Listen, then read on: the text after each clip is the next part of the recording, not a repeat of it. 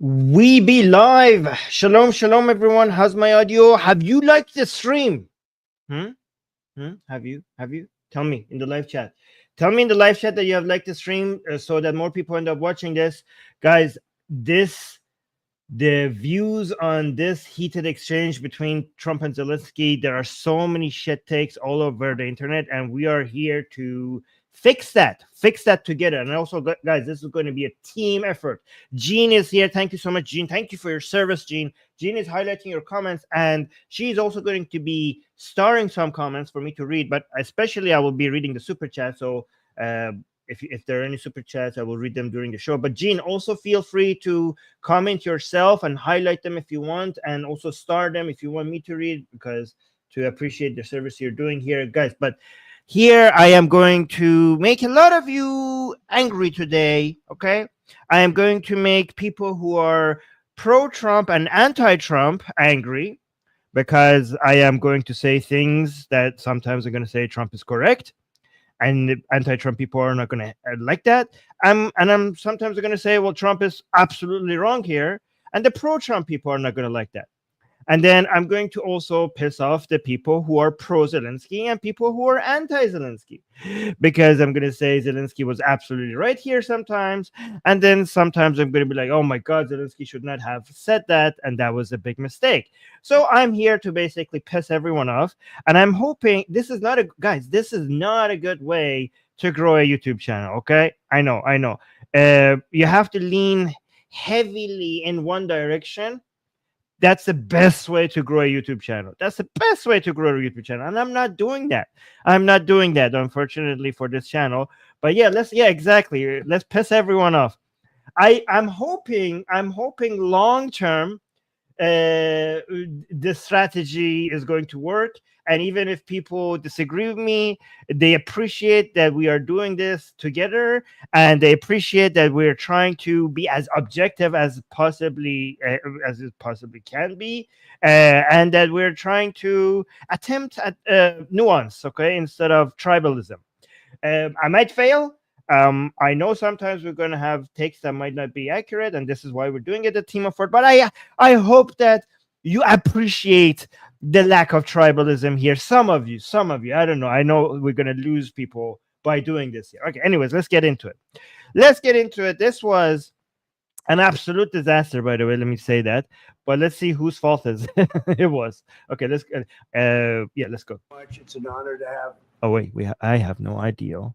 I have to unmute the tab, and I think you guys had audio. I didn't have audio. Well, thank you very much. It's an honor to have President. How was the audio of the video that I just played? Was it good? Oh, what happened? Well, thank you very much. It's an honor to have President Zelensky of Ukraine. And we've been working very hard, very close. So we've actually known each other for a long time. We've been dealing with each other for a long time, and very well. We had a little negotiation spat, but that worked out great. I think for both countries, and I think for the world, actually, beyond both countries. And we have something that is a very fair deal. And we look forward to getting in and digging. So for people who know what this deal was about, I want to see what you guys in the chat thought about it. They're not signing the deal apparently anymore, but we'll see if we go back to it. It looks really bad right now. Okay. But was this a good deal? Like, was this a good idea? Because we're going to go over the details of it. I want to see how some of you thought about it before we analyze it here today. By the way, I hope people understand what we're witnessing is an acceleration of the shift that was always determined to happen within the global powers, right? This shift was supposed to happen. It wasn't necessarily going to happen in this way that we're seeing it and this fast, but what we're witnessing is a complete shift in the global order, but it was never this explicit and so visible in front of all our eyes. The shift of United States away from some of its allies to focus on China, away from, so if you want the main three powers, which all happen to be somewhat of a paper tiger, that are a threat to Western order, is Russia, China, and the Islamic Republic, right? So, however, the thing is that United States, through Biden and Obama or other people or the neocons, wanted to deal with all of this all at once. However, this is not feasible, and didn't make sense for the American taxpayer. So this was always supposed to happen, that the United States focuses on China and considers Russia to be Europe's problem, and at some point considers Iran, the Islamic Republic, to be is mostly Israel's problem, right? So the Islamic Republic for Israel, Russia for Europe, United States, I need to go focus on China, right? This was supposed to, like, this was happening anyways, but what you're witnessing right now is like a huge acceleration of that process. So let's continue. Digging and working and getting some of the rare. Yeah, Putin and CCP. Sorry. Okay, so Putin, CCP, and the Islamic Republic. Okay, so guys, if I say China and Russia, don't be too picky about it. Today, I'm just gonna, you know what I mean. Look forward to getting in and digging and working and getting some of the rare earth. But it means we're going to be inside, and it's a big commitment from the United States. Okay, so here, guys, this what he just said right now. Okay, this is the first. It means that we're going to be inside. Don't worry, my attacks on Trump are going to come, but this is my first defense of Trump. Okay, this was actually more strategic than many people give Trump credit for. Okay, because Trump was trying. There are many things I think that Zelensky is not understanding from Trump here, and a lot of things that Trump is not understanding from Zelensky. Trump is trying to signal to Zelensky that we are actually indirectly giving you security guarantees without calling it security guarantees, in a way that doesn't piss off Putin. Okay? Because sending American workers to Ukraine to get their rare earth minerals was a win-win-win plan. To be honest, once I understood what Trump is going to do here, I was kind of impressed. Okay, don't worry, my attacks on Trump, anti-Trump people, wait, don't go away. I'm gonna criticize Trump as well. Okay, don't go away. Okay, but this was at the same time showing to MAGA that we're not doing this for free. We're going to get something out of it. I mean, to be honest, we don't really know how much rare earth metals Ukraine has and how much this is going to be worth. It might be much less than people think, but it's enough for MAGA to suggest that, hey, we are getting something out of it. So we're not doing this for free, right? They would be happy.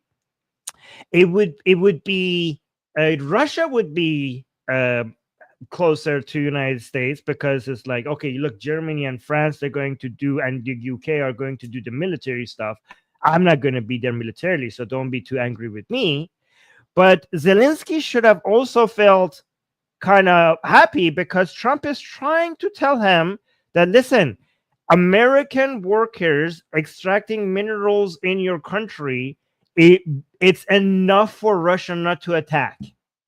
That just our presence there, even if we're not doing any military guarantees, that just having us there is basically doing the job, right? Kind of like how wherever the East India Company used to be, people didn't piss them off because then they knew that they had to deal with the British Empire's army officially, something like that. It was kind of you could tell that this would not work, blah blah blah. But to be fair, it is a uniquely interesting solution. All right. So Amani saying, why is Zelensky not understanding this? Why wasn't this explicitly said in private so there is a mutual understanding? It was said in private. However, Zelensky, okay, to be fair to Zelensky, he's also okay. So when Trump is speaking, he's mostly thinking about his voter base looking at him, right? And Zelensky, to be fair to Zelensky, he's also, when he's talking, he's thinking about his people in Ukraine looking at him, right? And without explicit military security guarantees, Zelensky kind of looks bad in Ukraine, right? So I mean, we have to be also fair to Zelensky, and we both have to be, you know, some people say all politics is internal politics. If you want to understand international politics, you have to understand the internal politics of the country. And when these people talk, you have to understand that they are the representative of the people who voted for them. Anyways, let's continue. Oh wait, we got a super chat. Kenny saying, I appreciate you doing this, Armin. I just don't have the energy today and too angry at it all. I'll watch it later when I can think more clearly. Well, thank you so much, Kenny. Thank you so much for the super chat. Okay, leave once you watch it, leave a comment so I'll see what you think. Okay, but it means we're going to be inside, and it's a big commitment from the United States. So this is what prompted me to say this, because look, and digging. Because in front of the camera, Trump doesn't want to look. Digging. Eventually, Zelensky forces him to be more explicit about why this is technically a security guarantee, but we'll get there. But here he's kind of hints at it. Working and getting some of the rare earth, but it means we're going to be inside, and it means we're going to be inside. It's a big commitment from the United States, and we appreciate working with you very much, and we will continue to do that. We have had some very good discussions with Russia. I spoke with President Putin, and we're going to try and bring this to a close. It's something that you want. And here's you know how you see how the way he talks about Russia and Putin is in a very friendly way. Okay, and a lot of us hate that. Okay, we liberals hate the fact that Trump is so close to Putin. He constantly praises him. We don't like that. We liberals don't like that. But from a MAGA perspective, Trump has to be friendly to Putin because we don't want to make Putin our problem. Putin is Europe's problem. Europe has never cared about our threats to United States as much as we were there for them against Russia. Like Europe, not only Europe was never serious about the Chinese threat to United States. Over the past few years, they got even closer to China. So why would we make Europe's Russia threat our threat, right? Why our problem? Like, why is that our problem, right? So, an American MAGA Trump voter might be like, yeah, you know what? I don't care if Putin is a bad, evil son of a bitch or whatever. Okay, get close to him so he's not our problem. Be friendly with him because he's not our problem, right? So let's continue. And that he wants, we have to negotiate a deal, but we've started the confines of a deal, and I think something can happen. The big thing is the number of people are saying, guys, some people are saying the audio is low. There's nothing I can do about it. Is it understandable enough? Okay, do you understand? I could reduce my audio so that it's equal. Would you like it if I reduce my audio a little bit? Let me know if this way you could increase the entire audio of the video and we're more equal. Is that better? Let me know if now is better or before it was better. Soldiers mostly at this point, but soldiers being killed. They're losing thousands of soldiers. So on both sides, we're losing a lot of soldiers, and we want to see it stop, and we want to see the money get put to different kinds of use, like rebuilding, and we're going to be working very hard. But we've had a lot of very good conversations. I will say until we came along, the Biden administration didn't speak to Russia whatsoever. They didn't speak to anybody. They just allowed this to continue. And I will say that I'll say in front of you, you've heard me say it 1,000 times. If I were president, this war would have never happened. We would have had a deal negotiated for you without having to go through what you've gone through. But so here's something. Okay, so I think Trump is wrong about this because people who have studied Putin, and I don't know exactly how true this is, but many experts who have studied Putin, and I don't even know if it's most of them. Okay, I think in the Persian channel I said most of them, and I was wrong about this, but many of them at least have suggested that Putin is determined to expand its borders and try to get back either all the countries that used to be part of the Soviet Union, all the republics that used to be part of the Soviet Union, or at least Ukraine, all of Ukraine, Poland, and the Baltics, right? The Baltics being Estonia, Lithuania, and Latvia, right? Seems to be something that Putin was determined to do regardless. So I don't think Trump is like, oh, if I was president, this would never happen. Maybe there would be a pause at it, but Putin was always determined. It seems like, again, I don't want to speak with absolute certainty here, but it seems like Putin was always determined to do such a thing. Let me know if you agree with that or not. Your soldiers have been unbelievably brave. We've given them great equipment, but somebody has to use the equipment. They've been unbelievably brave. So here's the thing. So we did the criticism of Trump. Let me now do a defense of Trump. Okay. Trump went into this meeting very nice to Zelensky. But the thing is that Zelensky constantly gets triggered, and justifiably so, with the praises of Putin Trump sitting right next to him and speaking so good of Putin. Okay.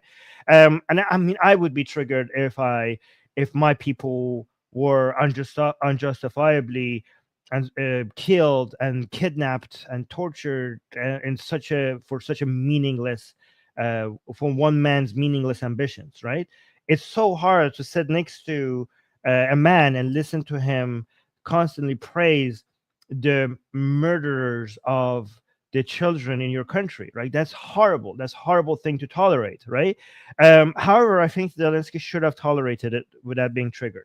As much as Trump is praising a murderer, an evil person, he's also right now, throughout the discussion, was constantly trying to also praise Zelensky, and he was nice to him. And even though a couple of times Zelensky pushed back, and I think his tone was not proper, but I understand why he was angry. I understand it, but you're sitting next to the most powerful man in the world, and the future of your people in his hand, into some degree.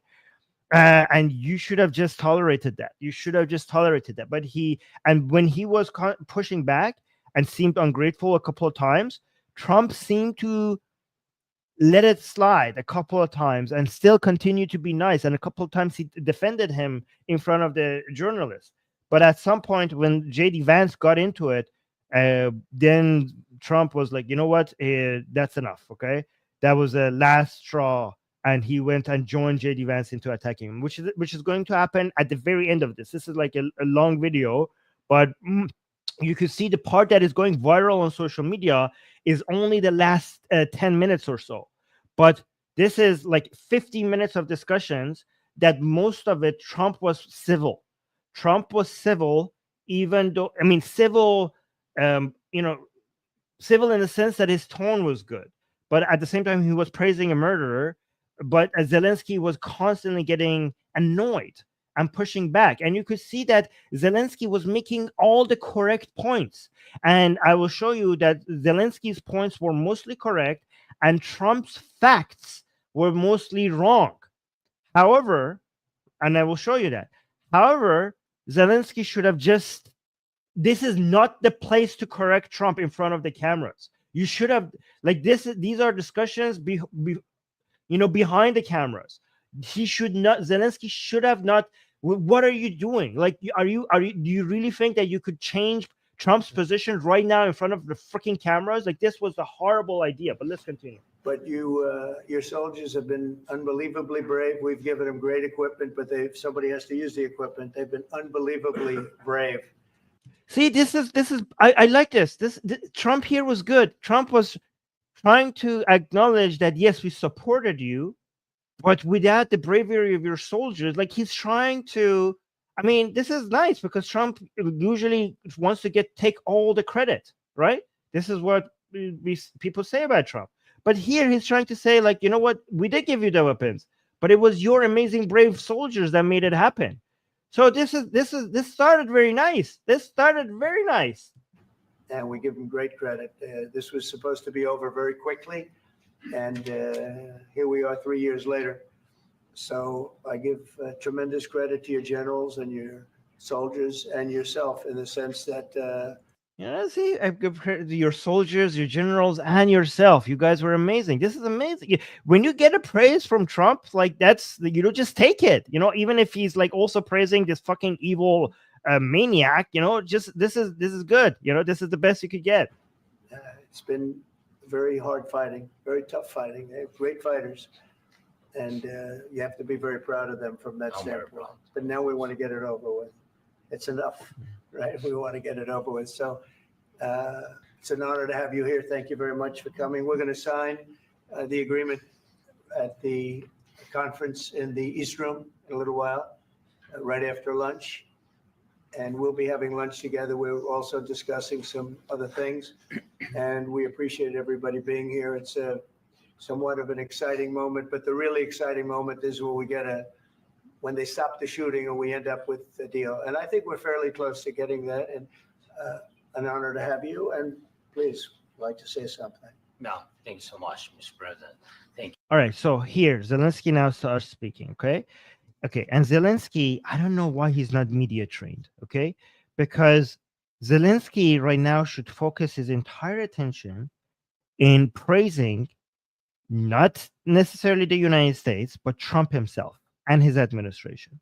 This is the strategic thing to do, with Trump. Trump needs praising. You get a lot from Trump if you just praise the man. Okay? This is an easy, just swallow your pride, put aside your ego. Okay? I understand your position. I know this is devastating. This is not the place and time to now convince Trump in front of the cameras that Putin is evil. Just praise the goddamn man and appreciate him and thank him, and you will get so much by just doing that. We know this is how Trump works. Just praise the man, specifically him, not the entirety of the United States. Do not include the Biden administration. Okay, just praise this guy right now in front of you, and that's your job. This will get you most of what you need. Not most of what you need, but the best that you can get from Trump will be through praising him. Right? Everybody freaking knows that. Everybody knows that. So let's see what Zelensky does. Thank you for invitation, and really, I hope that this first document will. Especially after he praised you. Really, I hope that this first document will be first step to real security guarantees for Ukraine, our people. Look, no, so he says, I hope this document that we're signing gets to real security guarantees for Ukraine. Okay? Technically, the document that you're signing is not doing that, and it's not meant to even get there. Okay? And Trump has made it clear that if there is semi-security guarantees in different ways, like security guarantees that Zelensky is talking about is basically U.S. reaction to Putin, like a commitment to U.S. militarily reacting to Putin, not abiding by whatever they signed together, right? Yeah, heavy griddle. That's how Trump works. Like, I don't know. We cannot, that's how it works. And Zelensky should have known that. But Trump is not going to give you that. Okay. So this discussion, what Zelensky wants is something that we know Trump doesn't want to give. And you are going to try to ask for that in front of the cameras. This was a discussion behind the cameras that you should have been having and finished it. This is now not the time to try to push for that now again in front of the camera. So let's continue. Our children, I really count on it. And of course, we count that America will not stop support. Really, for us, it's very important to support and to continue it. I want to discuss. So this looks okay. So, and again, looks very bad. Okay. And Zelensky is completely correct to want these things, okay? But look, he says we want America to continue support. And throughout this discussion, you can see Zelensky constantly says, like, we want this, we want this, we want this, we want this, okay? And I know why he wants those, and he should want those. And any responsible president that is representing people who are under attack should want those. But you should put your perspective, put yourself in the shoes of people who voted for Trump. You should know that they are frustrated that every time you show up, you seem like you're asking Santa Claus for a list of things that you want for Christmas. Okay. And this sounds annoying to them. And you're doing it now again in the most important, media discussion that you're having in front of American media. Like, how many Trump voters and how many Americans who are tired of America being involved in other places are watching this. The list of things that you wanted should have been communicated with Trump and Vance and others and Rubio and others behind the cameras. The fact that you're now also repeating the things that you want in front of the cameras is just going to make Trump supporters and the people who give this man a mandate to basically be less involved in other places be more aggressive against you and pushing Trump more to just give up on supporting you. Like, Trump, to be fair to Trump, he's trying to find a MAGA approved way of supporting you. Okay. The man who said that we're not going to be involved in other places, it's none of our business, is trying to find a way to continue to support you while making it MAGA approved by suggesting that we're going to get something out of it. But you're annoying the shit out of them by saying, like, we want more, these are the things that we want, and they are going to push Trump to say, like, you know what, fuck this guy. So this was not the right strategy, even though it makes sense for him to want the things that he wants. With details for that during our conversation. No, Darko is saying, to be fair, Trump put these negotiations in the front of the camera. No, this was supposed to be the post-negotiations. This was like this. They had the discussions. Negotiations were finished behind the cameras. The deal was there. They had the negotiations. This was supposed to go through. This is the post-negotiations media Q&A, right? But Zelensky, for some reason, decided to continue the negotiations in front of the camera, which was a big mistake, in my opinion. And, of course, the infrastructure or security guarantees. Because for today, I understand what Europe is ready to do. And, of course, I want to discuss with you what United States will be ready to do. And I really count on your strong position to stop Putin. And you said that enough with the war. I think that is very important, Ben, to say these words to Putin at the very beginning of war, because he's a killer and terrorist. But I hope that together we can stop him. But for us, it's very important. So, like, the language that Zelensky has is that together we're going to stop him. Okay. Trump doesn't look at it like this. Trump is like, you guys are against each other. I'm right now in the middle, and I'm trying to make this stop. Okay. Make this war stop. And I will tell you what's the problem with the way that Trump looks at this, right? But you shouldn't use this kind of, given that Trump wants to use a language that he's the middle guy, right after he suggested that I'm the middle guy and I'm going to be stopping this, and he also had these discussions with you behind the cameras, you kind of suggesting that you and him are together to stop Putin is basically kind of basically going against what he is trying to be right now in front of his face, in front of the cameras. Like, you're basically asking him to do something that he has clearly communicated that it's not his role. So let's continue. To save our country, our values, our freedom and democracy, and of course. So again, this is the shift in the world order that we're having, right? So Zelensky sees this as United States rules and Europe's rules as countries that with military powers that are supposed to come and support other countries' democracies and values and liberal values and stuff like that, right? However, we're kind of shifting away from that. We're going back to more of a objective realism rather than idealism way of doing politics right now, right? We're going back because it has been so costly, especially for Americans, to pretend that they care about maintaining democracy and liberal values all around the world, right? So we are going back to just caring about we have the power, and we are like the whole idea of protecting democracy and liberalism made sense only before, when we saw material interest for Americans directly because for doing it. Like it was never for the sake of liberalism itself. It was never for the sake of spreading democracy itself. It only made sense before because spreading democracy was just good for business. It just made you better allies around the world.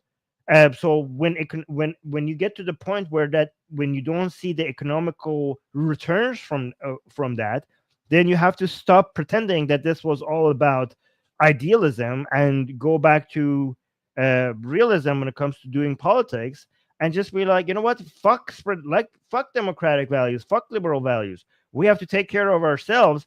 If we don't see the benefits from doing so, then MAGA, like, focus on America. That's the way that the politics was always going to shift in this direction at some point, anyways. What we never thought it would be this aggressive and this explicit and this visible in front of the camera. So let's watch this.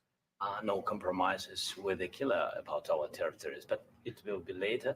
And so like again, this is the difference. You could see idealism and realism in one frame right now. Okay, so like Zelensky is like, we shouldn't make any compromises with the killer, because that seems like, from an ethical perspective, from a virtue ethicist, principlist point of view, like, yeah, that's like, we shouldn't be doing that, right? Oh, that's not good, right? Like that's what an idealist might suggest, right?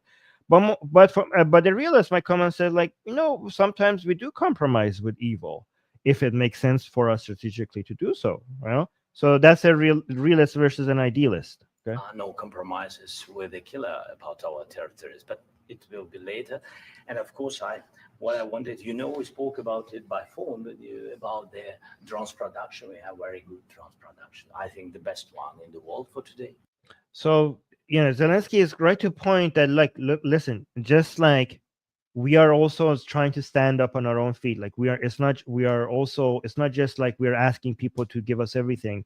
I mean, it's hard for the poorest country in Europe to be able to build its own arsenal and military equipment, but Ukraine has done an amazing job, with drone technology, and they have been amazing at it, right? So they take pride in doing as much as they possibly can themselves to do some of this work themselves, to build some of it's not just bravery, it's not just having great warriors in the battlefront, but when it comes to technological advancement, Ukraine has done so much with very little, right? So that's praiseworthy, right?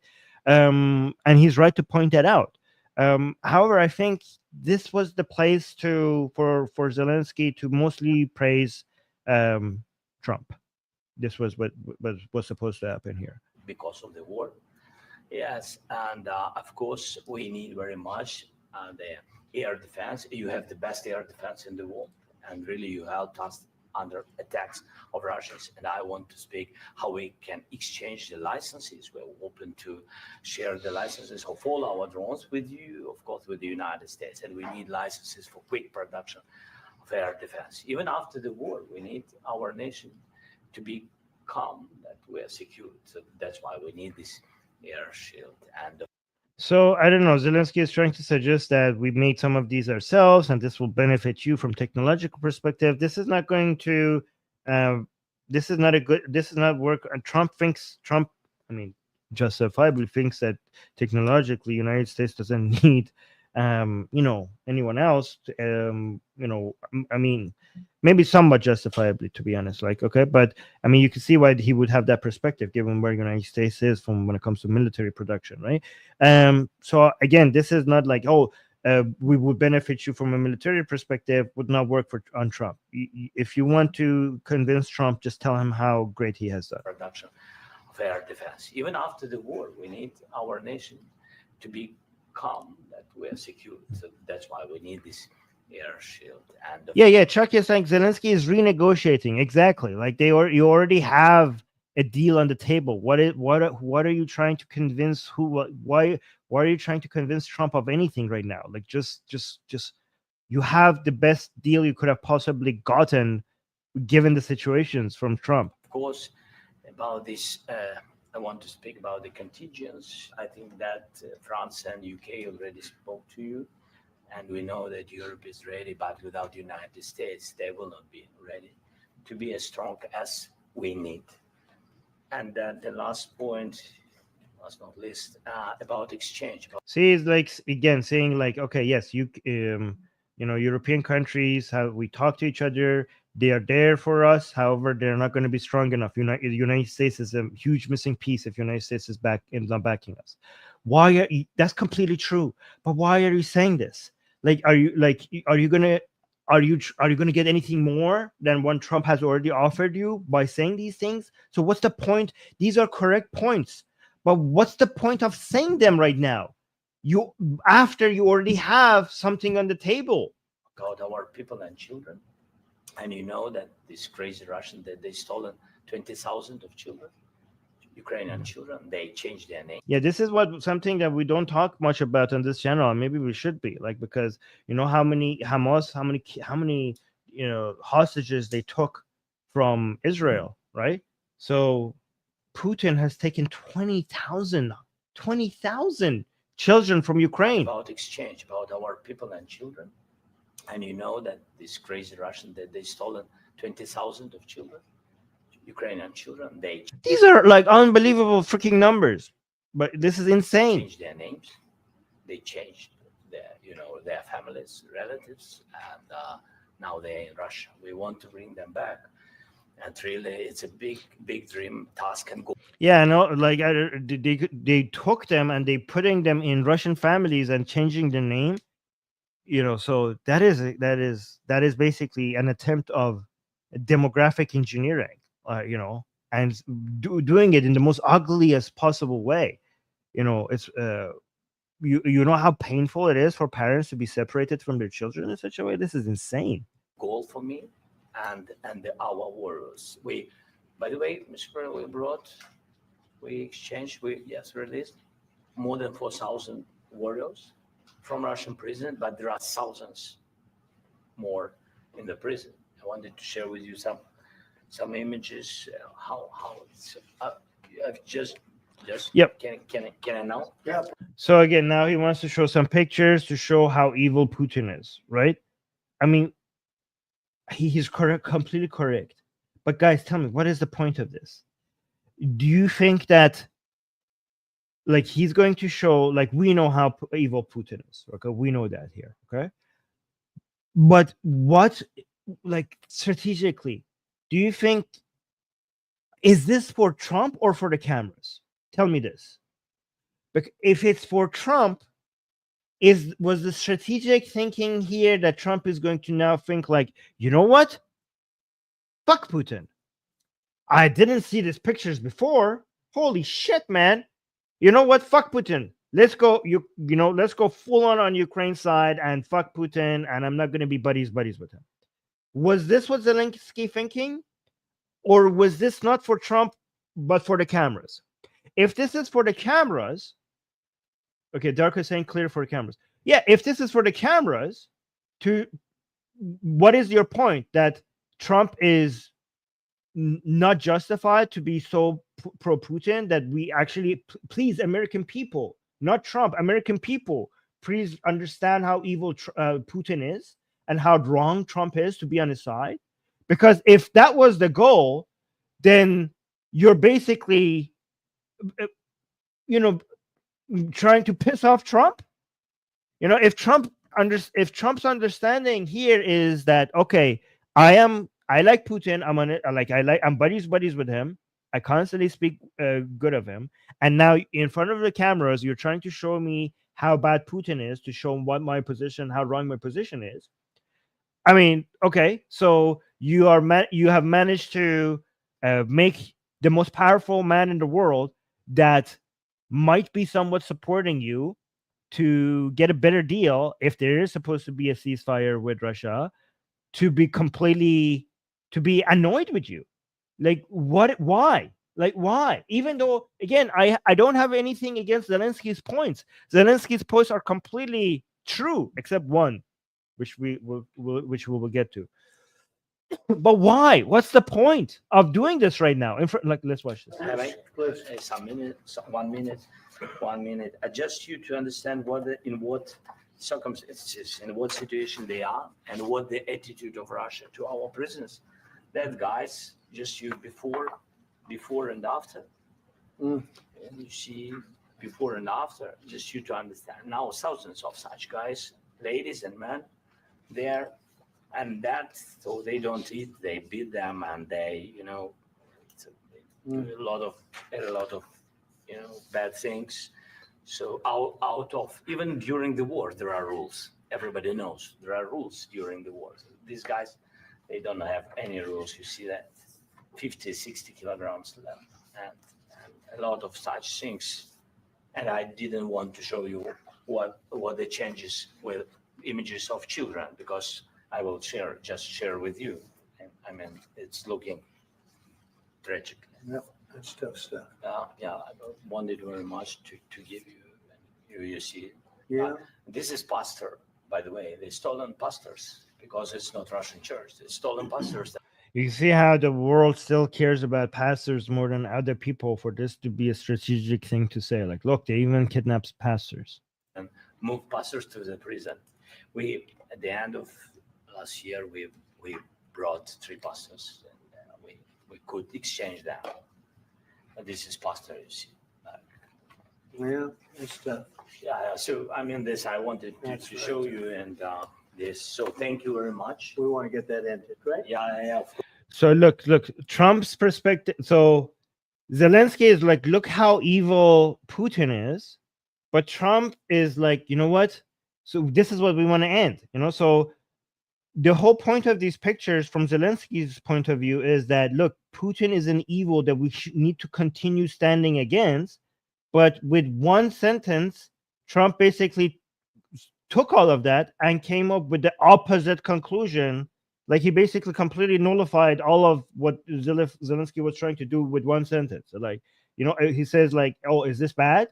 Well, that's why I want you to stop fighting.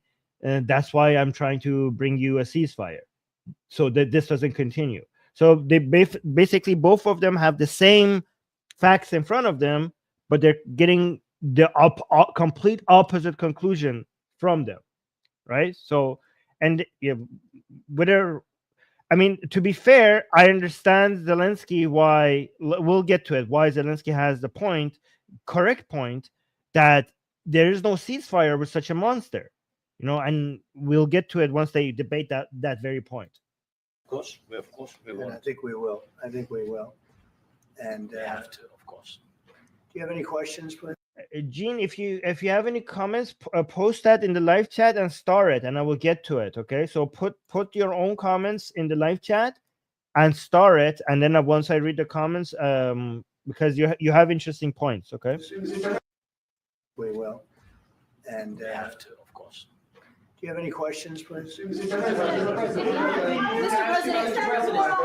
you, Mr. President. With the how much money is the U.S. going to put into the fund that is being created today, and how does this provide long-term security for Ukraine? Well, we don't know exactly how much, because we're going to be putting some money in a fund that we're going to get from the raw earth that we're going to be taking and sharing in terms of revenue. So it's going to be a lot of money.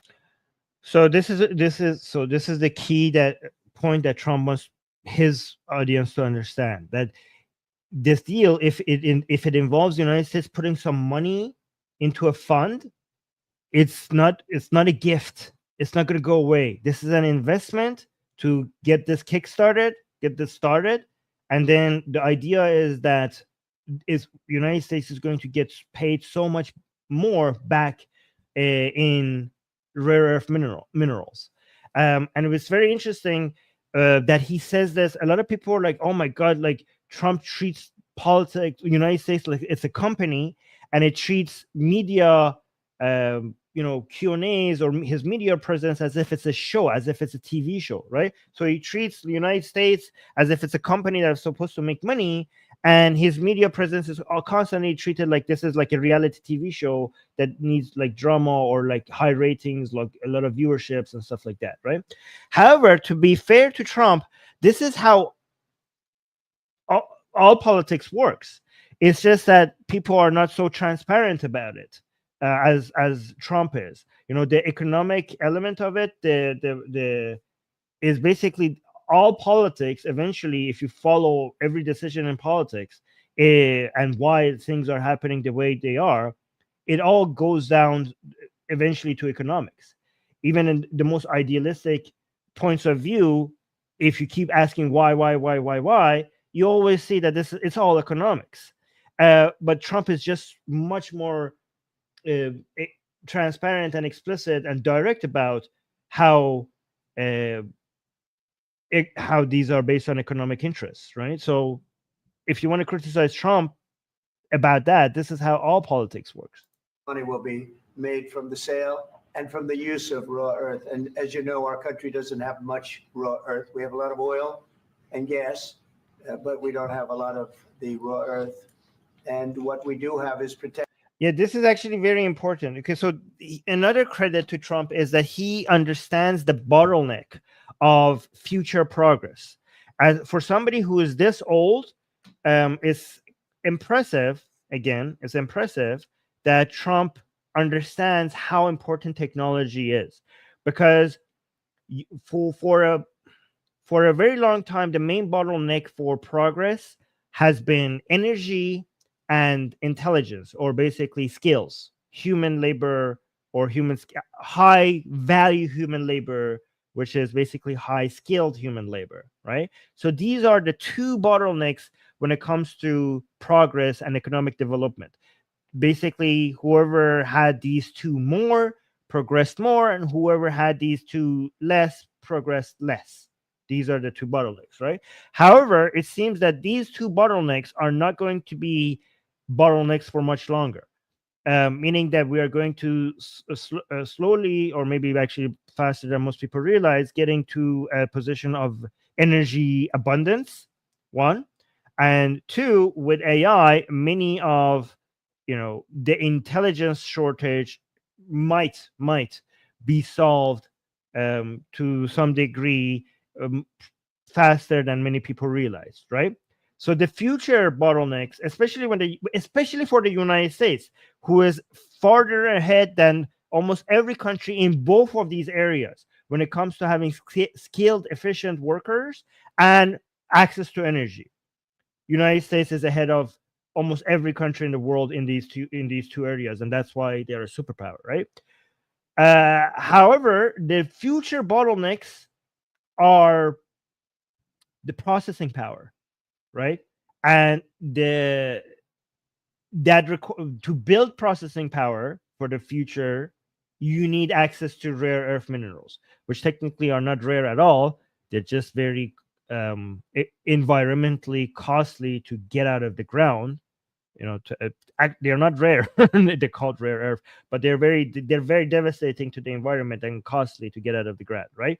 So Trump understands that. United States has always been, for a very long time, has been leading in technology and science, and if it wants to maintain its position in the future, it needs access to the thing that it doesn't have right now, which is rare earth minerals. And it doesn't help that China has access to so much of it. Guys, I don't know what the number is. I think it was 80%. 80% of rare earth minerals extractions is under the control of China, which is devastating for the United States, given that China is its main competitor. Is it more than 80%? Last time I checked, I thought it was more than 80%. So Trump really understands the priorities here when it comes to keeping United States in the lead. So his focus on rare earth minerals is completely justified. And as you know, our country doesn't have much raw earth. We have a lot of oil and gas, but we don't have a lot of the raw earth. And what we do have is protected by the environmentalists, but that can be unprotected. But still, it's not. Trump doesn't give a shit about the environment. The very little rare earth minerals that we have is protected by the environmentalists, because it's actually devastating to the environment to get those out of the ground. But he's like, but that could be unprotected. Like, fuck the environment.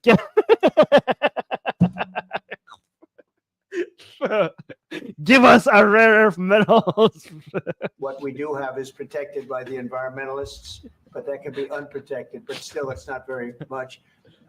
They have among the best in the world in terms of rare earths. So we're going to be using that, using it for all of the things we do, including AI and including weapons and the military. And it's really going to. Yep, weaponry. Yeah, exactly. The future of militaries are very, very advanced, smart weaponry that requires the smallest of the microchips. And, so when it comes to both being economically ahead in the future and militarily ahead in the future, it's technology. You need to be ahead in technology, and Trump understands that. Okay, so yeah. Very much satisfy our needs. So it's something that just worked out really well. We have a lot of oil and we have a lot of gas. We have a lot, but we don't have rare earth. So this has just about every component of the raw earth that we need for computers, for all of the things we do. This puts us in great shape. And long-term security for Ukraine. How does this provide? I think they're going to have great luck. I think once we make the agreement, that's going to be 95% of it. They're not going to go back to fight. Oh, so look at this. This was a key point. Shape. And long-term security for Ukraine. See, long-term security, he says, like, this is very important to understand, okay? Because Trump was trying to communicate this, and I don't know, a lot of people were not talking about this. Oh, hi, Roy is here, right? We're not understand what he was trying to say. Listen to this carefully. So when it comes to, he says, the question is, what about the security guarantee? Because Zelensky is like, and others are like, okay, you're getting the rare earth minerals from Ukraine, good for you, but what the hell is Ukraine getting back? And there in the deal, there is zero mention of security guarantees. Okay, but Trump is suggesting here, like, actually, that's 95% of the security guarantee is already achieved with this deal. Listen, this puts us in great shape. And long-term security for Ukraine. How does this provide? I think they're going to have great luck. I think once we make the agreement, that's going to be 95% of it. They're not going to go back to fighting.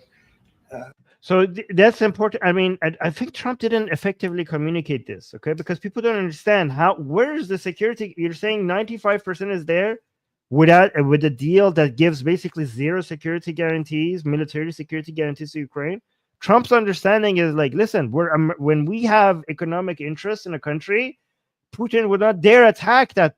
They would be understanding that you're attacking American companies, you're attacking American workers, you're attacking American economic interest, and that would be enough. Basically, that's what Trump is suggesting here. I've spoken with President Putin, and I feel very strong. I've known him for a long time, and I feel very strongly. Oh wait, so Jim Holy is saying China commands 69% of world supply. Should we consider turning Chernobyl a dumping ground for rare earth waste? Rare earth waste? I don't know about the environment. I don't know about if that's a serious question. I don't know what we should do with the waste. But China commands. There are also a lot of places that it's not part of Russian China's borders, but China still has control over through the deals that it did with other countries, right? So there are many of the rare earth minerals that is within China's borders, and there's also, which you kind of suggest, it's 70%. Okay, again, I don't know the measurement, but I just saw somewhere, I don't know if this is referring to what I was referring to, because I don't know the technical terms for it, but I read somewhere that combined what is inside China and what China also controls over the deals it made over with other countries combined is 80% or something, if I remember correctly. But again, when it comes to environmental proper environmental waste management, I have no idea. Okay, we should go appeal to an expert or like ask ChatGPT or something, or Grok. That they're very serious about it, and we'll make a deal. And when the deal is made, I don't think we talk about security. Everyone's talking about the other day. All they talked about was security. I said, let me make the deal first. I have to make the deal first. I don't worry about security right now. We have to have a deal, because right now, last week, 2,000 soldiers died on both sides. 2,000, and they're losing 1,000, 2,000, 3,000 a week. So as we sit here and we talk, people are getting shot and dying on the battlefield. And, you know, they're not American soldiers, but they're Russian soldiers and they're Ukrainian soldiers. And we want to be able to stop it. And we want to be able also to spend money on other things. We don't want to. This is a Look, so this is very interesting because Trump said that, you know, these are not American soldiers, these are Russian soldiers and Ukrainian soldiers, and we want to stop it because Trump is saying that this is something, a tragic thing that needs to stop. But when he put the dot there, he, I think, re-examined that sentence, and he said, like, okay, this sentence that I just finished suggests that we're involved in something that has no American interest in it. Did you guys catch that? He said that, you know, so many Ukrainian soldiers are dying, 2,000, 3,000 a week combined of Russian and Ukrainian soldiers, and we Americans want to stop it. But then when he put the dot there, he was like, oh shit, I just said a sentence that suggested that we're going to be involved in stopping something that has nothing to do with America. So let me complete that. Let me make sure that I add something to it. Listen. And we want to be able also to spend money on other things. We don't want to. And we also want to make sure that we spend money on other things. Like, we want to basically stop this war so that we Americans stop spending money on this pointless war. So you see how he completed that? Because I think he paused for a second and realized that he has to add the American interest to that thought. This is a tremendous amount of money. And what the Biden administration did was terrible. They were giving money, but he had no security on the money. Europe, as you know, gave much less money, but they had security. It was in the form of a loan. They get their money back, and we didn't. And oh, so this is something Macron pushed back on Trump last time that they were in the Oval Office. So he suggests that the money that United States has given to Ukraine is money as if it was gifted, and the United States got nothing back. But the money that the Europeans give was given to them in a form of a loan. And Europeans were not basically were going to get their money back somehow. And I remember Macron was correcting him that actually that's not how the European support for Ukraine, you know, it might came in a form of a loan, but they structured it in a way that was actually more closer. It was basically as in something that they just gave away, right? Even though the financial structure of it. Anyways, I don't want to get into the details, financial details of that. But Macron, when he was trying to correct Trump on that point, on the very seats that they're sitting now, Trump basically dismissed it and like, yeah, you could believe whatever you want. Okay, so there is disagreements on that point. Terrible. They were giving money, but he had no security on the money. Europe, as you know, gave much less money, but they had security. It was in the form of a loan. They get their money back, and we didn't. And now, at least we're protected because the American taxpayer has to be protected too. But this is an incredible agreement for. So this is something a lot of Americans appreciate. Okay, so Trump, and this might not last very long because Trump policies is going to probably bring a lot of inflation, and it's also going to slow down the economy. The way that with the tariffs are going to slow down the economy, and the tariffs are also going to increase inflation. So the Americans are not going to appreciate that. So his approval rating, if things continue in that direction, his approval ratings are going to drop like a rock. But the reason why this man was elected president is because the way he phrases things is constantly, what does this do for Americans, right? So an American who likes Trump is probably noticing that he seems to constantly want to figure out how directly, like, I don't want you to come up with this idealistic rainbows and butterflies that, oh, supporting democracy around the world is just good for us in this way. Like, that sounds like too kumbaya. Sure, like in your la la land, that might be something that you have convinced yourself, right? That's how, you know, but I want somebody who tells me how directly and how materially, if we're doing something somewhere, is going to better our lives here at home, right? And if somebody is constantly looking for more of a direct impact on my life as an American, if we could make the dots just like very like here's here, this is how this benefits you. That's a man that wants a more realistic benefit from whatever we do to the American taxpayer, and I will support that man. This is how like somebody who supports Trump will see things, right? Let those other people who are like supporting democracy and liberalism, I don't want that. Okay, I don't want, I mean, we have done so much, we have paid so much. I mean, this is United States has still not forgotten the Iraq War. They still haven't forgotten the Afghanistan, like giving Afghanistan after 20 years of investment, giving Afghanistan back to Taliban. They still haven't forgotten that. Like those were also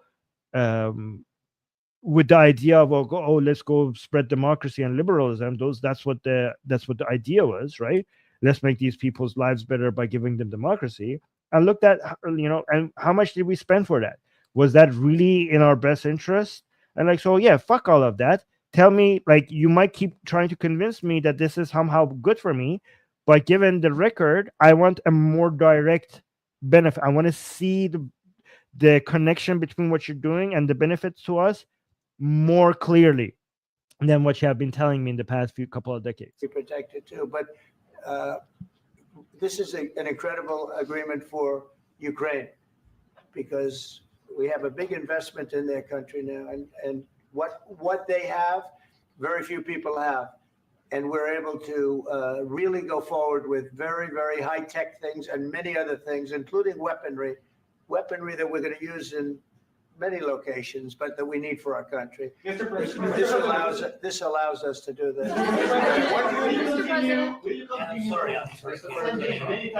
Yes, go ahead, please. See, like this again, this was such a wholesome. The beginning was so wholesome. As much as we don't appreciate Trump being so sweet to Putin, the chemistry between Trump and Zelensky, I mean, technically the way Trump was treating Zelensky was so wholesome, even though Zelensky was not responding in the same way. Zelensky from the very beginning seemed like, this is a man that doesn't get it, and I need to make it make the cameras understand who's right, okay? But Trump's chemistry with Zelensky was very wholesome at the beginning, and then all of a sudden everything fell apart. Okay, guys, by the way, Behnam is here. Guys, let me highlight Behnam, okay? Guys, that's Behnam is Iranian, okay? And I went you can see and he's that's a flag of the Sassanid dynasty, which shows that his appreciation for Iranian history and Iranian past. And I just wanted to show you, hi Behnam, how many Iranians very love Trump. Okay, so for example, I did this very show on the Persian side, and every time I criticized Trump, there was a lot of pushback on me on the Persian side, on our Persian show, right? There's a lot of love for Trump among Iranians. So, and you could see why, right? Because Trump is very aggressive against the Islamic Republic, and a lot of Iranians appreciate that, right? So, as you can see, Behnam was saying Trump is God, with the so a lot of Iranian atheists now believe in God, apparently. But yeah. This allows us to do that.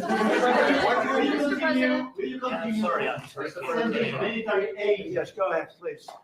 Yeah, I can just. So yeah, you can see that people wanted to go to the next question, and Zelensky. You can see how dominant Trump is in the discussion, like how he takes control, like the way Zelensky. Like people wanted to move to the next question, and Zelensky wants to respond. Zelensky wants to give an answer. And his attitude is like, oh, yeah, can I speak? Like his finger open. And Trump is just like, hey, please let him speak. You go ahead. And that makes everyone quiet, right?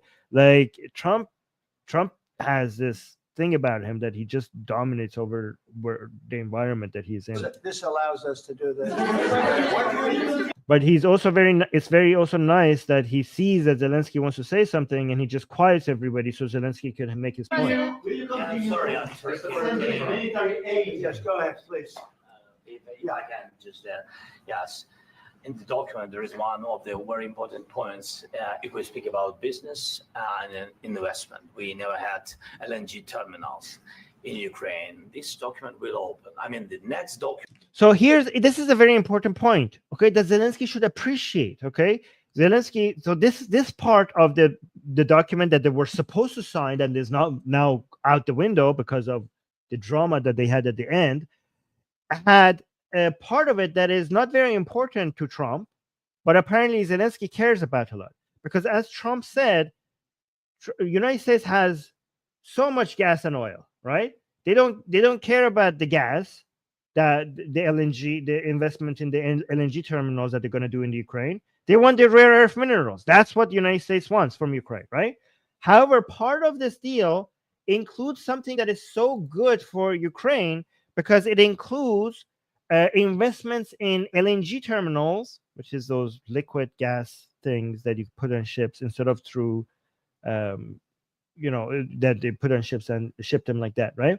So that will make Ukraine an important part of the energy infrastructure of Europe, which makes it much more strategically important to the rest of Europe, and makes Europe less reliant on the choke points, the trade routes with Russia when it comes to buying gas. Okay, and so this would make Europe be able to put more pressure on Russia and to be more reliant on Ukraine, even though it was not strategically that important for United States. So this was a very important part of the deal, that you could see how important Ukraine it was for Zelensky, right? And again, he's saying that this was an important part of the deal, but here was an opportunity for him to also add some appreciation that this was there. But he says it was important.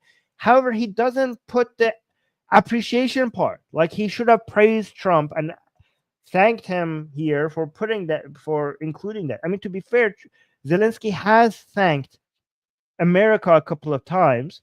However, he doesn't directly thank Trump specifically, separate from other administrations. And he says, like, I thank the American people. One time they asked him, why aren't you thanking Trump? And he says, I thank the American people. And like, wait, so you're by saying that? Why the question was, why aren't you thanking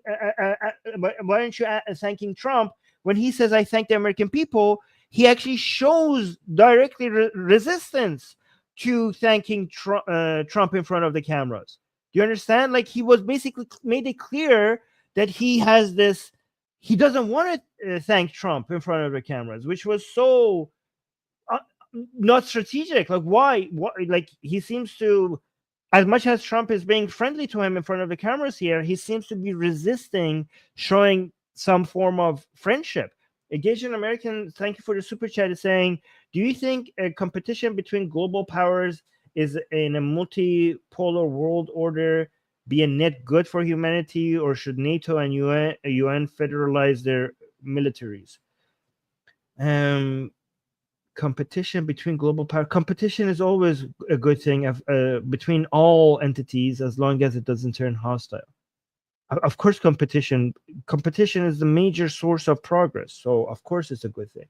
Competition between global powers and multiple would be a net good for humanity. I mean, or should federalize. I don't know what you necessarily mean by federalize. I think the EU.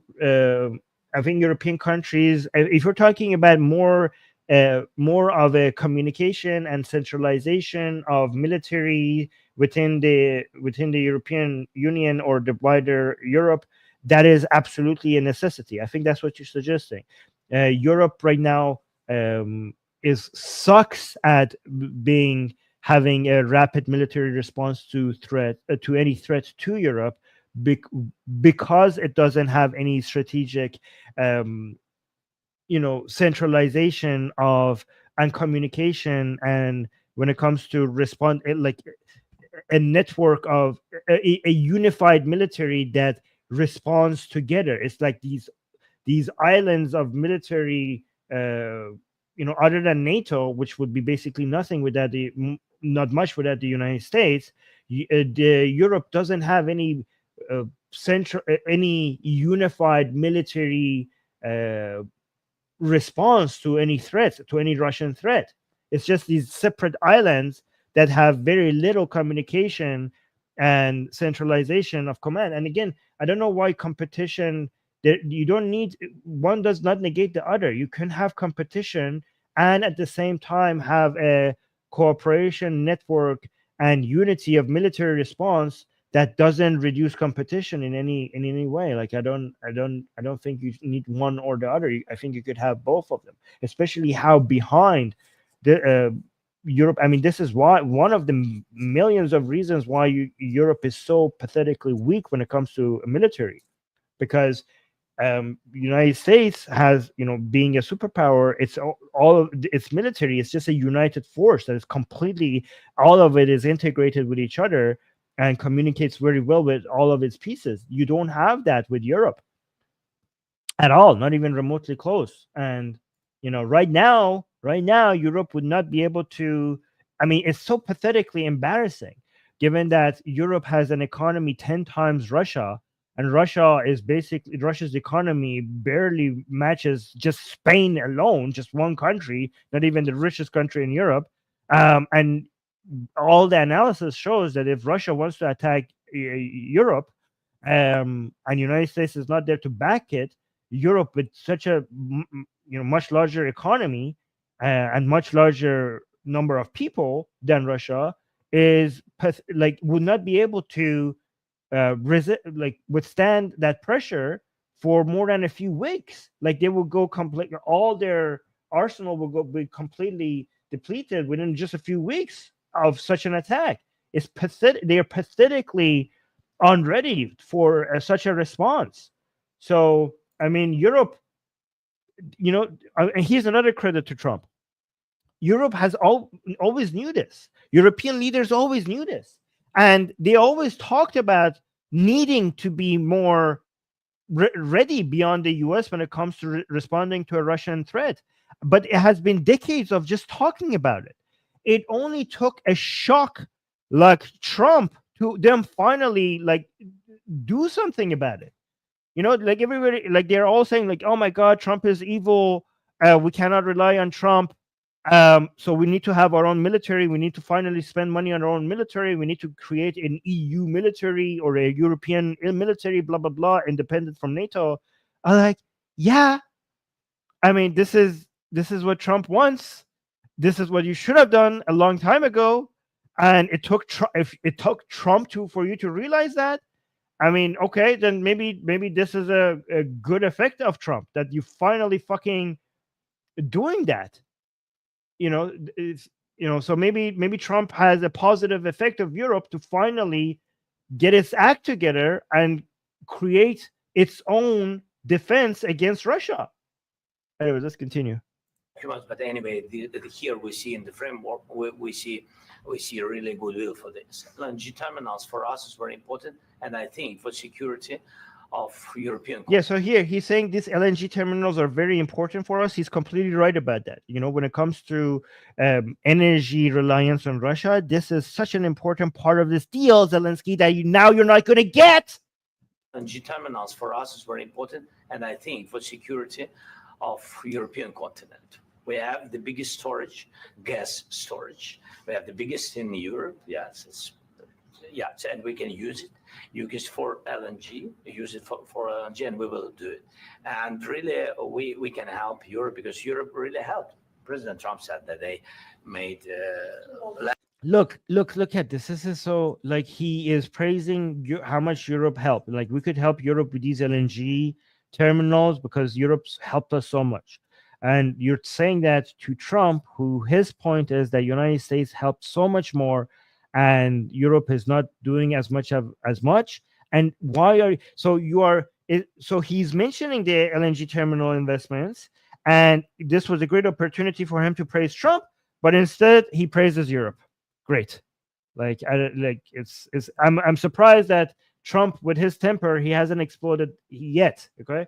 Because he's supposed to be somebody who just explodes and he's so ill-mannered, but he was very patient until Vance opened his mouth. Support, but they are our friends and they are our very supportive partners. They really gave a lot, Mr. President.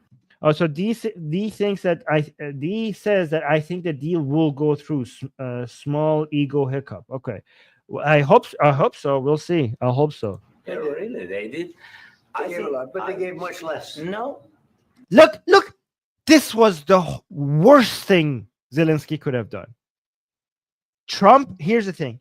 Trump is wrong here. Zelensky is right. But why are you correcting him in front of the cameras? And he's so insistent on him.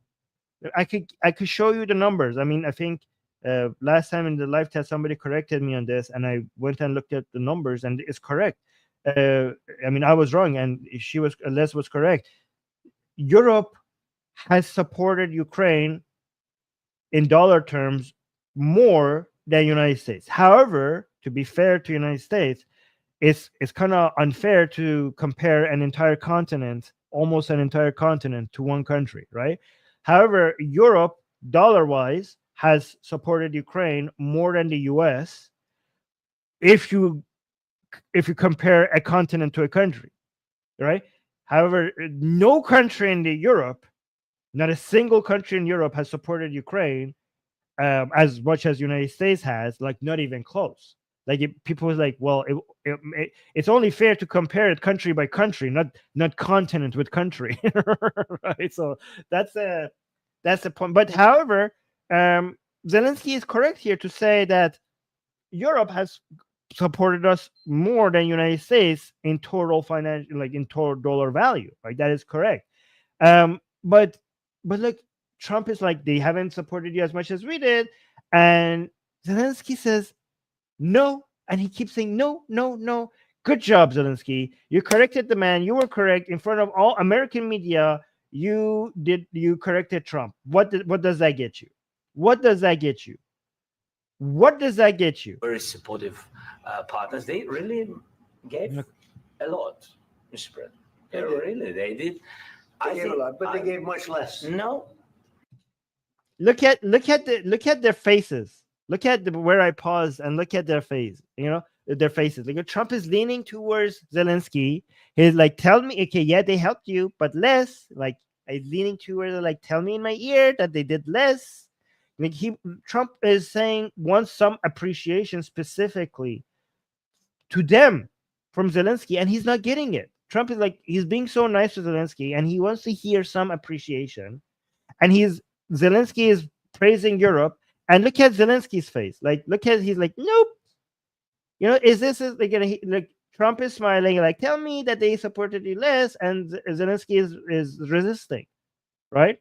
And again, I'm gonna admit, Trump is wrong, Zelensky is right, but why? Well, why? Look at Trump's face and look at Zelensky's face. Like, nope. Look at this. yeah, really, they did. They gave a lot, but they gave much less. No, Much less. no, no. No. Okay. Like, look, I try like no, and I try like come on this, and like no. Like Trump is like, look, even here, okay, as wrong as Trump is, he says he taps him on the arm and like, all right, you know, I let it go.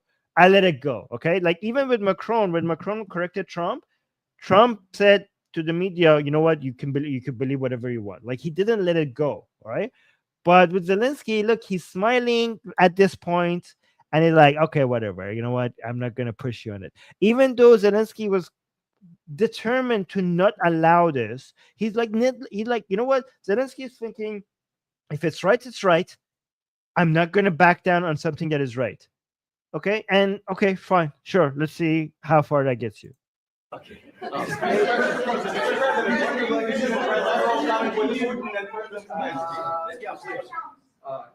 Mr. President Trump, you have repeatedly called the deal with Ukraine as a historical one. And as a president of the United States, you make historical decisions in other issues which affect America and other world. So what place in the world history do you want to take?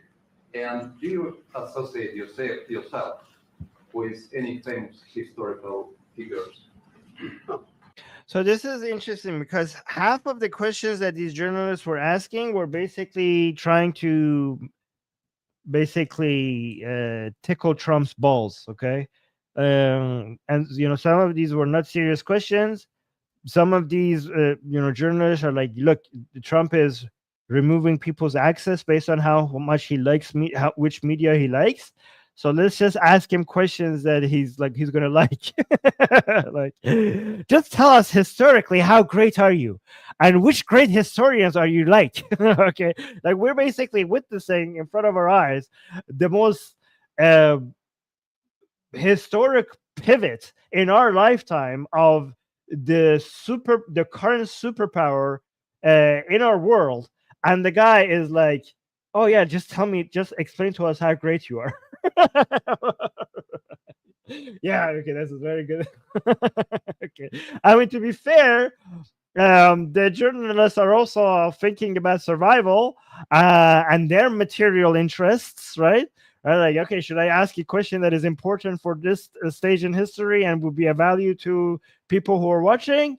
Or should I ask a question that guarantees our access and survival, our access to the White House and our survival? You know what? I think I would go with the latter. Okay. So yeah, okay, sure. Let's see what he has to say. Yeah, I'd say George Washington, Abraham Lincoln. I would say I'm far superior to George Washington and Abraham Lincoln. Now, you know I'm only kidding, right? Because when I say that, the fake news is going to go wild. They're going to say he considers himself to be better than Washington, but you never know. You never know. I don't compare myself to anybody. I'm here to do a job. Oh yeah, he compares himself all the time. I don't compare myself to anybody. Yeah, what are you talking about? Like Trump? May I introduce you to Trump? Trump compares himself to other people all the freaking time. We've had a great 35 days or whatever it might be, a month, a little more than a month. We've accomplished tremendous amounts. Not only this would be a very great achievement if we could get the war stopped and get them back to normalization. I think that's going to happen. We've had very good talks on both sides, as you know, but I think we've done a very good job, just generally. If you look at all of the things we've done in 30 days, they're saying there's never been a opening for a president. The first month, there's never been a first month like we've had. And this is one of the very important things. This, to me, is one of the most important things because, I mean, to be fair, I mean, he's talking about how amazing he is and how important this would be if he could make it happen. Okay. To be fair, I don't know, either for good or for the bad, this has been one of the most explosive first months of any presidents in history, right? I think it's basically the second, most explosive first month. I don't know if maybe I'm wrong about this, right? But it has been one of the top 5 at least. This has been a roller coaster of the first 30 days in office of any president. Okay, like we have had basically 10 years worth of history just made in 30 days.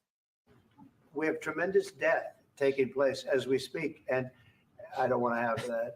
Think of the parents, whether they're in Russia or Ukraine, think of the parents of all these people being killed needlessly. They came to our territory.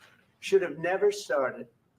Look, like again, Zelensky cannot resist. He said they came to our territory needlessly. Or Ukraine, think of the parents of all these people being killed needlessly. They came to our. No, go back. I don't want to have that. Think of the parents. Think of whether they're is one of the most important things because listen, we have tremendous death taking place as we speak, and I don't want to have that. Think of the parents. Think of whether they're in Russia or Ukraine. So he's saying whether they're in Russia or Ukraine, and Zelensky cannot tolerate that. He says, like, listen, like Russian side death, they came to our territory. They attack us. They are the aggressors. They're the aggressors. Why are we both siding this? Imagine how infuriating it would be to a lot of people on this channel if we keep saying, if we both sided it with Hamas and Israel. Like, yeah, people in Israel are dying, but also Hamas soldiers are dying too. We should stop this war because of the Israeli soldiers and Hamas fighters. We should stop the death on both sides. Like, wait, like, huh?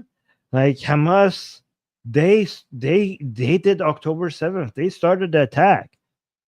So the fear and no the anger that we feel when somebody suggests something like that on like or for example with our Iranians, right? Imagine how infuriating that would be to an Israeli if somebody talked like that, right, about Hamas and IDF, or how infuriating that would be to an Iranian if they suggested that we need reform so that we could have like an agreement between the Islamic Republic and the Iranian people, you know.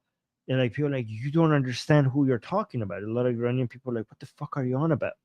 Like, there is no negotiating with the Islamic Republic. Or many Israelis will tell you, like, you know what these are people like Hamas.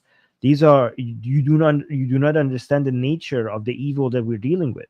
And Zelensky is like, this is why Zelensky doesn't appreciate Trump talking about both siding it. Like, because the way that Iranians look at the Islamic Republic and the way Israelis look at Hamas, that's the way Ukrainians justifiably look at Putin. Like, why are we acting like this is like an equal tragedy? Like, they attacked us. We were just minding our fucking business, and they just came and attacked us for their imperial ambitions. Like, what the fuck? Asian American saying, I mean, okay, so I'll answer this later because I want to make sure I don't lose the flow of the conversation. So I will respond to that later. Think of the parents of all these people being killed needlessly. They came to our territory. Should have never started. This would have, if I were president, this would have never started. See, like Zelensky, he needs to be more patient. Okay, he every time he says, "If I was president, this would have never happened." Zelensky is thinking like, this man doesn't understand Putin. This man doesn't understand Putin, right? So anti-Islam says if the like, let's bring that back. Okay, I found it. So anti-Islam saying if the war is successfully stopped by the negotiation, would Putin give back the kidnapped children back to the Ukrainian people? I don't know. But the thing is that the war is stopped by negotiation. I think anti-Islam, there's a misunderstanding by many people who are analyzing this, because they confuse ceasefire and stopping the war as if it means the same thing, right? They think people confuse ceasefires with long-lasting peace. And we on this channel should know better, because we have been talking about this over and over and over again regarding the ceasefire between Israel and Hamas, right? Because the world constantly tries to pressure Israel for ceasefires, and this is not stopping. Ceasefires do not stop the war. In fact, in many cases, ceasefires increase the war, because long-lasting peace is achieved by crushing the aggressors, not by ceasefires with the aggressors. Ceasefires with aggressors increases war, because if your aggressor is basically its military capability is being depleted to the point of not being able to continue in the war, a ceasefire is an opportunity for the aggressor to rearm, and the ceasefire would be a temporary timeout, a temporary resting period for them to then eventually continue the war, right? And this is what Zelensky understands. Like, people are like, oh, don't you guys want to stop the war? Don't you guys want the death and destruction to stop? Then why are you refusing a ceasefire? Because the ceasefire does not give you lasting peace. Victory gives you lasting peace. And this is why so many people are like, hey, if you do not like death and destruction, then ceasefire is good. No, ceasefire is not good. Ceasefire just gives them the opportunity to continue the war eventually again later. And that's what Zelensky tries to communicate with Trump. And this is the part that Trump doesn't understand. But again, even if Zelensky understands this very well, and he wants to communicate that with Trump, he shouldn't be doing that in front of the cameras. Like, you should have attempted this while you were talking, and then whatever you got to, that was it. You should not have basically tried to convince him here now. This is over. you sending military aid to Ukraine after the U.S. signs this agreement with Ukraine? Yeah, we're The going to be question to continuing. President Zelensky.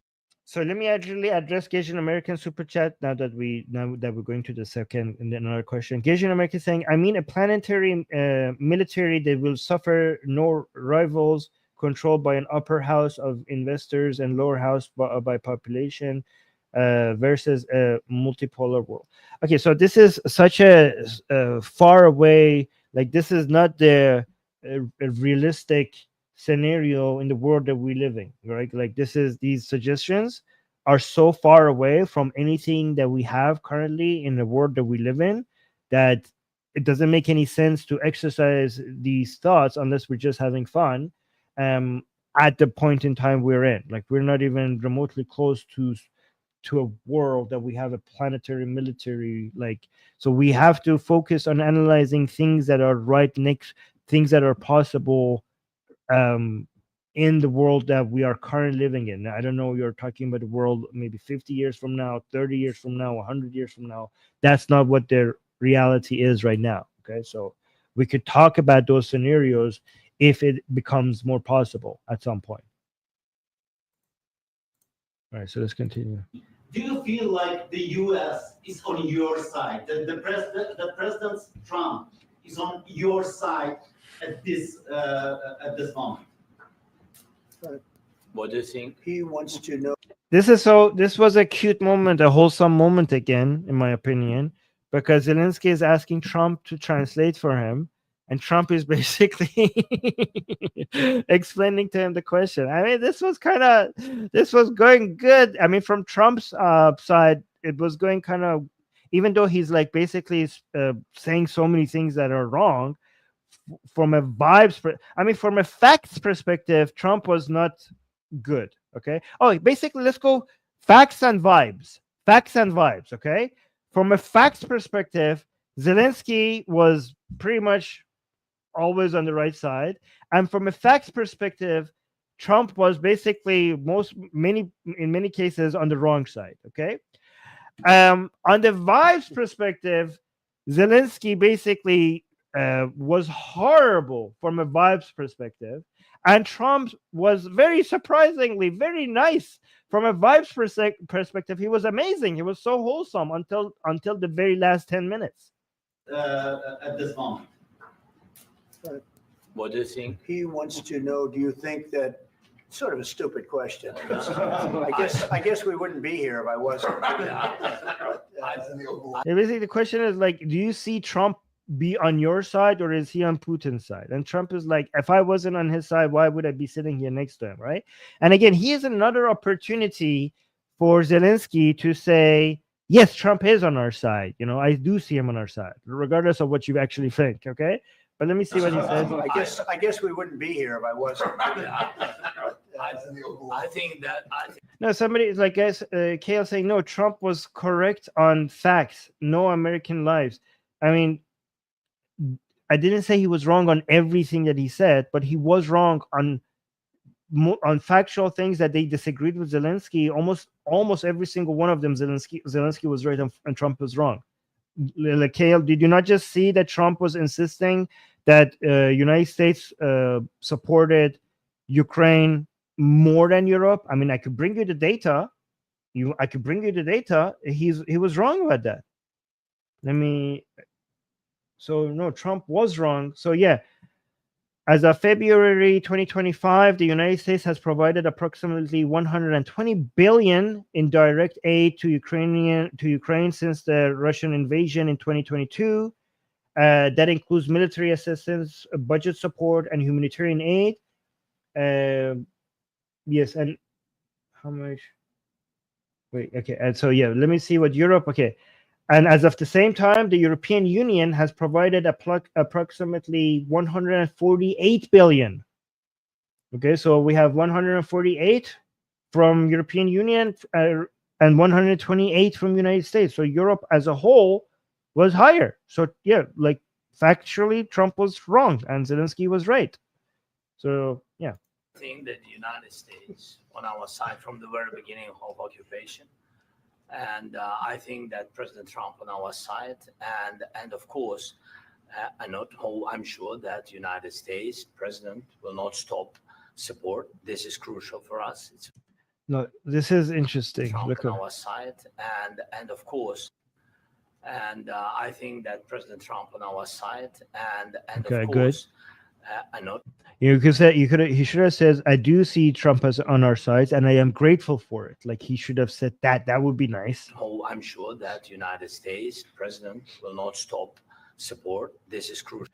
So like see, he's also suggesting, like he's also his acknowledgement that Trump is on our side comes with this additional thing that he just has to add. Like I'm sure that they will continue supporting us. Like he's kind of using that. He's kind of, I don't know. It's kind of like a passive aggressive way of like saying like, oh, like, you know, it's kind of like you're going with a friend to have some food and you say like, oh, you know, you're such a great friend of mine, I know you always pay for my food, and this is basically while you're eating and it's not determined who's going to pay for the food. Like it's kind of like, are you praising me, are you acknowledging me as your friend, or are you just buttering me up to basically pay for your food? You know what I mean? Like it seems like it's his understanding of Trump being on their side is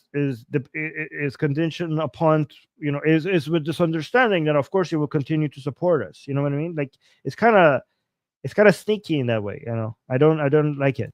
Crucial for us. It's important for us. Yes. And yeah, but Darko is saying could be just a language issue. Yes. Putin, the president speaks about the people and the soldiers which are dying, but they came to our territory. They came to our land. See, like he wants to correct Trump again, which again Zelensky is right. But what the fuck? Look here, like, looks.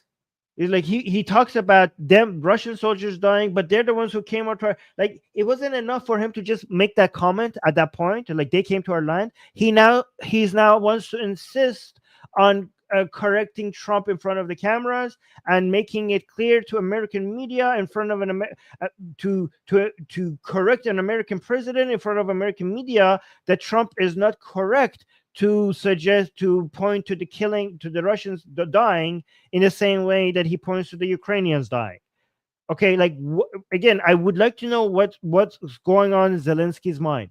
Great point, Zelensky. You are completely correct, and I agree with you. However, can somebody explain to me what did Zelensky think he would get out of making this correct point, correcting a U.S. president in front of his country's media? Like, somebody explain what he thought he would get out of this? The people and the soldiers which are dying, but they came to our territory. They came to our land.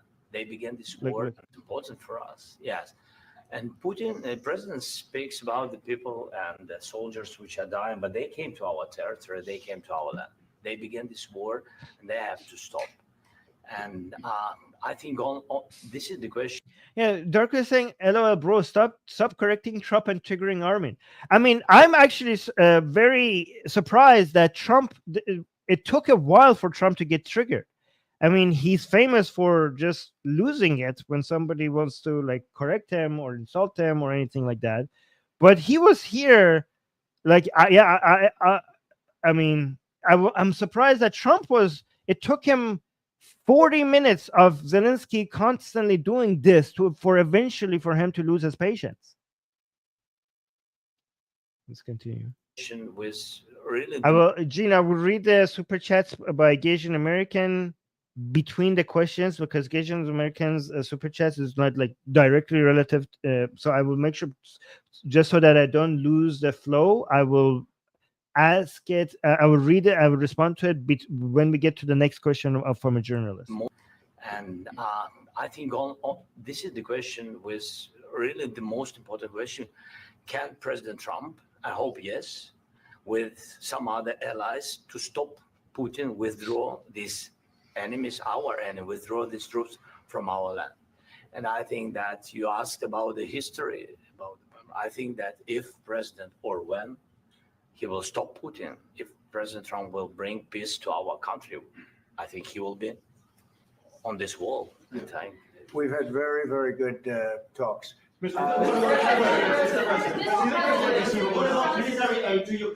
So it's like if Trump brings peace to our country, his would be on this wall.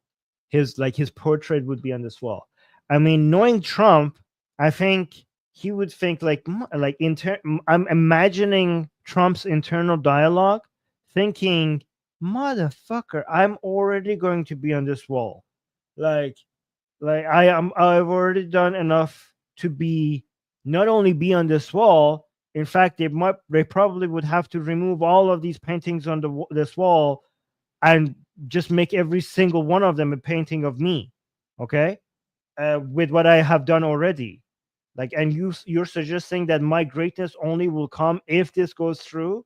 This is what I think Trump's internal dialogue is going. President Zelensky just said that there will be no compromise. Oh wait, we went to the next question. Let me see. Asian American. Oh, where did his super chat go? Why is it not start? Oh, our super chat's not being automatically start right now. Weird. Asian American saying, if the U.S. is going to be the liberal world's policeman, I'd like to see taxes from the liberal world order. Oh yeah, something to sell to swing states. Yeah, I mean that's. Yeah, I see why you would say that as an American. Again, Americans are justified to want to see a return for their security services to the world. Like that is a justified thing for Americans to want. Like what the fuck? Like guys, Europeans get to pay for healthcare and education not because they have better economic strategies. In fact, they have worse economic strategies. They get to pay for all that shit because the United States is paying for their security. So it's so infuriating for Americans. And not only Europeans and Canadians are not appreciative of Americans being so there for their security, for them so that they could spend so much on all these other things, they make fun of Americans. I tell you this as a Canadian. Canadians' patriotism is expressed by making fun of Americans for them not having the things Canadians have, like for example, free healthcare. That is the most common way of Canadian patriotism being expressed by claiming superiority to Americans. And do you understand how infuriating that should be to an American, given that everything Canada has is because of the United States? Canada is not even a viable country without United States as its neighbor. This is so annoying that Canadian and Europeans look down on Americans. They look at the lack of safety in America, lack of healthcare, lack of free education, and they look down upon them. Well, motherfuckers, if they didn't spend so much on your security, they might be able to pay for some of that shit, and you wouldn't have a lot of this stuff if you were forced to pay for your own security. Anyways. With Vladimir Putin. I just wanted to ask both of you. Firstly, are there compromises that you think that President Zelensky is going to have to make? And President Zelensky, is there anything that you might be thinking that you may be able to offer or bring to the table, for example, elections? Thank you. I think you're going to have to always make compromises. You can't do any deals without compromises. So certainly he's going to have to make some compromises, but hopefully they won't be as big as some people think you're going to have to make. That's all. That's all we can do. I'm here as an arbitrator, as a mediator to a certain extent between two parties that have been very hostile. To put it mildly, they've been very hostile. There's been a vicious war. There's been a vicious war. You know, it's a very level battlefield, and those bullets go out. And as I've said many times, we were talking about it with Pete, many times the only thing stopping those bullets is a human body. And in the case we're talking about, generally young human bodies are stopping a lot of bullets. It's dead level. That's why it's great farmland. It's great land. It's great farmland, but there's very little protection against the bullets that are being and other things that are being shot. So all I can do is see if I can get everybody at the table and get an agreement. And I think we're going to end up with an agreement. Otherwise, I wouldn't probably be even here today. See, this was important. See if I huh? can get everybody at the table and get an agreement. And I think we're going to end up with an agreement. Otherwise, I wouldn't probably be even here today. Mr. President, I've got two questions for you. You think ultimately your legacy? See, Zelensky wanted to say something, and he's not very. It's very interesting because I always saw Zelensky as somebody who is very assertive. He's a wartime president, right? But it's very interesting and he also has experience in media and in the entertainment industry. It's very interesting to me how he cannot control. I mean, it might be a language issue, but like you can see, he wanted to say something and people just passed by him, and he's frustrated that he didn't get to say what he wants. I mean, and Trump didn't see that, because last time Trump saw that Zelensky wanted to say something, he just made everyone quiet so that Zelensky could say what he wants, right? But here you can see that Zelensky wanted to say something, and he's not nearly as assertive enough to be able to quiet everybody else so that he could make So I his wouldn't point. Look at probably this. be even here today. Mr. President, I've got two questions for you. You think ultimately your legacy will be the peacemaker and not the president? Here's another ball tickling question. Okay, I'm gonna call them ball tickling question. I don't know which media is this one, but this is a question designed to make Trump happy. You guys know there's two medias that they lost their access to the White House. One of them was AP. I forgot what the other one was. I think it was AP, one of them, which was the Associated Press, which is basically, I think the reason for that was that they didn't change the name of Gulf of Mexico to the Gulf of America or something like that. That was the reason. And people are realizing that you need to tickle some balls to be able to maintain your access to the White House and get even more access, right? More interviews, more access with the president. And this question is specifically designed for that. Listen to the question. Questions for you. You think ultimately your legacy will be the peacemaker and not the president that led this country? Look, he doesn't just ask the question. He's answering the question. Okay, this is not even a question.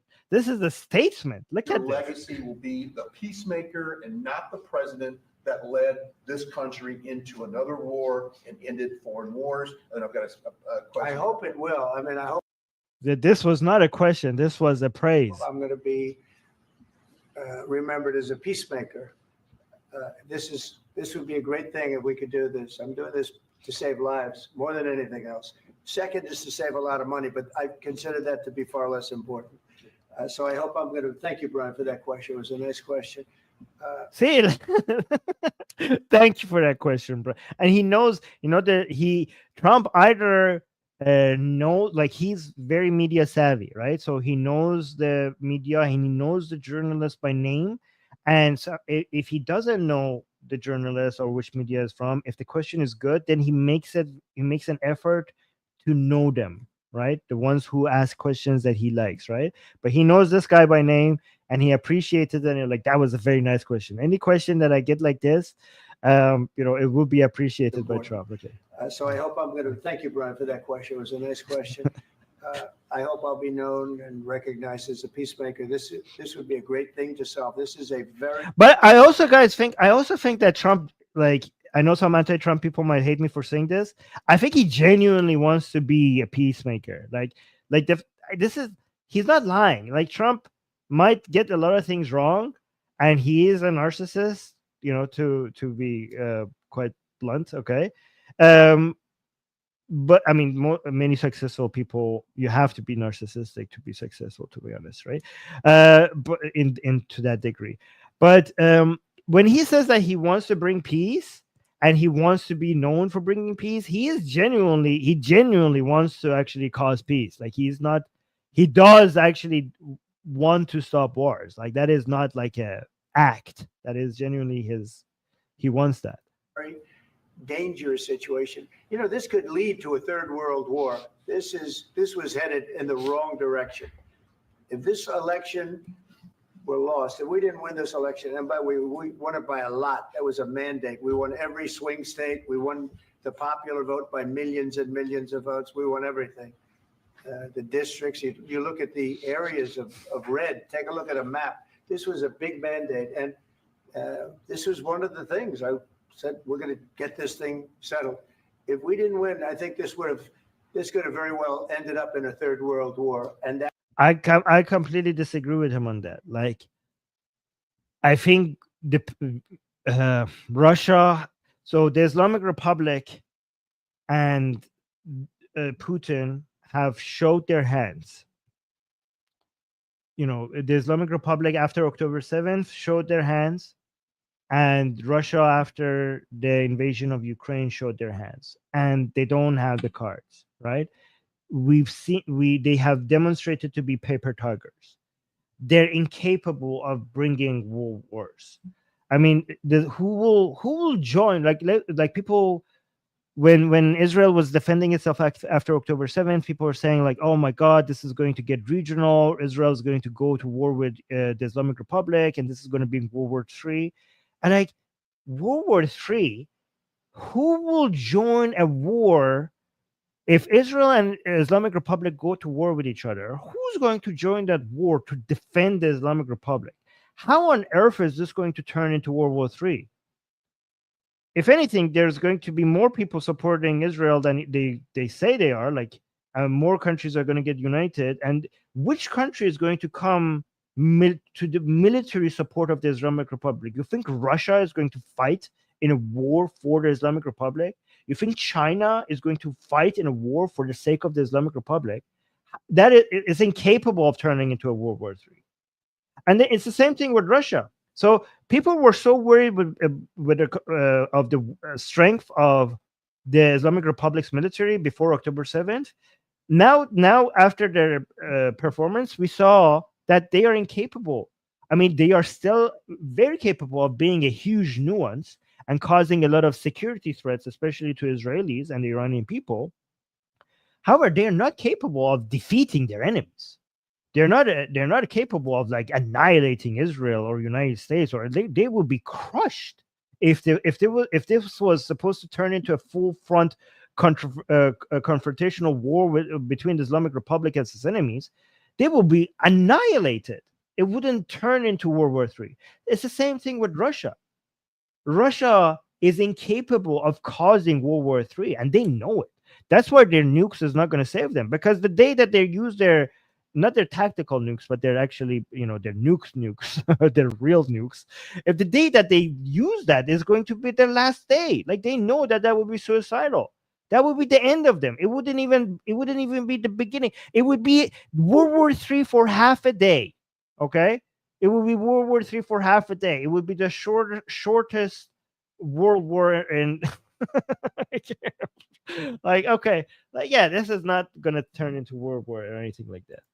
We didn't win. I think this could have very well ended up in a third world war, and that would not. Yeah, and also the idea of this could cause a world war is basically a Putin narrative. Like, don't push back against me. It could cause world war. This is basically Russian fear-mongering, to be honest.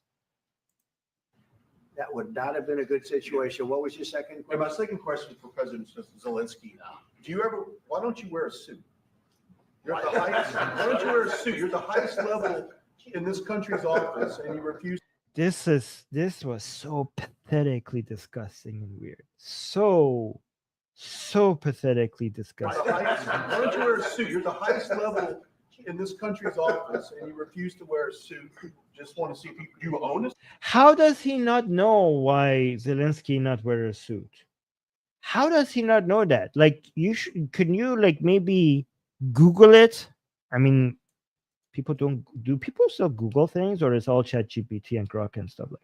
Yes, Greta, it was such a gross question. I mean, if you just search this for a little bit, you could have realized that Zelensky on purpose doesn't wear a suit to bring attention that his country is at war. That's why he does that. And you could have just looked that up. He's not wearing a suit because he wants to show that he's a wartime president, that this is not just normal diplomacy. That's the point. That's the point. That's a fucking stupid question. Yeah, and this is apparently I looked it up, and this is a military jumpsuit.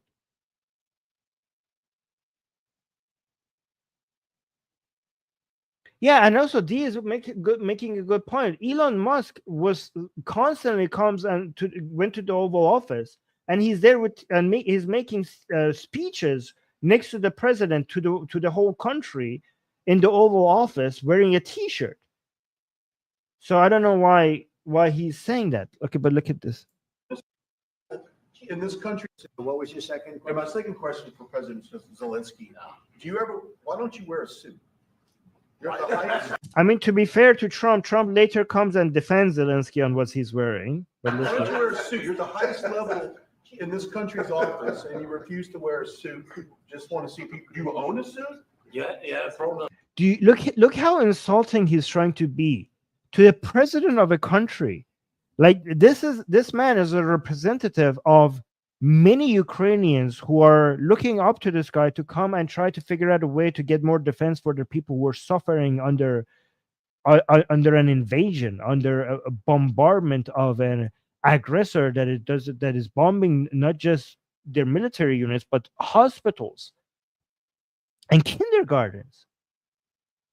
And and you're insulting him because he's not wearing a suit.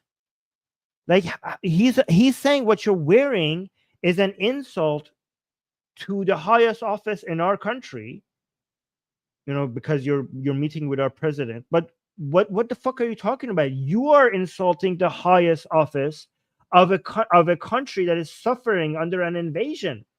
You're like, do you own a suit? Like, that is absolutely disgusting.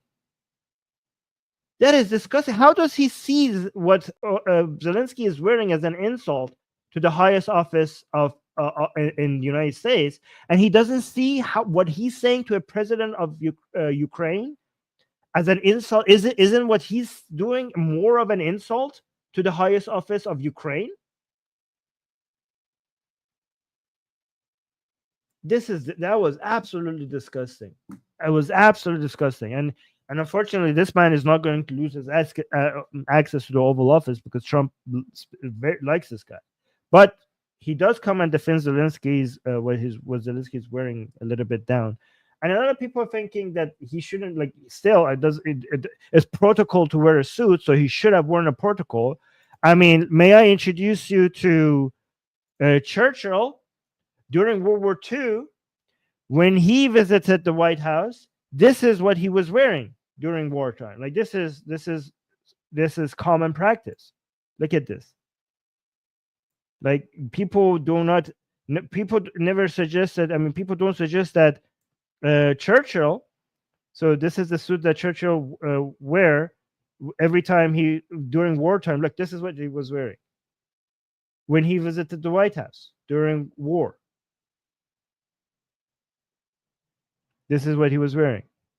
I mean, it doesn't even look nice. What the fuck is this? This is like people saying this is the military stuff, but it looks like, I don't know what the fuck it looks. But people respect him as a wartime hero and shit like that. And then you're insulting this man for not wearing a suit. I don't know. Somebody's saying we don't live in the 40s and 50s. Okay, what does that got to do with anything? It's still known as a common as something that people do to remind, as it was a symbolic gesture. It's a symbolic gesture to remind the audience that we're at war. And saying, like, it's not, yeah, and somebody in the chat, somebody's saying it's not the 40s and the 50s. Yeah, at that time, people were pretending to be fancy and wearing, like, what people wore was even more important back then. So if anything, that works in Zelensky's favor. A lot of Americans have problems with you not Really? respecting I the don't have dignity of this such- office. Like, saying a lot of Americans have a problem with you wearing this. Like, they find this insulting. I don't know where this man got his numbers. Like, is that the case? Like, I mean, do a lot of Americans have expressed disgust by Zelensky wearing a military jumpsuit while visiting the White House. I mean, I don't know where he gets his numbers from. How does he? Citation needed. Yeah, problems. A lot of Americans have problems with you not Really? respecting I the don't have dignity of this such- office. I will wear a costume after this war will finish. Okay. Yes, maybe one, Maybe something like this. something like Yes, yours. sir. Yes, That'd be great. maybe something better. I don't know. We will see. Maybe something cheaper. Than yeah. Thank you. Thank you. President Thank you. Trump. That was absolutely disgusting. I mean, I think Trump should have intervened faster.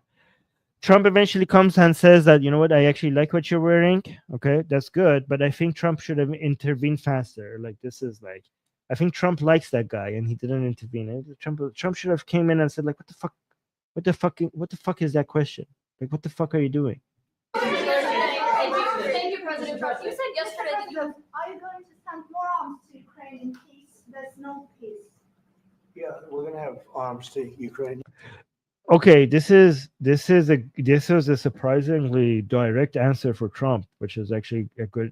Let's listen to this. The question is, You said yesterday that you have. Are you going to send more arms to Ukraine? are you going to send more arms to Ukraine There's no peace. in case there's no peace? Okay, and we get a very straightforward yes from Trump here. That was actually pretty. What? Okay, that's nice.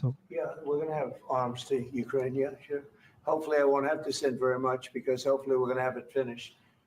So yeah, he's saying hopefully this will finish, but if it's not finished, I mean, this was his before we got to the last 10 minutes where everything fell apart. I don't know what his position is right now on this issue, but this was pretty base. Like, yeah, hopefully we will get peace, but if we have no peace, we will continue sending arms to Ukraine. Oh, well, that nice. Okay, that's very supportive of Ukraine. That was great. That should have been welcomed a lot by a lot of media. I mean, how come this part of it was not being highlighted? We're looking forward to finishing this quickly. We're not looking forward to sending a lot of arms. We're looking forward to getting the war finished so we can do other things. But we very much appreciate the agreement because we needed what they had, and we're treating, our country is now treated fairly. Biden didn't do that. He didn't know what the hell he was doing. This should have never happened. This should have never. So Ellie in the chat is saying Trump doesn't care about peace. He just wants the Nobel Prize. I mean, Trump doesn't think that even if you bring peace, he doesn't think he's going to get the Nobel Prize. But if you say that he wants appreciation and he wants to be recognized as somebody who brought peace, I mean, technically, isn't that what the humans are motivated by? Like, even when you're doing good things or you're avoiding doing bad things, humans are social animals, and even their idea of what is good and bad is based on the recognition of what society, based on it being seen by society and praised by society or shamed by society. I mean, that's technically how most humans operate anyways. That's how we even recognize what's good and bad to begin with. Fairly. Biden didn't do that. He didn't know what the hell he was doing. This should have never happened. This should have never started. But, sure, the answer is yes, but hopefully we won't have to send much because I'm looking forward to getting it done quickly, very quickly. Does that mean you'll provide security guarantees, Mr. President? I don't want to talk about security yet because I want to get the deal done. You fall into the same trap like everybody else. A million times you say it over and over. I want to get the deal done. Security is so easy. That's about 2% of the problem. So here, when he says security is 2% of the problem, he's suggesting that 98% of the problem will go away if we get this deal through. And I think he's going back to, and he's not very clearly explaining this. He's going back to that idea that he has that if we are there, if we're extracting rare earth minerals, that would just do 98% of the job. And he thinks that with the combination of European military commitment and American presence there, okay, that does 98% of the job. That's his idea. That by itself does most of the job, right? But I mean, Darko is saying, "Trust me, bro." I mean, as if that's what Trump is suggesting is ridiculous. I mean, to be honest, I thought what he was suggesting is ridiculous. But it's not as ridiculous if you think about it. If you have American economic interest in Ukraine, with Americans working there and American miners there and American, uh, you know, trade there, then historically we have seen that attacking American interests and American citizens is something that even the most aggressive enemies of United States try to avoid. Yeah, I know it's okay, Darko. No, but I just want to say, like, it's not on what Trump is suggesting here is not completely unfounded. Even the most aggressive enemies of United States know the consequences of getting American citizens killed or in trouble. You know, one example I could give you is that in response to the killing of Qasem Soleimani, the Islamic Republic of Iran, when they wanted to retaliate, there was this military base in Iraq that they decided to target as a form, as to show that they retaliated, right? It was called the Ain al-Assad military base in Iraq. And before the Islamic Republic attacked the military base, they leaked to Americans that they were about to do this attack so that they could get the American soldiers out of that base so that no Americans die. Because they know there's hell to pay. I mean, compare that. Like the Islamic Republic, for example, right now has a citizen of Sweden hostage in Iran for many, many years in the most horrible conditions, and Sweden hasn't even lifted an arm to be able to take back their citizen from inside Iran. The Islamic Republic would not dare do such a thing to an American citizen. They would not dare do such a thing to an American citizen because they know there's hell to pay. You know, and so this is the leverage that the United States has. And Trump is like, says Trump is, in his mind, he's coming up with a genius solution that requires no military involvement from the US, doesn't cost the United States, pays the United States, and at the same time it provides security from the Ukraine. Like he's like, this is a win-win-win. No military, no boots on the ground, security for Ukraine because we're there, and we make actually money from it instead of paying for it. Like what is not to love, right? So, I mean, even if this doesn't work, it is an interesting solution. It is like Trump recognizes United States power and leverage, and he's willing to use it, unlike some other presidents. I'm not worried about security. I'm worried about getting the deal done. The security is the easy part. Security is very nice. Everybody stopped shooting. And now will Europe put people there? I know France is going to. I know the UK is going to. So yeah, he's saying like, look, UK and France, they're going to give military guarantees. That combined with Americans being there, this is a good match together. Okay, so I mean, Europe will do military support of Europe. We will also commit, but in this way. All right, so that's that. Yeah, I see. I see know the point other here. countries are going to, and they happen to be right next door. We haven't committed, but we could conceivably. You know, we have security in a different form. We'll have workers there digging. Now he's now pointing to what I just said so clearly. Like up until now, he was just hinting at it. Now he's just like spelling it out, right? And I think he wasn't going to spell it out this clearly, but now he's doing it. You know, we have security in a different form. We'll have workers there digging, taking the raw earth so that we can create a lot of great product in this country. So in that sense, you have something, but we haven't determined that yet. I will say, in speaking to France and in speaking to, and they were here, as you know, last week and just the other day, they have committed to a lot of. I mean, I think this is what a lot of people think Russia is completely loves everything that Trump is doing. Okay, but I think in some senses, Putin finds Trump a little bit challenging. Okay, because it's harder because Trump is doing certain things that would make it more difficult for Russia to, like, they're being friendly with Russia, and at the same time they're introducing they might, if they're successful, they're introducing some barriers for Russian aggression. And I don't think like Putin might find that combination much harder to deal with, right? Because you have a president that is being very nice to you, so you don't want to piss him off. So it's very hard to take aggressive positions against Trump. So if Trump puts some barriers, you cannot really attack those barriers, because then you're going to piss off Trump, who's so friendly to you, right? That is why Putin really appreciated how the last 10 minutes of this discussion. To be quite honest, this discussion between Zelensky and Trump was not good for Russia. Okay, the fact that they're making a deal here, so they loved it when the last 10 minutes of this, everything fell apart, as you will see. That's the part, like Russia was looking at this whole thing with worry, but it fell apart. So it was a win for Russia. And just the other day, they have committed to a lot of security. I don't think you're going to need much security. I think once this deal gets done, it's over. Russia's not going to want to go back, and nobody's going to want to go back.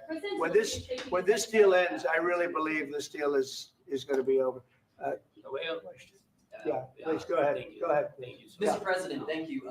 You had Joseph Macron and Keir Starmer at the White House this past week, both of whom praised your courage and conviction to lead the pathway towards peace. Yes. Part of that involved, though, re-engaging Russia in diplomatic relations, something that previous leaders lacked the conviction to do so. What gave you the moral courage and conviction to step forward? Oh my God! Tickling balls, tickle the balls, guys! Tickle the balls.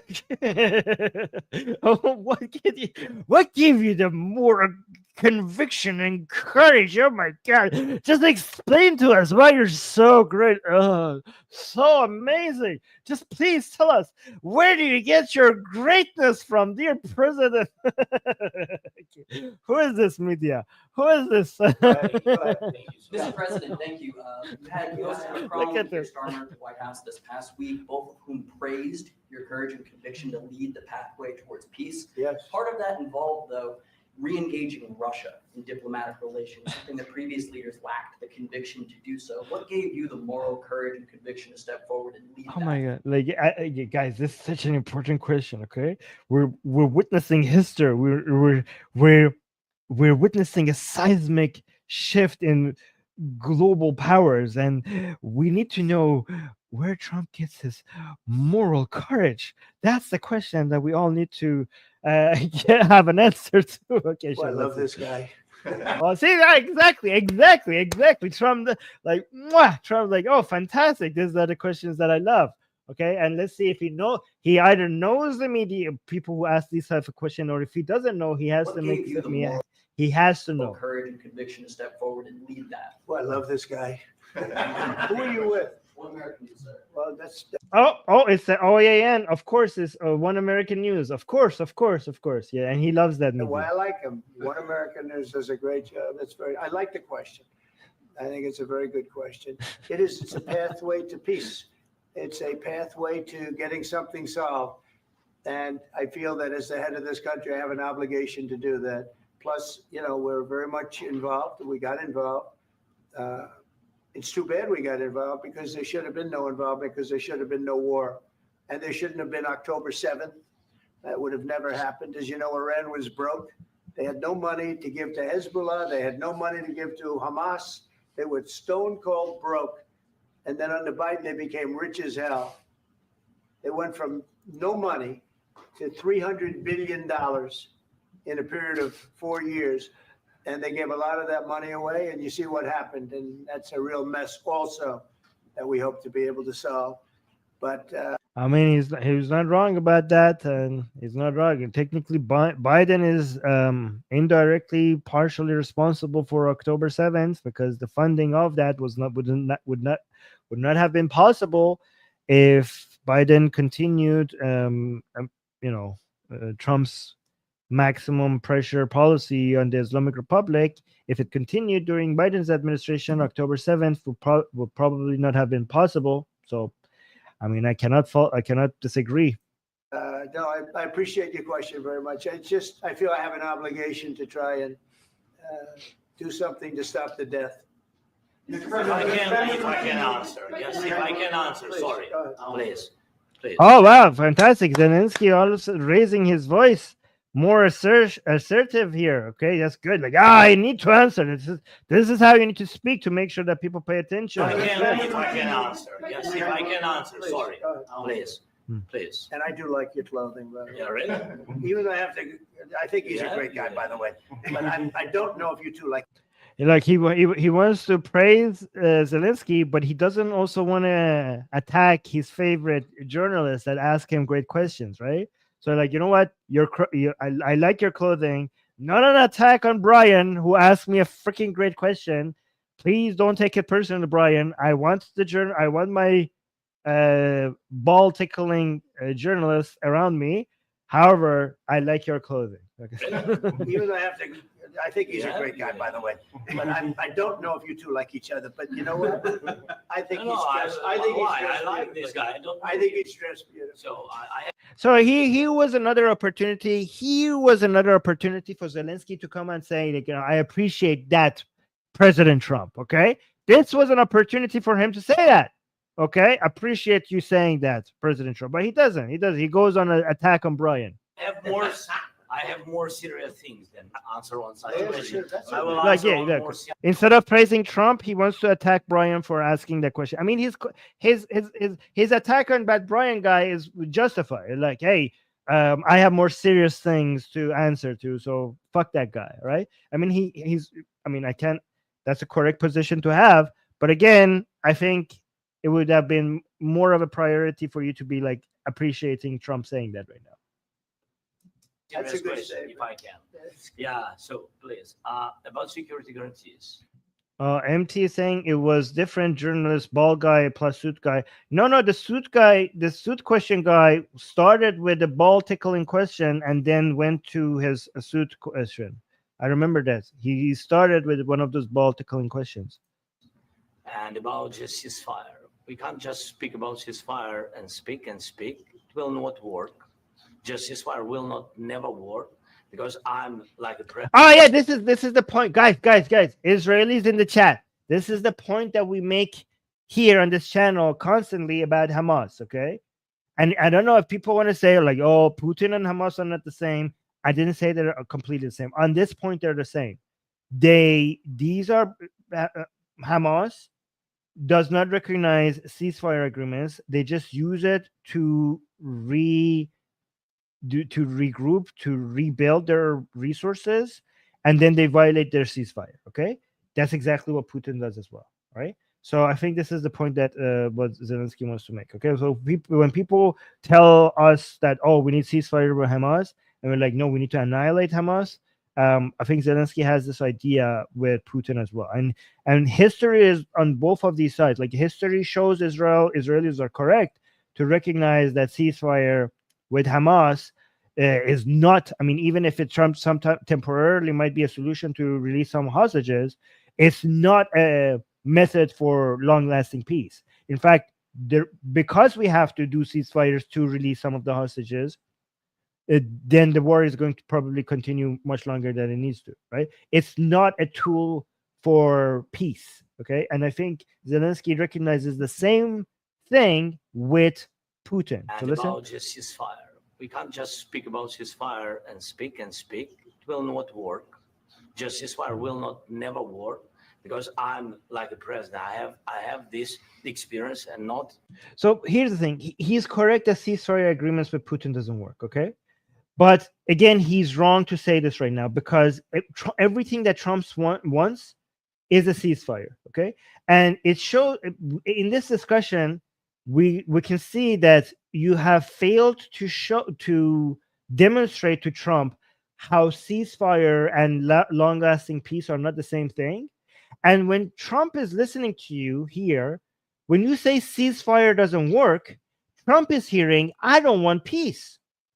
You know how many people from the pro-Palestinian cause, they accuse us on the Zionist side that when we say we don't want ceasefire, they're like, oh, these people are warmongers. We want peace, they want war, right? That's what they hear when we say no to ceasefire, right? And Trump also is hearing exactly that from Zelensky. Trump thinks like, listen, I'm from peace. I want ceasefire so that there's less killing. And when Zelensky says ceasefire won't work. What Trump is hearing, like, man, this guy wants to continue the war. I'm pro-peace, he's anti-peace. And given that you haven't demonstrated that to Trump, what you're doing here, even though Zelensky is completely correct, is doing two things. It's showing to Trump that you are not pro-peace. Putin wants peace, and you want war. That's what Trump is thinking. Two, you're correcting me, again, in front of the cameras. I'm telling people why a ceasefire would be good, and you're telling, no, ceasefire doesn't work. So it's, even though this is how you are correct, and you're losing by being correct in front of the cameras. Sometimes you lose by actually stating a correct statement. Only me. Ukraine before my presidency from the 2014, Putin broken 25 times. 25 times he broken his own signature. 25 times he broken ceasefire. But he never broke to me. He never broke. No, you were the president. Okay, so listen what Zelensky is saying. He's saying that he broken. This is exactly what we say about many Palestinians. Okay, because people are like, oh, Israelis should want a two-state solution. Why are they not negotiating? Why are they not doing a ceasefire? Why are they not doing peace? And Israelis will tell the world, like, listen, we have tried this over and over and over again. There are at least 8 examples where Israel did so much to give Palestinians their own state, to go for the two-state solution. Every single time the Palestinian side refused, the Palestinian side did not agree because they wanted to destroy Israel completely. They did not accept a state for themselves, as long as that means that they would have to accept Israel as a state as well. So you coming in and asking us to do negotiating with these people and do a two-state solution is because you don't know our history. Israelis could say, you don't know our history the way we know our history. So shut the fuck up, right? And Zelensky is like, listen, we did do agreements with Putin. We talked to Putin. We negotiated with Putin 25 times from 2014. 25 times he basically went against the very deals that he signed, that Putin signed himself. So this is a very important point. And again, Zelensky is completely right about this. And not only me. Ukraine before my presidency from the 2014, Putin broken 25 times. 25 times he broken his own signature. 25 times he broken ceasefire. But he never broke to me. He never broke. Look, he says he never broke to me, but he said 2014. 2014. So that was during his presidency as well. This is where it starts getting annoying to Trump, okay? Because Trump is very sensitive about suggesting that nothing bad happened during his presidency and everything bad happened during Obama and Biden. He's very insistent on that. So, and you know how, I mean, you should know. Somebody should have trained Zelensky to know how sensitive Trump is about that nothing bad happens during his presidency. So for you to now, Trump said something that is wrong, and Zelensky now feels that he's forced for some reason to tell him that, no, this was actually happening during your presidency as well, which is correct, but touches on such a very sensitive part of what Trump cares about. And you can see, like, Trump, this is all piling up. You know, Trump has been very patient. He's being very wholesome. He's been very nice to Zelensky, but this is slowly and slowly piling up. And then eventually when J.D. Vance gives him the green light, like, hey, man, you're being rude. You're being very disrespectful and ungrateful. And Trump thinks, like, you know what? Yeah, this man has been very unappreciative and ungrateful. And fuck this shit. And everything explodes, right? But you can see it didn't just start out of nowhere. We had 40 minutes of Zelensky constantly trying to show where Trump is wrong. No, you were the president. You were the president during. In 2016, you've been the president, Mr. President. You've been the president, but he had, of course, not with you, but he had during those periods, he had conversations with our side, and we had Normandy. No, somebody's saying Trump was president in 2016, not 2014. No, Zelensky is saying since 2014 till now, this has been happening, which covers Trump's Some of it was during Obama. Some of it was during Trump's first president term. Some of it was during Biden, and now we have not. This was not at 2014. This was started since 2014 all the way till now. That's his point. So like people are saying that was Obama. Yeah, but it was Obama, then Trump. Like he's not saying it was just 2014. He said it was continuous since 2014. During those periods, he had conversations with our side, and we had Normandy format, the France, Germany, Ukraine, and Russia, and he broken 25 times. That's why we will never accept just. Yeah, Heavy Greta is saying Zelensky's point is that it doesn't matter who the president of America is, Putin will continue. Putin is going to do what Putin is going to do. Yeah, he's going to be strategic about it depending on the president. He's going to change tactic, but that's his goals. Ceasefire, it will not work without security guarantees. Security guarantees, maybe President is right about this document and other, but this document is not enough. Strong army. Again, look at this. This is he's Zelensky saying, you know what? Maybe he's president is wrong, but these documents are not enough. So Trump was saying these documents will do 98 is going to begin to do 98% of the job, most of the job, and Zelensky has to correct him and say, no, this is not enough. Again, good job correcting Trump all the time. Let's see what that gets right you. About this document and other, but this document is not enough. Strong army. These documents are not enough. The documents that Trump just very clearly communicated to you how proud he is and how big of a commitment that he just communicated with you, how important these documents were for Trump, how big of a commitment he himself saw him being, each one of them. You are basically now telling in front of the media that Trump cares so much about that these documents are not enough. If you wanted to say that, you should have said that behind the cameras. Is enough because his soldiers afraid, Putin's soldiers afraid of our soldiers when we're strong enough. If we are not strong enough, if we are empty. And guys, you know how much Trump cares about how he's seen in front of the media. Why is nobody media training Zelensky? Like, who is responsible for media training Zelensky? Like, guys, as much as we hate Starmer here on this channel, okay, because of his anti-free speech narratives and all the other shit that he does, okay. Somebody trained Starmer. Go look at how Starmer treated President Trump. I don't know who trained him, but that was so well done. Like they basically, they like, I don't know, like they. I want to say something, but I don't think it would be YouTube friendly. Okay, just imagine what I just was gonna say. Okay, you know what I was gonna say, but it was impressive, and Trump fucking loved it. Trump fucking loved it. And you think that doesn't translate to policies from Trump, like policy shifts from Trump? It completely does. They even had a letter from the king and a direct invitation, and Trump go look how Trump fucking loved that. He loved it. He felt so well treated, okay? And that's going to impact the way Trump looks at the UK. And I think Zelensky needs something like that. Zelensky needs somebody to come media train him. Like, man, if there's one thing Trump cares about is how he is seen in front of cameras. And now you desperately need this man's support, and you're correcting him in front of his own country's media. Okay. Our soldiers, when we're strong enough. If we are not strong enough, if we are empty, if our storage is empty, we can't defend our land. Today, he knows that we have all the world knows that we have meeting. Yes, why he's using ballistic? Putin today using ballistic on our hospitals, schools, and etc. Ballistic.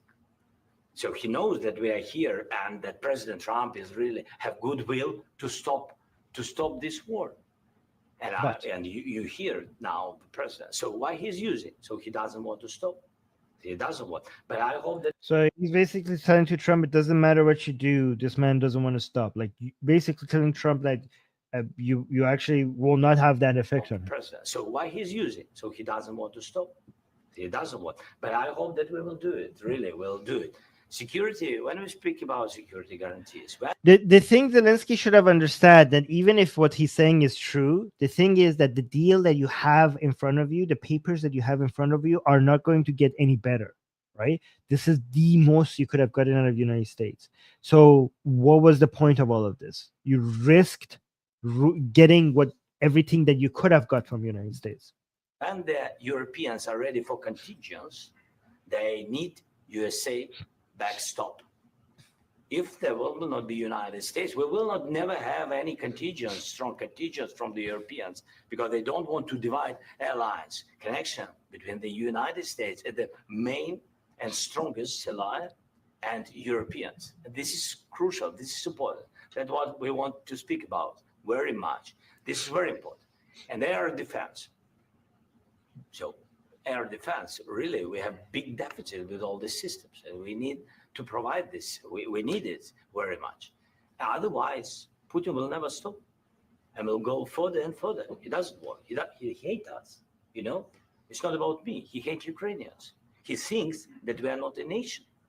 He thinks, and he shared these thoughts, I think maybe with your team also, I don't know. But with all the Europeans in media, officially and not, he always said that there is no such country, such nation, such language, and such life like Ukrainian. No, he really. He has made, I think he has made similar comments about the Baltics as Baltic countries, the little ones, as I like to call them. Doesn't respect all the Ukrainians, and he wants to destroy us. And you are right, Mr. President. That's 2%.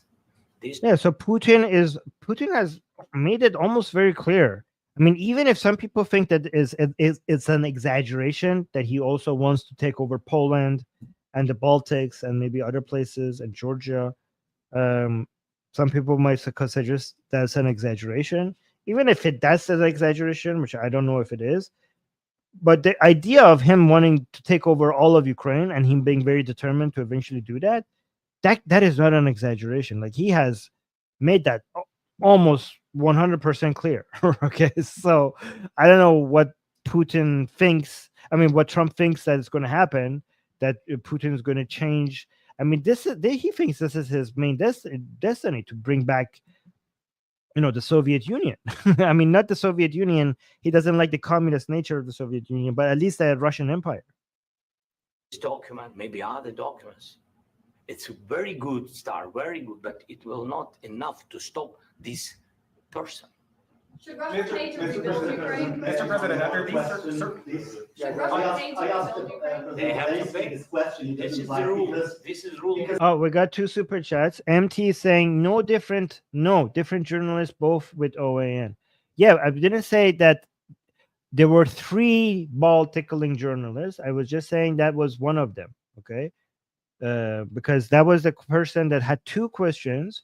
And he started with the ball tickling question from Trump. He wanted to do both of them together. I know there was another OAN reporter later who was also ball tickling, but then Trump interrupted him by answering, and then he went on to continue his question from Zelensky. I know there was another one who asked similar questions, but he was also one of the ones who was praising Trump with his question. And MT was also with a super chat saying Trump was not president 2014, Armin, LOL. Okay, I don't know if you guys understand what I'm trying to say here. He was saying it happened during Trump's presidency, not when he said 2014. He didn't say that all of that happened on 2014. He said it happened since 2014, which will cover Trump's presidency. I mean, does that make sense? Do you guys get it?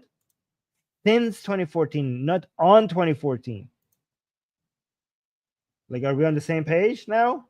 I mean, that's not very complicated. Let's get The war. This is the rule of the war. During all the centuries, all the history, this is the rule of the war. Who began? Okay, so here also shows Zelensky being the idealistic and Trump being the realistic here. Okay, because these are beautiful things to suggest that whoever begins the war has to pay for the war. And he suggests that these are the rule of war as if it's it's not a rule of war. It's kind of a suggestion. I mean, rule can suggest that these will be enforced. Question This is like the rule. because- This is the rule of because the I- war. I'm This is sorry. the rule of the war. During all the centuries, all the history, this is the rule of the war. Who began those pay. When has this been the rule of the war since? Okay, so here's the first thing that Zelensky says that I absolutely disagree with. Has this been the rule of the war that whoever starts the war has to pay? I don't think so. I think the more consistent rule has been whoever is the weaker pays. Whoever is defeated pays, regardless of who started the war. That has been the rule of more of a consistent rule of war than this. I mean, this is a very idealistic way of looking at world history. I don't know what you're talking about.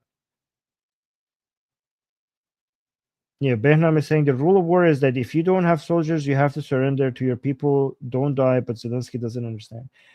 I mean, and that's not completely true, Behnam, because if they surrender, they might still die because Putin is determined to continue to completely take over this country. You know, so I mean, he's correct to try to stop that by trying to get support from the United States and Europe. I mean, he's doing what he's supposed to do. But he's wrong as if there is this law written within the fabric of the universe that whoever starts the war pays for the war. I mean, that would be nice if that was the case, but we don't live in the world of our dreams. We live in reality. And in reality, whoever has the strength doesn't pay for the war. Whoever, like, the weaker side pays for the war. And Zelensky wants not to be the weaker side by having strong allies.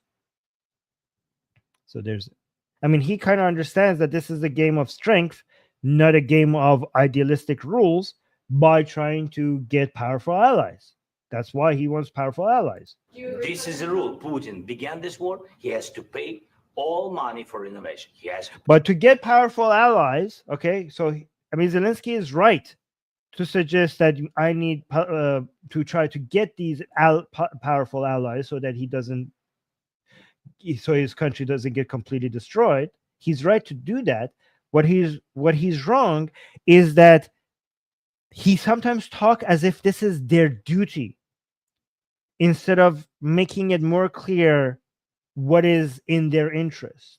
I mean, he does sometimes communicate why is this in their best interest, but he doesn't do a very good job at that. He acts like, it's democracy, it's liberalism, is common values, so it's your duty as fellow liberal countries to do such a thing. That might have sold well after World War II and during Cold War and shortly after the Cold War. That doesn't sell, but after the experience with Afghanistan and Iraq, that doesn't sell very well. It doesn't sell well to Americans. Yeah, Americans want to buy, because of the good results, the victories of World War II and the Cold War, that would have been, people were like, yeah, man, yeah, democracy, am I right? Let's go defeat those fucking fascists and tyrants, motherfuckers. Let's show them, right? Americans don't have an appetite for that anymore after the experience they had with Iraq and Afghanistan. Like, fuck that shit. Tell me what's in it for me. And don't talk to me about your this kumbaya fucking bullshit of democracy and I don't give a shit. Okay, tell me more directly in real material sense, what does this do for me? This is the rule. Putin began this war. He has to pay all money for innovation. He has to pay. Of course, some Russian assets what we have. He has to pay. I mean. No, it would be good if he had to pay. I mean, why do you why are you saying he has to pay? With what force can you say that? All money for innovation, he has to pay. Of course, some Russian assets what we have in Europe, about 300 billion, we can use them. We can use for innovation and buy military support from the United States also. We can do it, but it's not. Oh wait, let's seize all Russian assets in Europe. I mean, sure, as if Europe is not buying. So even right now, after all this time, Europe is paying Russia in gas money more than the support that they're sending Ukraine. Okay, okay, and you want the entirety of Europe to jeopardize its energy security by just going out and seizing everything in Europe. Okay. He has to pay. Of course, some Russian assets, what we have in Europe, about 300 billion, we can use them. We can use for innovation and buy military support from the United States also. We can do it, but it's not enough. It's not enough.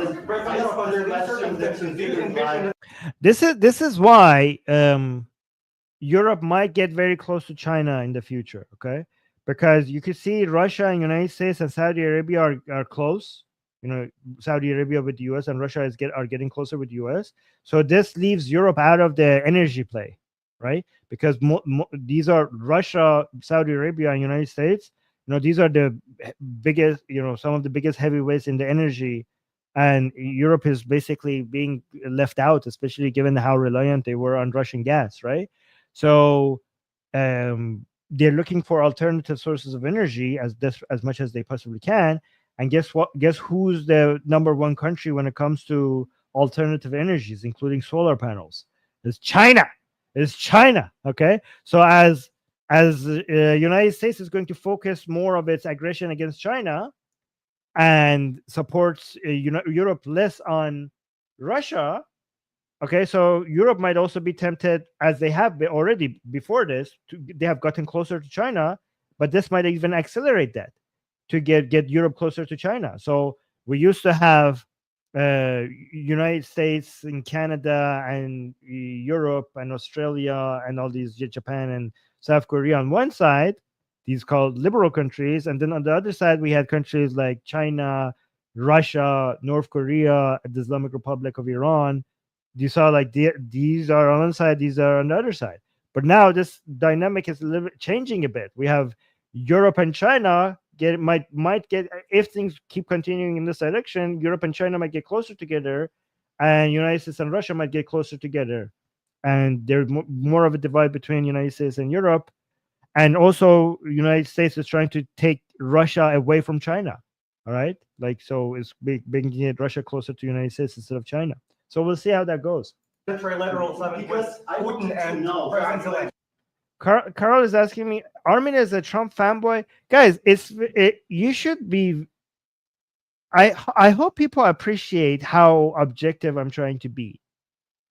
Like, no matter whether if I'm wrong or right on whatever I say, like, I hope people appreciate that I am not being pro-Trump, pro-Zelensky, or anti-Trump or anti-Zelensky.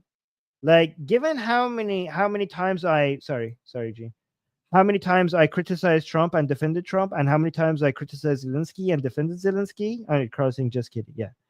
But I hope other people appreciate that I am just trying to call out what I think is wrong and defend what I see is right, regardless of whose side you guys are on, right?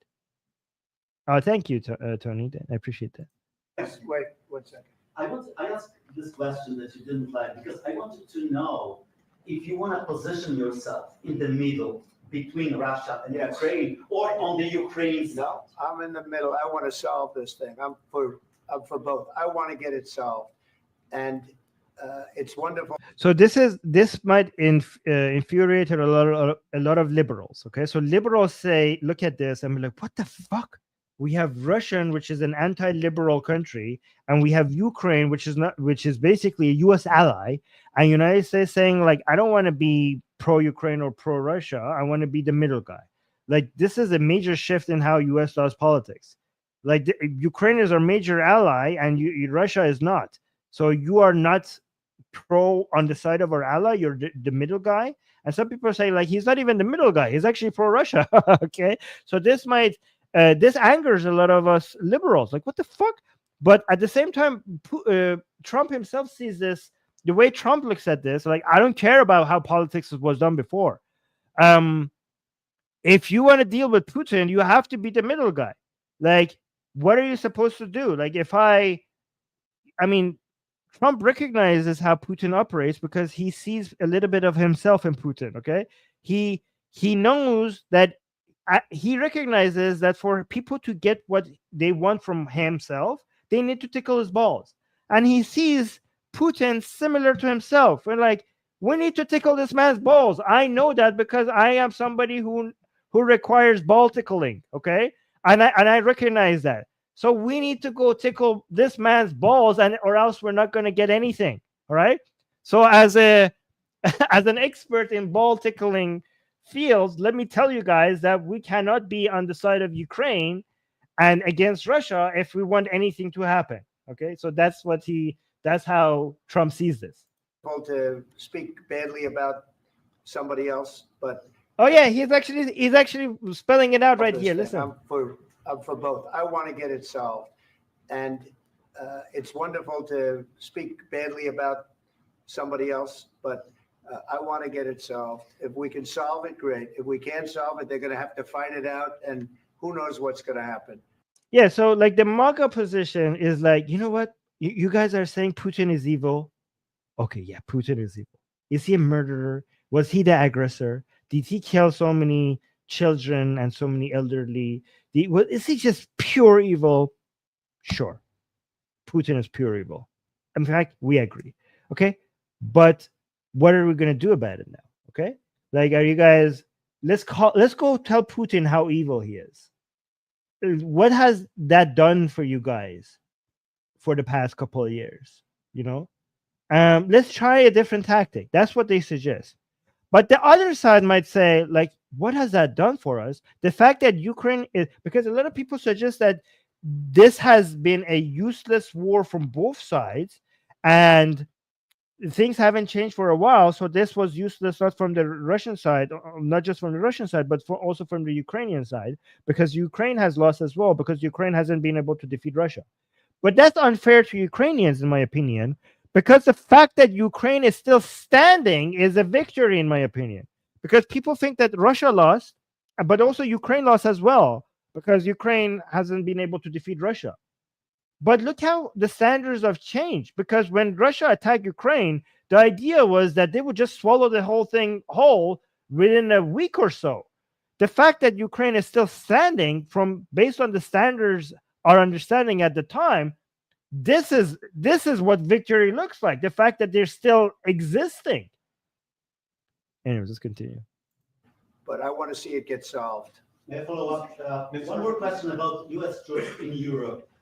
After Russian invasion of Ukraine, your predecessor sent additional troops to Eastern Europe, including Poland. Oh wait, this guy is interesting. I think this guy is from Poland. About U.S.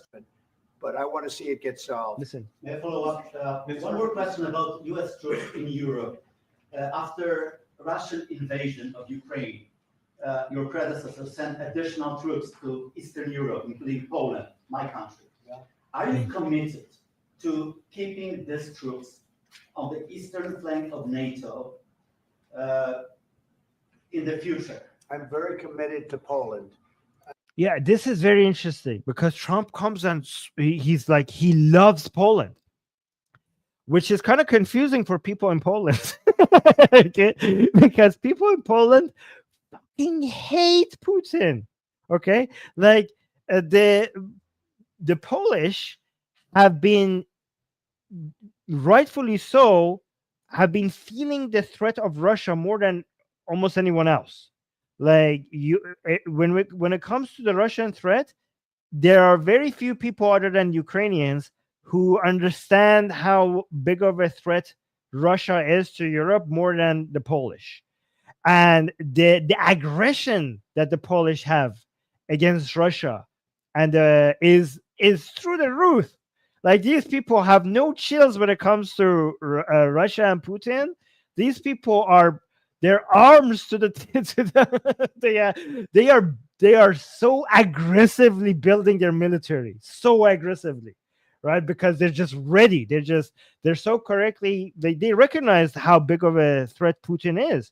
And they're right there, like they're right at the border with Russia. They're like, oh, this man is going to come. Like, we know this man, and this man is at some point he's going to attack, and we're ready for it, and the whole world needs to be ready for it. Like, yeah, like they have been sounding the alarms for a while, right? So they're very aggressively anti-Putin, and they are very aggressive in building their military, and Trump loves them, and yet Trump is so pro-Putin. So I think a Polish, I don't know if there are any Polish here, but people in Poland like, okay, Trump is really loving us, but the motherfucker is praising Putin as well. Like, what the fuck is going on here? Like, do we love this guy or do we hate this guy? Okay. He loves us, so that's a plus. But he also loves Putin. So what the fuck? Like, he loves our main enemy. Okay.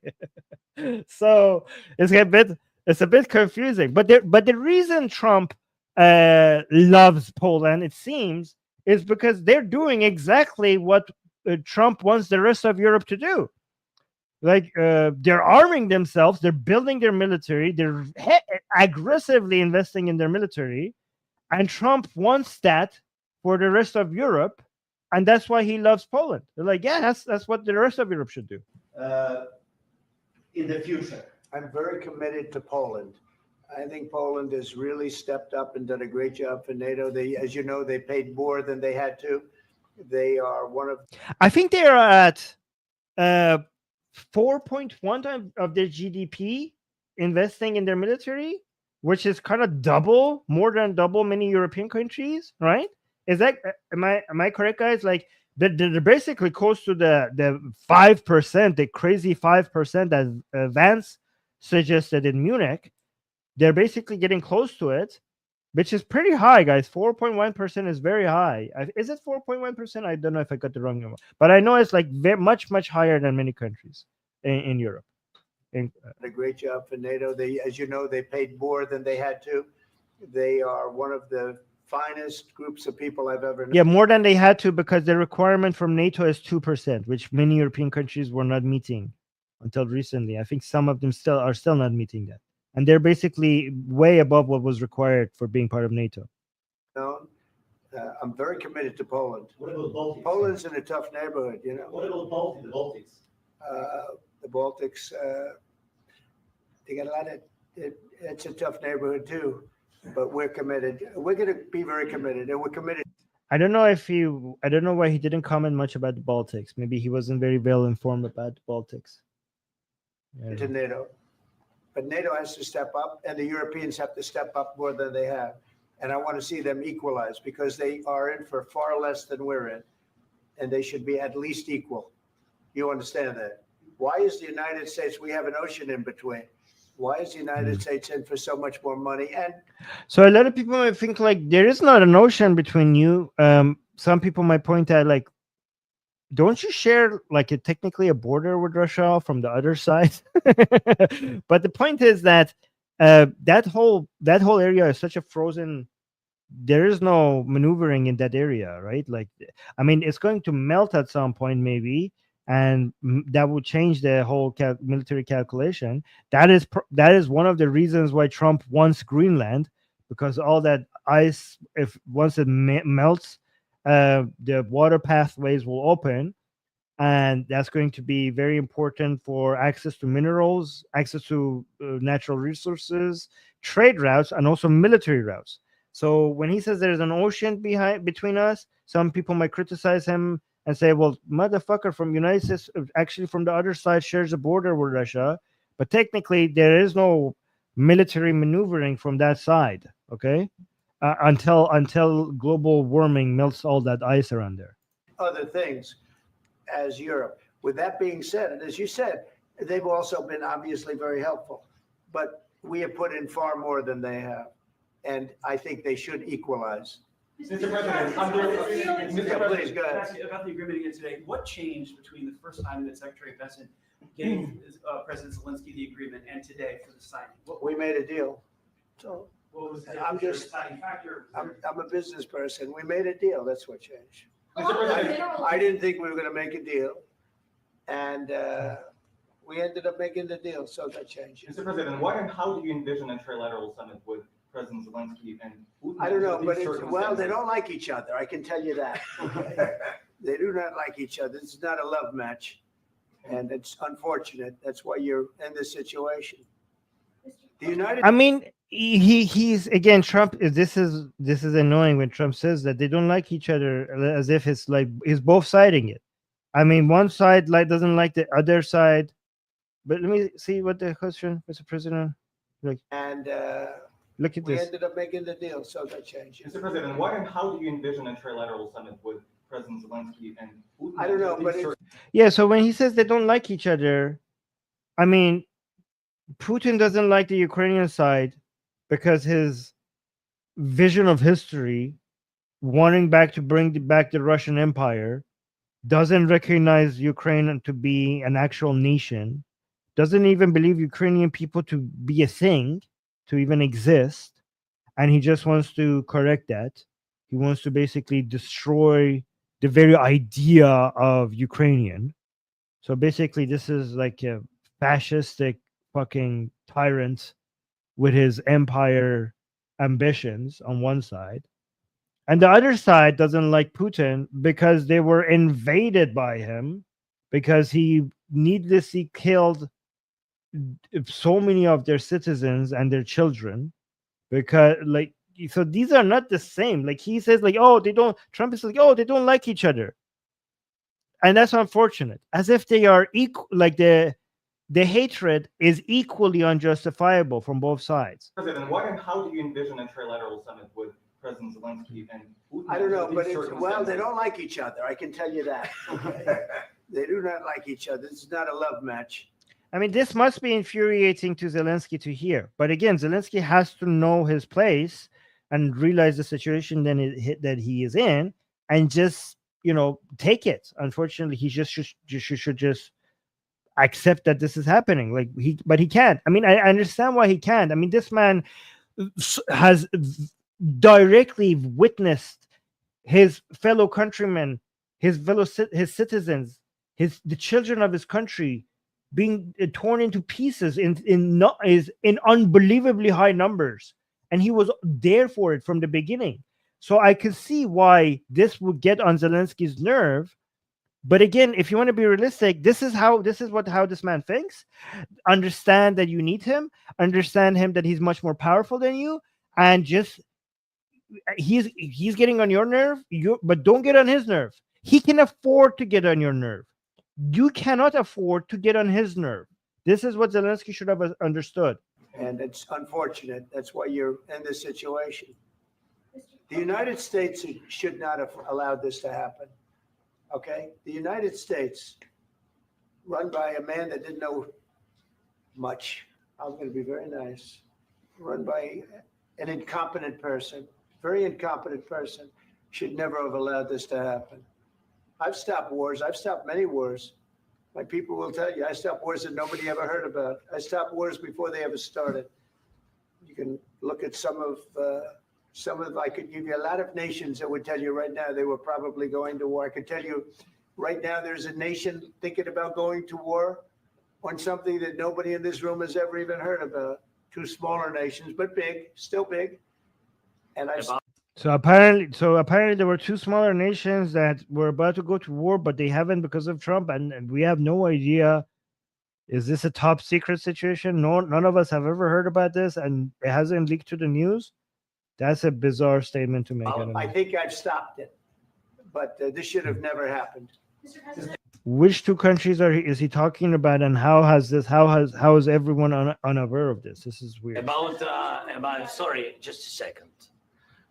About any negotiations. First of all, I want really to tell you, and I think that everybody. Yeah, it's going to be about 3 hours. Is fine because we need to finish this. So don't worry. We're getting to the hot part. We're good. We're getting to the part where everything. We're getting close to the part that everything fell apart. But understand that Ukraine, modern Ukrainians, nobody wants to stop this war. But at the future, any negotiations, it's understandable that two sides of the war, not Russia and the United States, because this is not the war between Russia and the United States. This is war of Russia against Ukraine and Ukrainian people. So these two sides will be at the will be at the negotiation table. Then of course United States, like the strongest partner of the Ukraine, and of course Europe, I think Europe is very important. I want to speak about it with the president. Oh, keep telling him how Europe is important. It's Europe. That's great. I think Europe is very important. I want to speak about it with the president. Yes, Europe is very important for us because we really defend Europe for today. All Europeans really recognize that we are defending the line, and they have real life, and our people are dying. That's why they helped us. Yeah, so basically what Zelensky is suggesting here, which is true actually, is that Ukraine is fighting a war that other Europeans would be fighting if Ukraine was not in the way. This is the same point that we make about Israel, right? That Israel is fighting the enemies of United States, and they are basically paying a heavy price. They're standing in between United States enemies and United States. And a lot of Americans should recognize that. So Zelensky is right about this, but the thing is that Russia is mainly an enemy to other Europeans, not necessarily an enemy to Americans as much, right? So what Israel is doing, which is much in the interest of Americans, what Ukraine is doing and supporting Ukraine is very much in the interest of European countries. So it makes sense for Europeans to support Ukraine. Okay, but the American taxpayer are like, okay, but it doesn't make that much of a sense for us. And why do we even have to be there? I mean, it's really pathetic that Europe, which is has the 10 times the economy of Russia, needs American help for this. It's absolutely pathetic, right? I mean, I saw there was the Prime Minister of Poland actually said this. He said basically Europeans. 500,000 Europeans are asking 300,000 Americans to protect them against 100,000 Russians. Think about it from that perspective, right? Let me see if I got the numbers right. Yeah, I think I got the numbers right. That's what that was very well put. Like, how is this? How have you made this America's problem? Yeah. This is the Prime Minister of Poland said 500 million Europeans are asking 300 million Americans to defend them against 140 million Russians. That is pathetic. That is embarrassing. Right. So, yeah, Zelensky is completely right that supporting Ukraine is supporting all of Europe. All of Europe. But this is the responsibility of the rest of Europe. Us. And also it's about the NATO. Yes, between, like the president said, you have big, nice ocean. Did I say 300,000? I meant 300 million. 300 million. Yes. Yeah, okay, so guys, I misspoke. When I said originally, I said 300,000, but then I corrected myself. I meant millions, of course. Between us, but big. Yeah, United States is 300 million people. Russia is 140 million people. Iran is 85 million people. Europe is 500 million people. Yeah. So the point is basically 500 million people. So it's not just economics; it's also population terms, right? You know, you are 500 million people in Europe. Why and Russia is only 140. So both in you overpower Russians both in numbers of people by a huge margin, like more than double, way more than double, almost triple. Okay, 500 million Europeans over 140 million Russians, and then so you basically overpower them both in total number of people and in economic. So almost 2.5 times their population and 10 times their economy, and yet you're not economically ready. Yet you're not you're militarily ready. Militarily, you're completely not ready to defend yourself against Russia. That's your failure. And maybe America is correct to stop supporting you so that maybe you wake up. D with the super chat. Thank you so much, D. D is saying, do you think the trilateral statement plays a part here? I don't know what your trilateral statement plays a part here. Can you clarify, D? And Jean star D's comment once she clarifies what she means.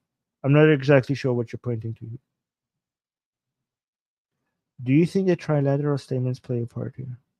Okay, let me know what you mean. Let me see. Wait for D's comment. D.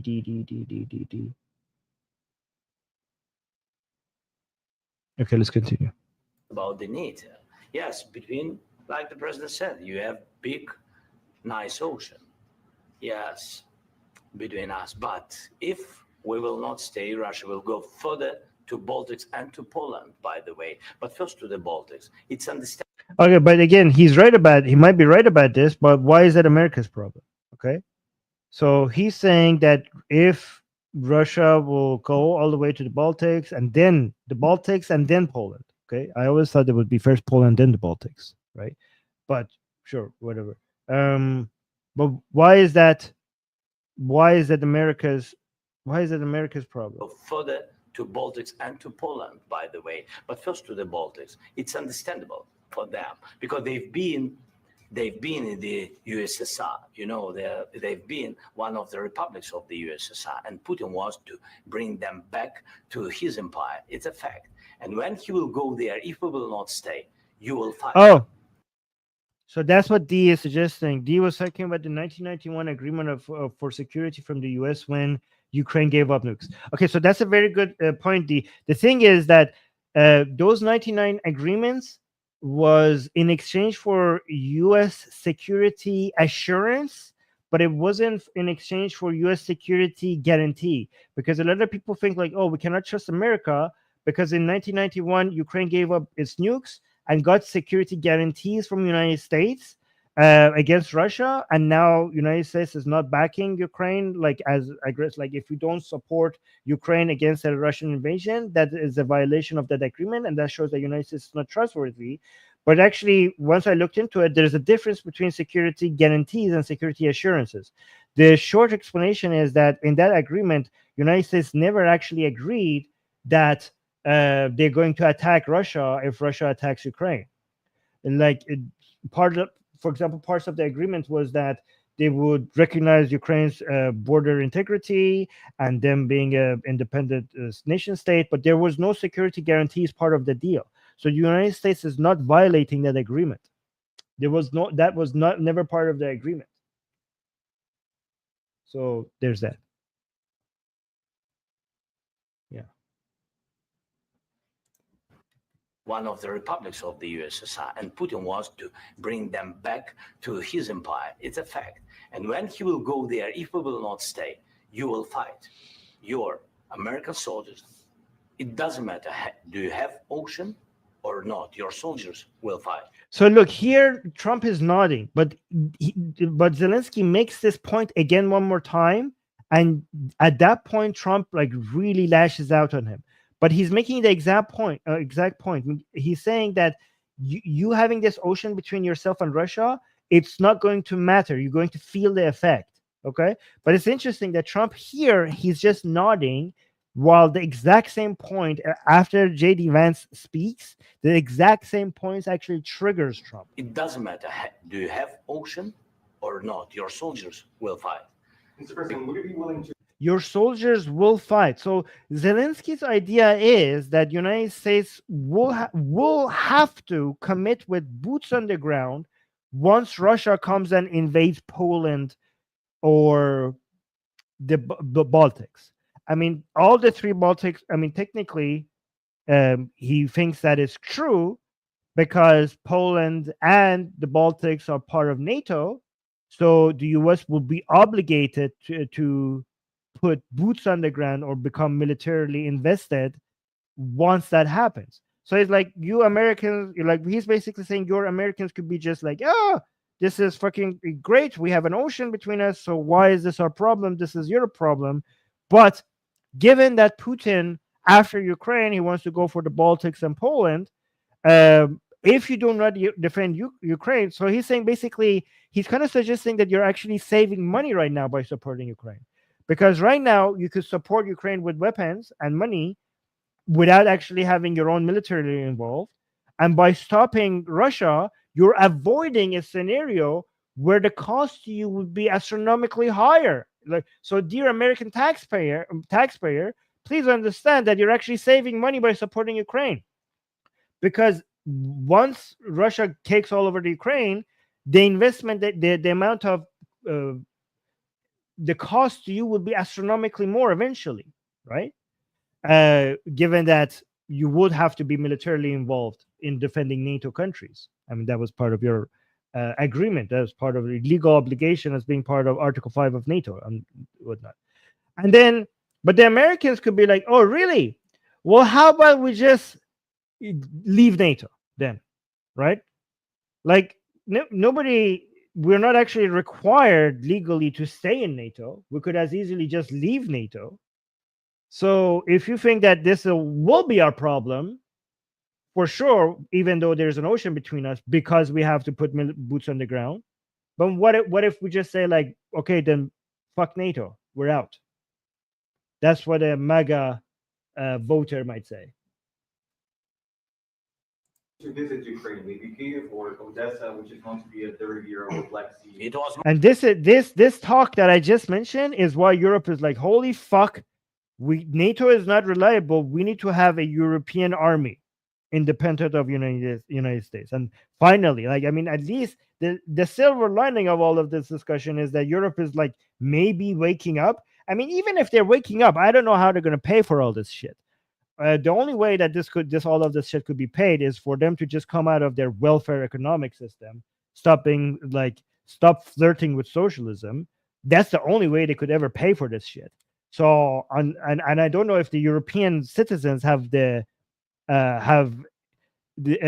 any willingness to give in to any of that. I mean, the European citizens have been so used to their free shit that if Europe wants to pay for a bigger military, some of that has to go away. And I don't know, and any politician who might even want to suggest some of this free shit to go away is going to be destroyed in the elections in Europe. So I don't know. I mean, even if Europe is like, holy fuck, we need our own army, I just don't know where they're going to get the money from it. I don't know how they're going to pay for this. I mean, Germany has been in its constitution that there are certain huge barriers to borrowing, right? So they have to go and rewrite their constitution. I don't know how this is going to work out, even if they realize it. We'll see. Oh my God, we got a whole ton of super chat. So D, I think I responded to your question after you clarified, and Semper, I think I'm sorry if I'm mispronouncing your name, right? Saying, Armin Habibi, you are right on the money. Oh wow, thank you. I appreciate that. I appreciate your that compliment. Gigi saying, totally agree. Correcting Trump in front of crowd is worse than correcting a lover in front of everyone at the party. Only if you want to pick a fight. Yes. Married people here understand this very well.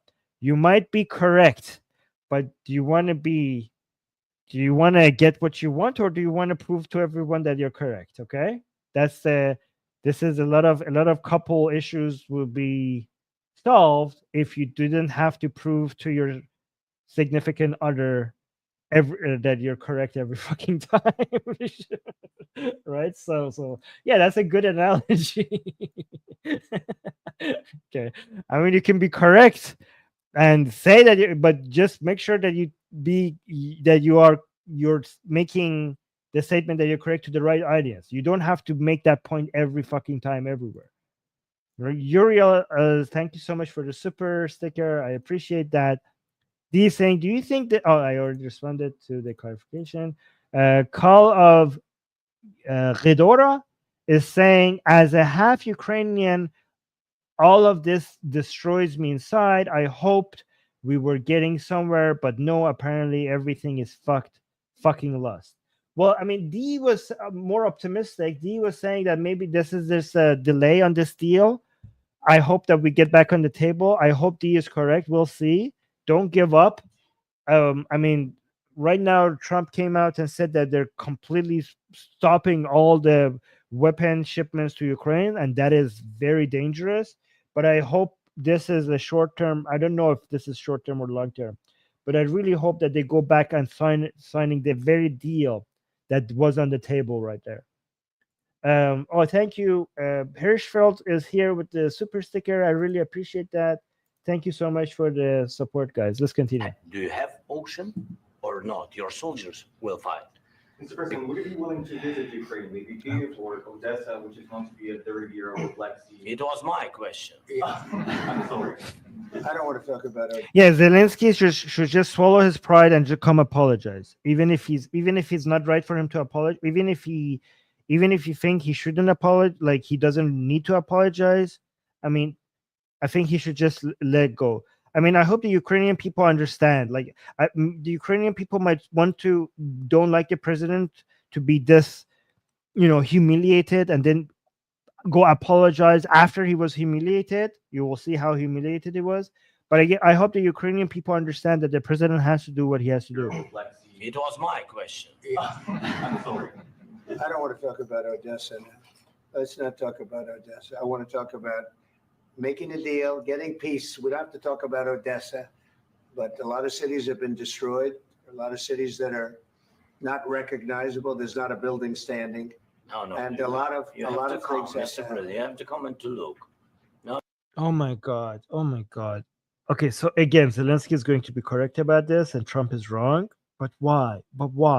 So Trump is saying like there are cities in Ukraine that is completely, there's not a single building standing, and that's not the case. Okay, and this is a very important thing for Ukrainian people to show that they're continuing, that no, we're not completely annihilated, we're still standing, we're still living, we're still fighting.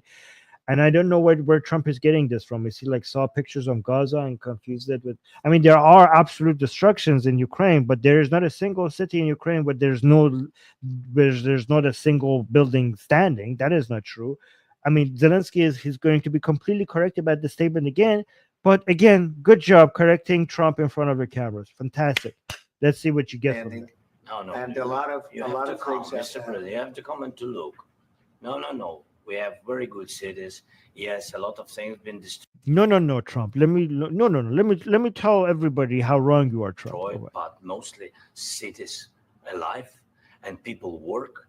Again, I'm actually surprised that Trump didn't react aggressively here. He was actually very relative to how he was before. He has been very patient up until now. Children go to school. Sometimes it's very difficult. Sometimes closer to front line, children have to go to underground schools or online. But we live. Ukraine is fighting, and We live, guys. We live. Look at I love that. I mean, I would love this, and these statements are beautiful and important in the right place. Like we live, we continue to live. We're not destroyed. schools or online. But we live. Ukraine is fighting, and Ukraine lives. This is very important. And maybe it's Putin is sharing this information that he destroyed us. No, he lost 700,000 people, 700,000 soldiers. He lost everything. Yes. So, Mr. President, one more. Okay, so we got a super chat. Jack is saying, "What do you mean by free shit? Are you against welfare programs? Why is U.S. better? Can a strong army coexist with a welfare state and a good economy?" So I am against welfare to the point that you become a welfare state. Absolutely, I would. I mean, I'm not against all forms of welfare, but if you have welfare to the point that you could be described as a welfare state, then I am absolutely against that. It slows down the economy. It reduces progress. It stifles innovation. It has been devastating. I mean, this is not an opinion. This is a complete economic fact. Of course, I'm against a welfare state. I mean, there has to be some welfare, a minimum level of welfare, so that for some people, but not to the level of Europe, not even close. Why is United States better? I mean, because United States economy has been has been so strong that it has lifted up the entire planet. I mean, Europe would not be even remotely resembling European countries, would not even look like first world countries today after World War II if it wasn't because of United States economy lifting them up. United States is the main force behind the entire planet's technology and science and innovation and business. I mean, look at the leading industries in the world. Look at what percentage of them come from United States compared to Europe. Show me European economies, the companies that are remotely close to a single one of the many mega corporations that America has been able to produce. I mean, look at United States. Look at the army and the military force that United States can afford. Of course, United States is better. United States is better by a huge margin. But yeah, thank you, Jake, for the super chat. I mean, the interesting thing is that you talk about the welfare programs. The European countries don't they are the welfare programs that you are proud of, like that you might be in favor of in Europe, is funded by American support for Europe. So even the welfare programs that some people praise in Europe is only possible because of America's economy, not because of Europe's own economy. As you soon might actually realize, once we might actually this might actually become more obvious in the near future. So that's good. Please go ahead. When did you last speak with President Putin?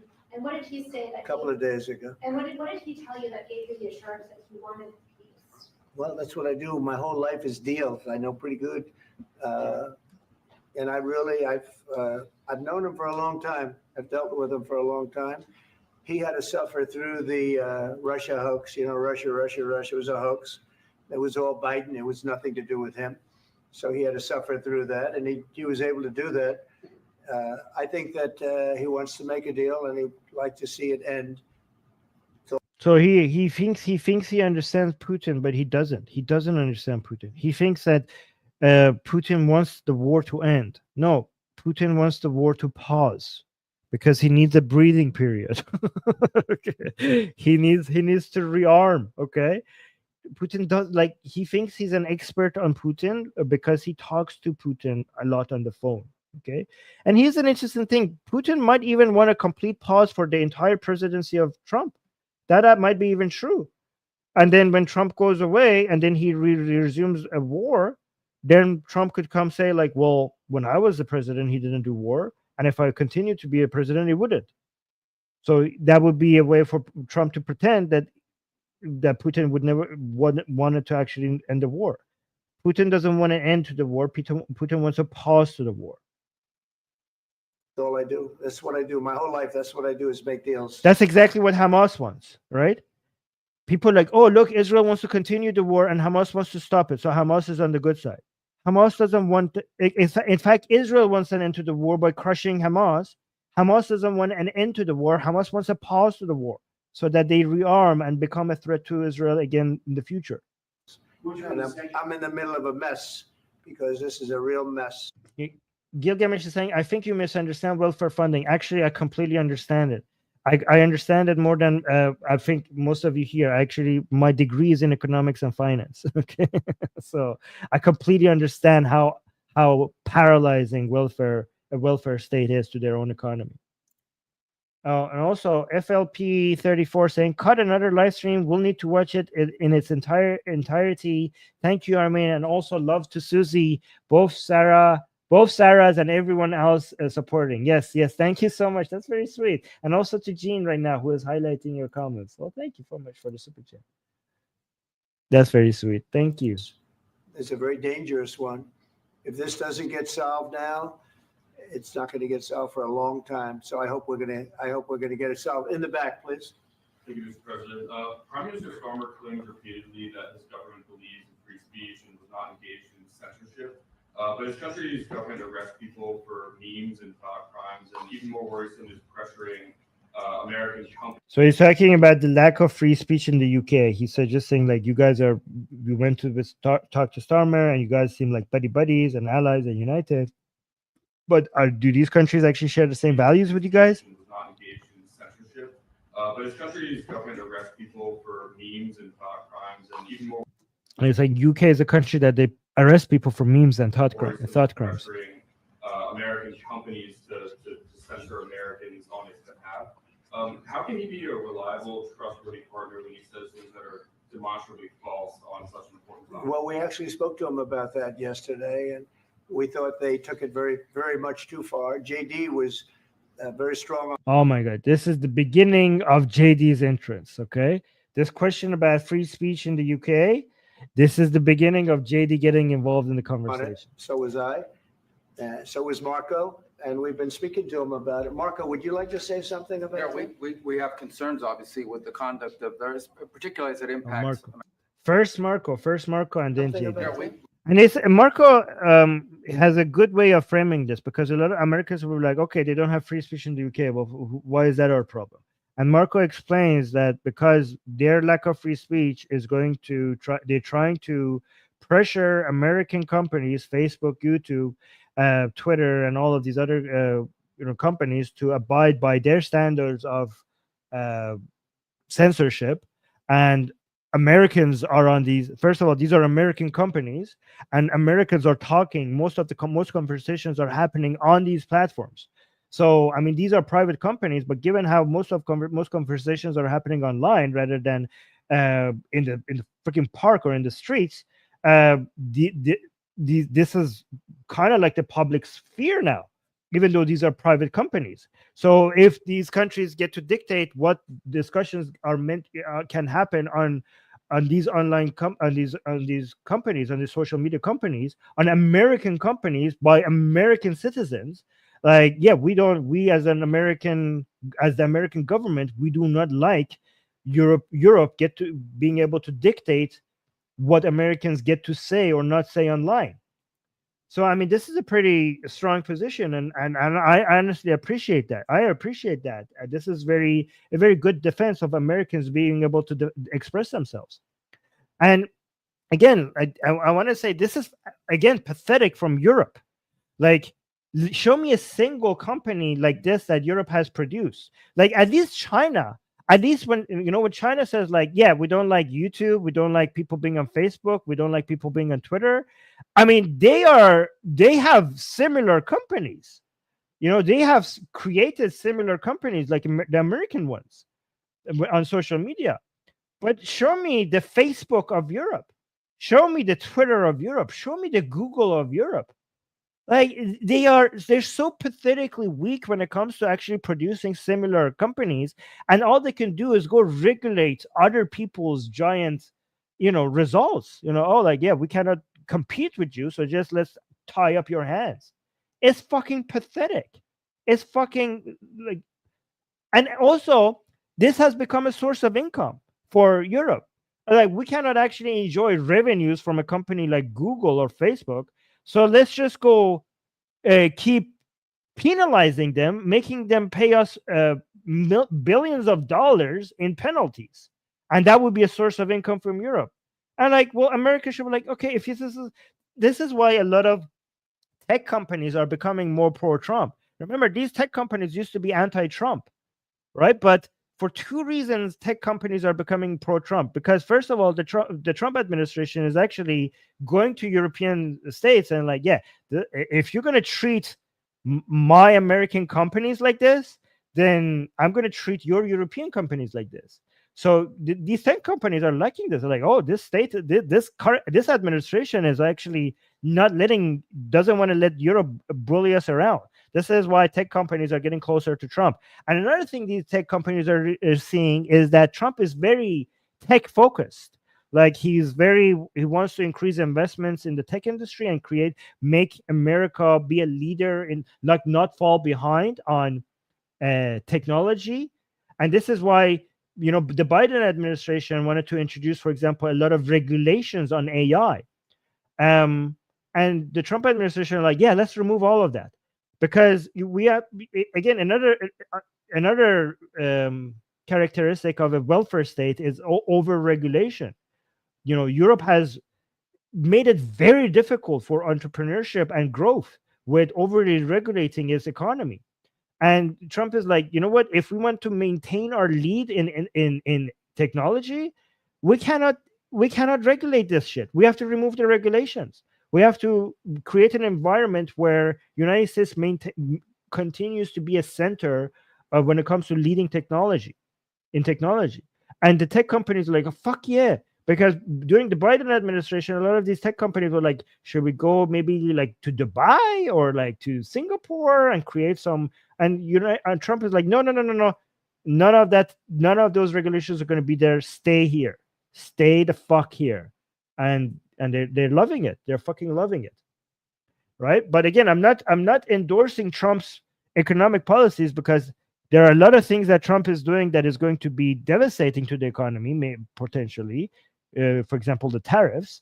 But when it comes to deregulating and creating creating an environment where investments in technology stays in the United States, on that front, that's going to go well. But on a lot of other things, you can criticize his economic policies. But so is Marco, and we've been speaking to him about it. Marco, would you like to say something about Yeah, it?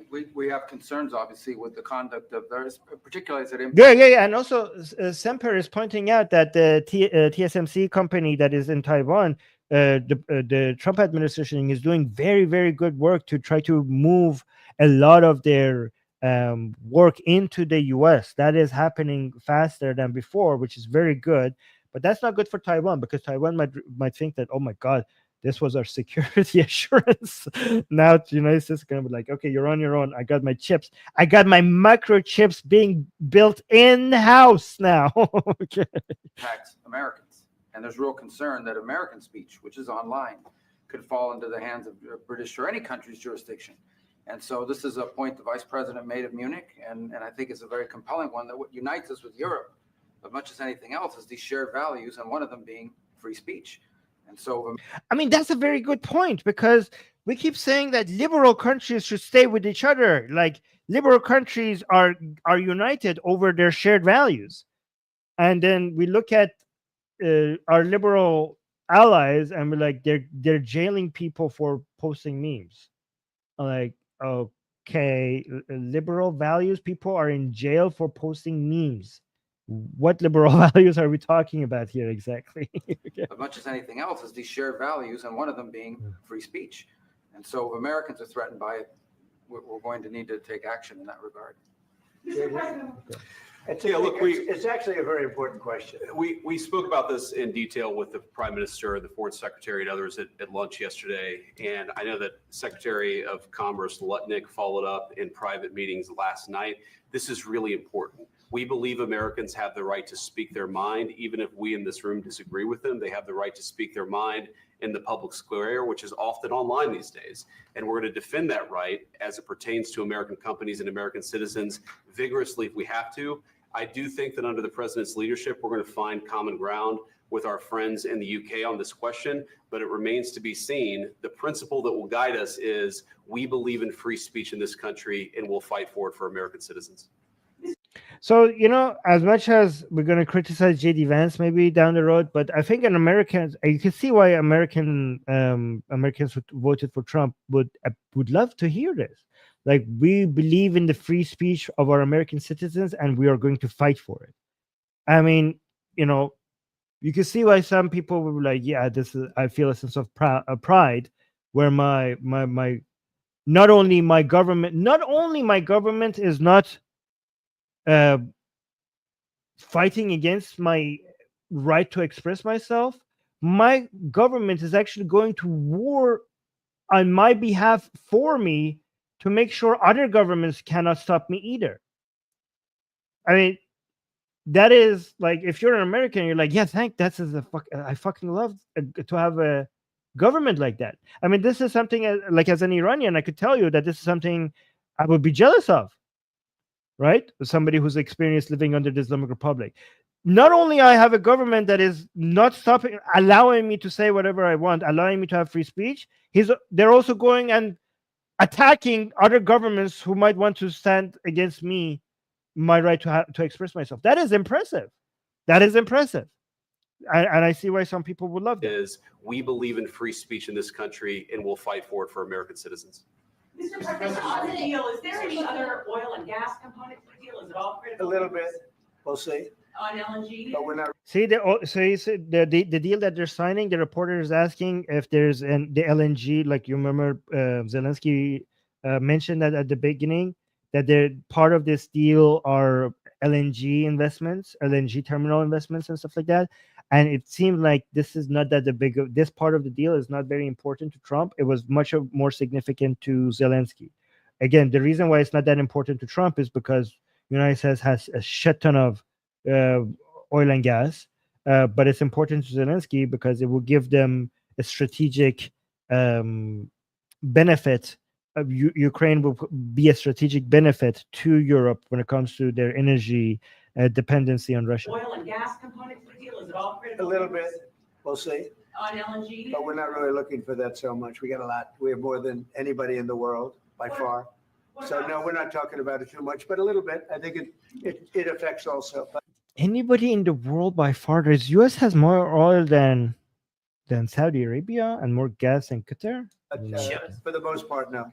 And sir, is there any agreement from Ukraine to purchase US LNG as part of the deal, or is No. that on the table at all? No, Some of those- we don't need that. Some of Mr. those President, I minerals just are in wanted the to ask you East, Mr. about, President. you just mentioned that you'd spoken to Vladimir Putin a couple of days ago. Just to be clear, that's a new call, not the one that you. I've spoken to him on numerous occasions. Okay. And how was the latest call?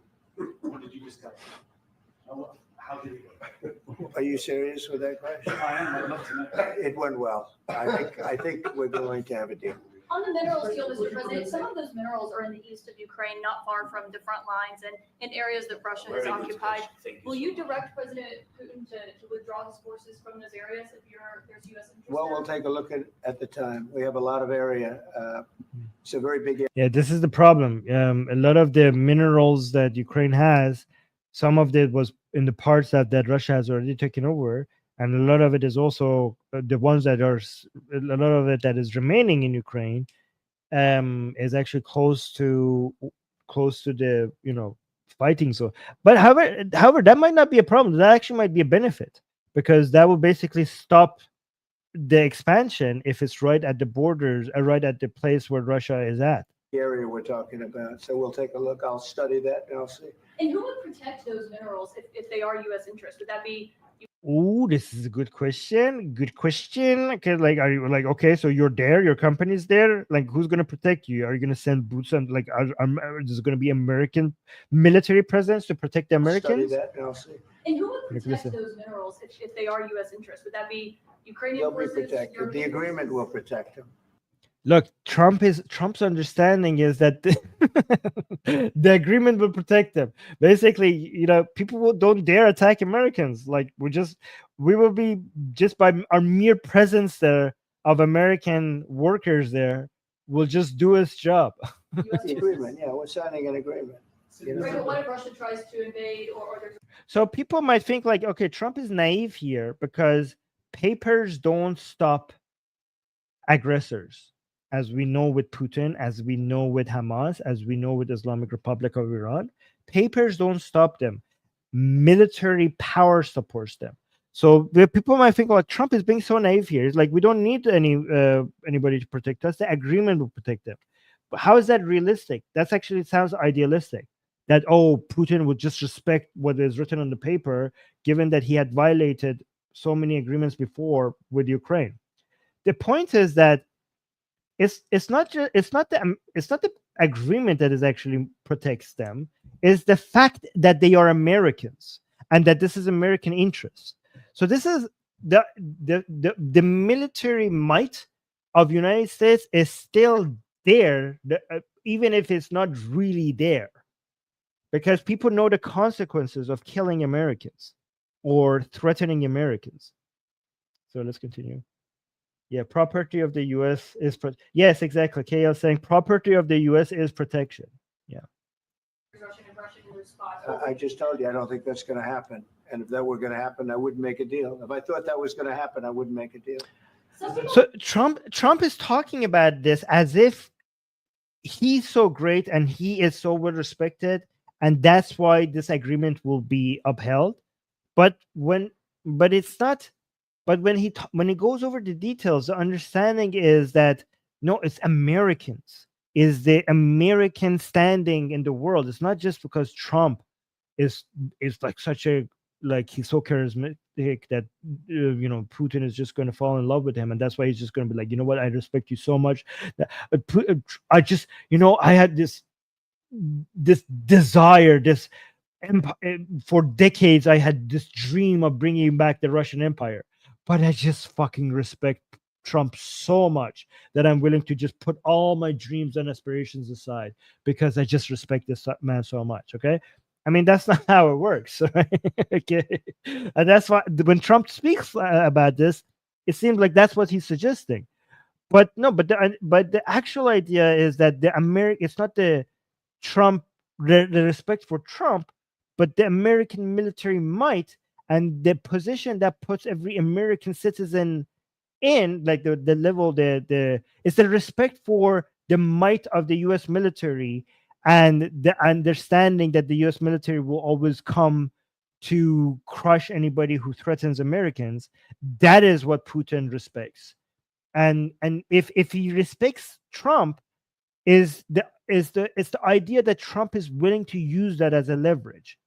That is what might be respected here. Not how amazing Trump is or how much they I don't know what they're talking. I mean, it seems like they're talking over the phone a lot with each other. It seems like they're kind of like a couple in love, or like they constantly have phones with each other, and like, yeah, you hang up, no, you hang up, no, Vladimir, you hang up, no, Donald, you hang up. It seemed like this. It seemed like that's what's happening behind the scenes. I don't know what's happening behind the scenes, but Trump thinks like they have the chemistry between Putin and Trump is so great, and he just trusts Putin for so much for that reason. That's what he's phrasing it like. But let's continue. They ought to focus on CNN on survival, not asking me these ridiculous questions. Oh my God, this was CNN speaking, and he's like, CNN, you better focus on surviving rather than. I mean, if they want to survive, that's what they have. They have to be here and ask a question. CNN on survival, not asking me these ridiculous questions. Focus on surviving, because CNN's got such low ratings. I don't think they're going to survive. Let's go. Please go. I already mentioned Poland. Poland was under Russian control for decades after the Second World War. When I was a kid, I looked at the United States, not only. Oh, this is the guy from Poland again. So remember I talked to you about the confusion that maybe some Polish were feeling because Trump is aggressively, very pro-Putin, but also very pro-Poland. But Poland is like, we looked up to United States to always be there to stand up against aggressors like Putin. So now this Polish reporter is now going to express his concern. Because CNN's got such low ratings, I don't think they're going to survive. Let's go. Please go. I already mentioned Poland. Poland was under Russian control for decades after the Second World War. When I was a kid, I looked at the United States not only as a most powerful country, richest country in the world, the country that has great music, great movies, great muscle cars, but also as a force for good. And now I'm talking with my friends in Poland, and they are worried that you align yourself too much with Putin. What's your too much with Putin? Message for them? Well, if I didn't align myself with both of them, you'd never have a deal. You want me to say really terrible things about Putin and then say, "Hi, Vladimir, how are we doing on the deal?" That doesn't work that way. Okay, so I see his point, but at the same time, he got a deal with North Korea while being so insulting to his leader, calling him Rocket Boy left and right in his first term. So if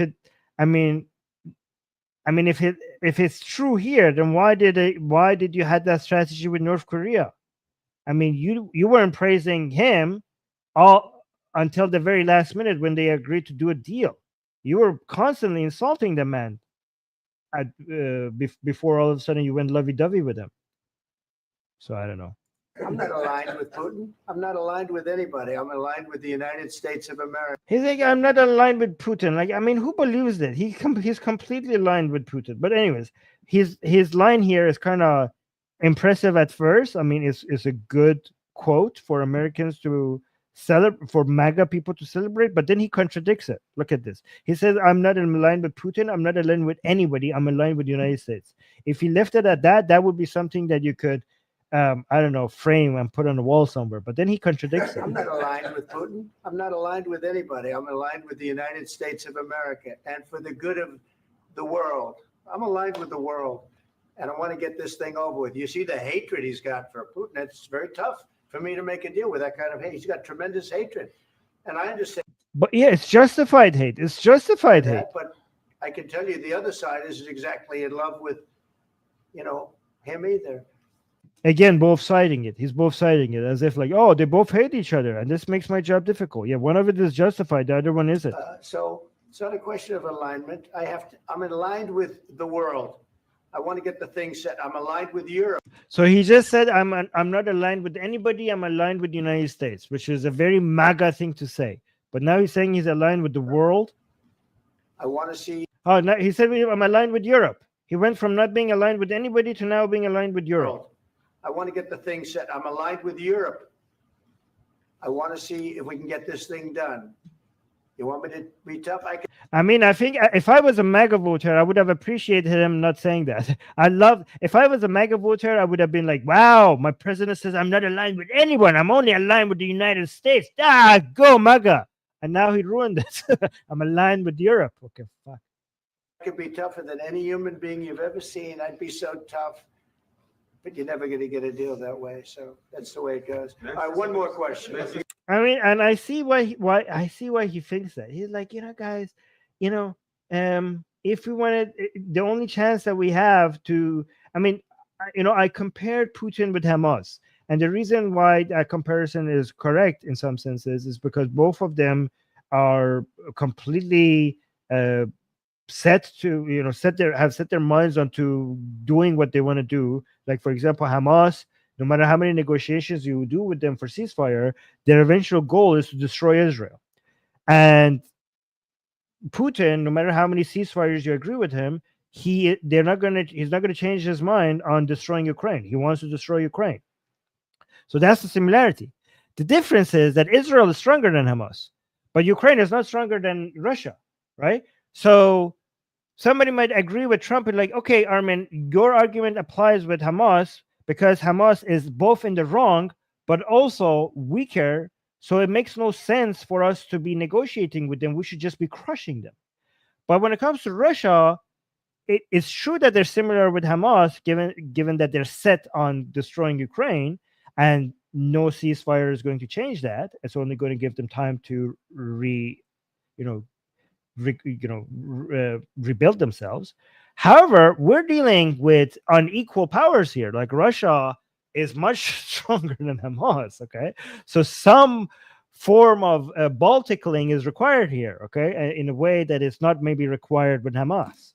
Okay, so there is that difference. I will respond to this. So look, for 4 years in the United States of America, we had a president who stood up at press conferences and talked tough about Vladimir Putin.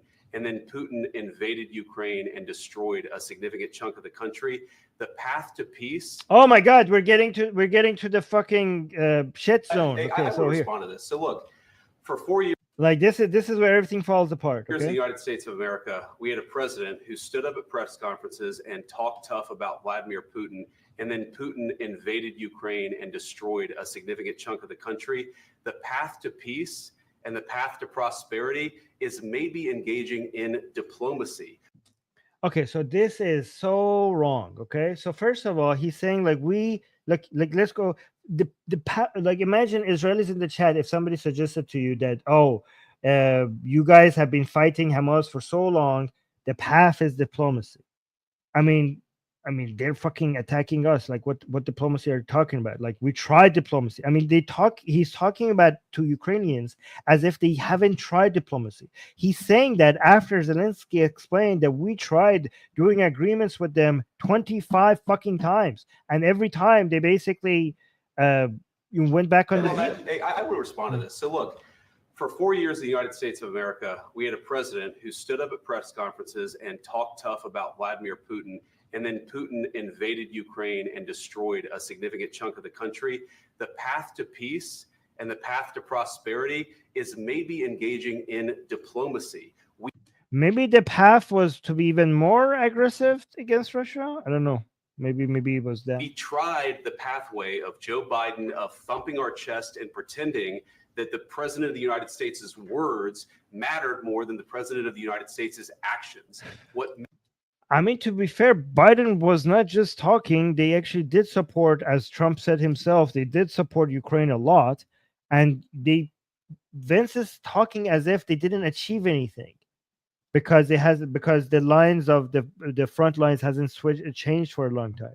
But I think that the fact that Ukraine is still standing and it's still a country, that is a major achievement. We're talking about the Europe's poorest country versus something that we thought was the global superpower, a military superpower.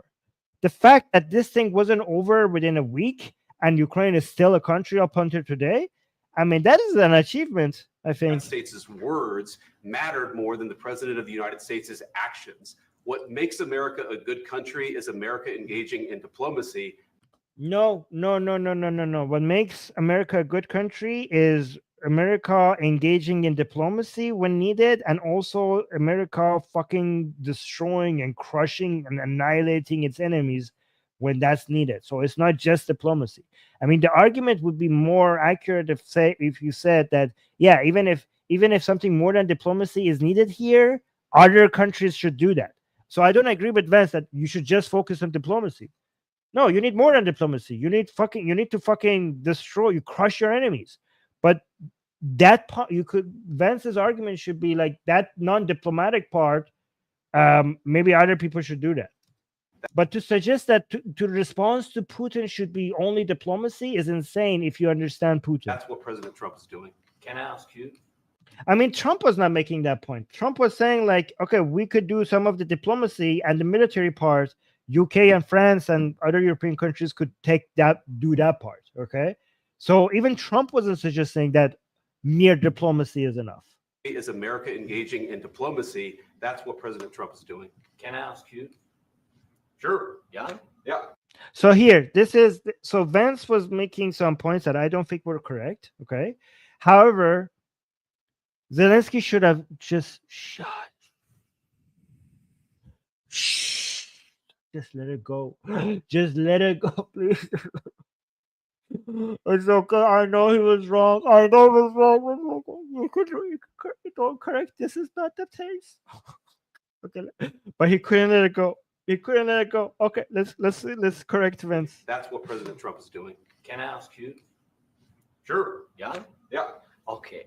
So he occupied our big parts of Ukraine, part of East and Crimea. So he occupied it on Like they were the invaders. They started this. So during a lot of years, so I'm not speaking about just Biden, but those time was Obama, then President Obama, then President Trump, then President Biden, now President Trump, and God bless, now President Trump will stop him. But during 2014. So he's like, Vance, you're saying this happened during Biden? And he's like, Vance, you're wrong. All of these things that we're talking, like I'm the president of Ukraine. I know our history. All of this was happening during Obama, Trump, Biden, and now. Nobody stopped him. 2014 is before, 2014 till now. President Trump will stop him. But during 2014, nobody stopped him. He just occupied and took. He killed people. You know what the contact 2015. 2014. Okay, this is so interesting that Trump thinks that he knows Ukrainian history more than the president of Ukraine. Like, please do not correct Ukrainian president on the history of their own country. Okay, I think if you think it's 2015 and the president of Ukraine thinks it's 2014, I would bet that 2014 is probably the right number. So I don't know. Killed people. You know what the contact 2015.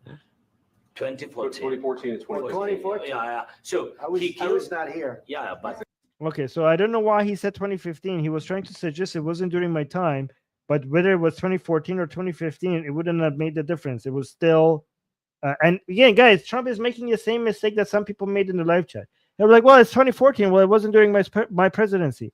Well, that's not what Zelensky is saying. He's saying, he didn't say 2014. He's saying since 2014. Since 2014, not on 2014. That's exactly right. Yes, but during 2014 till 2022, yeah, the situation the same. The people are been dying on the contact line. Nobody stopped him. You know that we had conversations with him, a lot of conversation, my bilateral conversation, and we signed with him, me, like a new president. Like he's saying, look, listen, all this time we were signing agreements with him, and he went against them. The very agreements that Putin has signed. Like what? And he basically, Zelensky saying, how could we do diplomacy with such a man? You know, on this stream we say, how could we do diplomacy with Hamas? And Zelensky is saying that about Putin. Like, how could I do diplomacy with somebody that goes against the agreements that he signed? Okay. And again, the proper response from the Trump side was like, because this agreement, okay, so Zelensky is completely right. You cannot do diplomacy with Putin. But the paper, so this is why Vance is wrong and Trump is kind of right, because the agreement that you're signing with Trump is not mere diplomacy, unlike what Vance is saying. The agreement that you're signing with Trump kind of is, there's a hidden American response suggested there. You know, when you say nobody would attack us, but if there are Americans there, that is getting American military indirectly involved. Okay, so this is not mere. So I mean, Zelensky is kind of right, and Trump is also kind of right, and I just think that they're not explaining this very well to each other. And this is not. You shouldn't have explained this in front of the cameras, anyways, to each other. To be honest, conversations with him, a lot of conversation, my bilateral conversation, and we signed with him, me, like a new president. In 2019, I signed with him the deal. I signed with him, Macron and Merkel. Guys, I'm not saying that Putin and Hamas are exactly the same, but there are points. I'm just saying they're making the same points. Okay, you don't have to be completely the same for you to be able to make comparisons. The deal. I signed with him, Macron and Merkel. We signed ceasefire. Ceasefire. All of them told me that he will never go. We signed with him. Guess. See, Zelensky saying, I heard this before. Like, I've signed agreements with Putin, and they were Germany and France was doing this with me, those agreements. Okay. And Merkel and Macron, at that point, they told me that Putin is not going to go against the deal. Like, they said that to me. And then he did. So now I'm hearing this again. Like, Zelensky is saying, I have been here before, where they put agreements in front of us. If between me and Putin, and there were world powers there telling me that, oh, he's not going to go against this deal, and then he did. So Zelensky, like, excuse me for being skeptical. Okay, all right. So continue. Gas contract. Yes, but after that, he broken this ceasefire. He killed our people, and he didn't exchange prisoners. We signed the exchange of prisoners, but he didn't do it. What kind of diplomacy? JD, you are speaking about what you have? What kind of, like, how do we do diplomacy with such a man? Okay. What kind of diplomacy? I know. Look, guys, listen to JD Vance's response. Okay, JD Vance is now going to respond in a way that shows that he doesn't have an answer. Like, if I was JD Vance, I was saying that, okay, this diplomacy, this is actually not just diplomacy. Okay, President Trump is trying to make you understand that there's more than diplomacy, kind of secret. Like, we brought some non-diplomatic guarantees through the back door in a way that the only way that Putin might accept. Okay, that's what I would say. But JD Vance actually doesn't have an answer, and he just gives you this, like, I don't know, just empty response. But he didn't do it. What kind of diplomacy? Listen. JD, you are speaking about. What do you mean? I'm talking about the kind of diplomacy that's going to end the destruction of your country. Yes, but like, look at this. Like, as if he doesn't care. JD Vance is saying that to Zelensky as if Zelensky doesn't care about the ending of the destruction of his country. He's saying Zelensky is trying to show to you that how impossible it is for you to do diplomacy with Putin, and instead of explaining to it how this is different, you're like, oh, you just say something completely meaningless and empty. Oh, the kind of diplomacy that ended the destruction of your country. Well, excuse me, thank you for actually clarifying that. This actually clarifies nothing. What do you mean? I'm talking about the kind of diplomacy that's going to end the destruction of your country. Yes, but if you Mr. President, with respect, I think it's disrespectful for you to come into the Oval Office. So see, now Zelensky wanted to respond to that, and JD Vance realized that this is not a discussion that he's going to have, that he's going to win with Zelensky. Zelensky knows about the details of his country and his history more than Vance. Okay, so instead of like continuing this discussion, JD Vance is now feeling threatened by Zelensky, and now he wants to, all the 40 minutes of Zelensky constantly correcting Trump or seeming not very grateful, seeming somewhat uncomfortable. So JD Vance is like, okay, let me just, now that you're questioning me and not agreeing with me, let me just throw a grenade in the middle of all of this by pointing out how uncomfortable it has been all this time listening to you, constantly correcting Trump and being ungrateful. So he now throws it. So JD Vance is doing this in an effort to save himself from being corrected from Zelensky. He throws a grenade in the middle to just stop Zelensky from questioning him. And look at this. Mr. President, with respect, I think it's disrespectful for you to come to the Oval Office and try to litigate this in front of the American media. He's correct about this, okay? But again, JD Vance was saying some incorrect things, but now he's saying some correct things that I wish he wouldn't say. So he's criticizing Zelensky for why he's litigating this all in front of U.S. media. If you wanted to say these things, you should have said it behind the cameras, like not in front of the cameras. But again, this makes it very confrontational, and it also motivates Trump. Like Trump went from his whole chill mode, being tolerating Zelensky, and also being nice, and also being kind of patient and everything. Now all of a sudden, JD Vance goes like starts attacking, go on the attack mode, and Trump is like, yeah, you know what? This guy has been questioning me in front of the cameras and seeming ungrateful this entire time, hasn't he? Right? But JD Vance just did this just to stop Zelensky from correcting him. The kind of diplomacy, even though his criticism is kind of correct. It's going to end the destruction of your country. Yes, but if Mr. President, with respect, I think let's not have that conversation. Let's not continue that conversation that I was losing and shift to this conversation that I will be winning in. That's what he's doing. It's disrespectful for you to come to the Oval Office and try to litigate this in front of the American media. Right now, you guys are going around and forcing conscripts to the front lines because you have manpower problems. Forcing conscripts to the front line, they were getting annihilated. Like, what the fuck? I mean, look at the double standard here.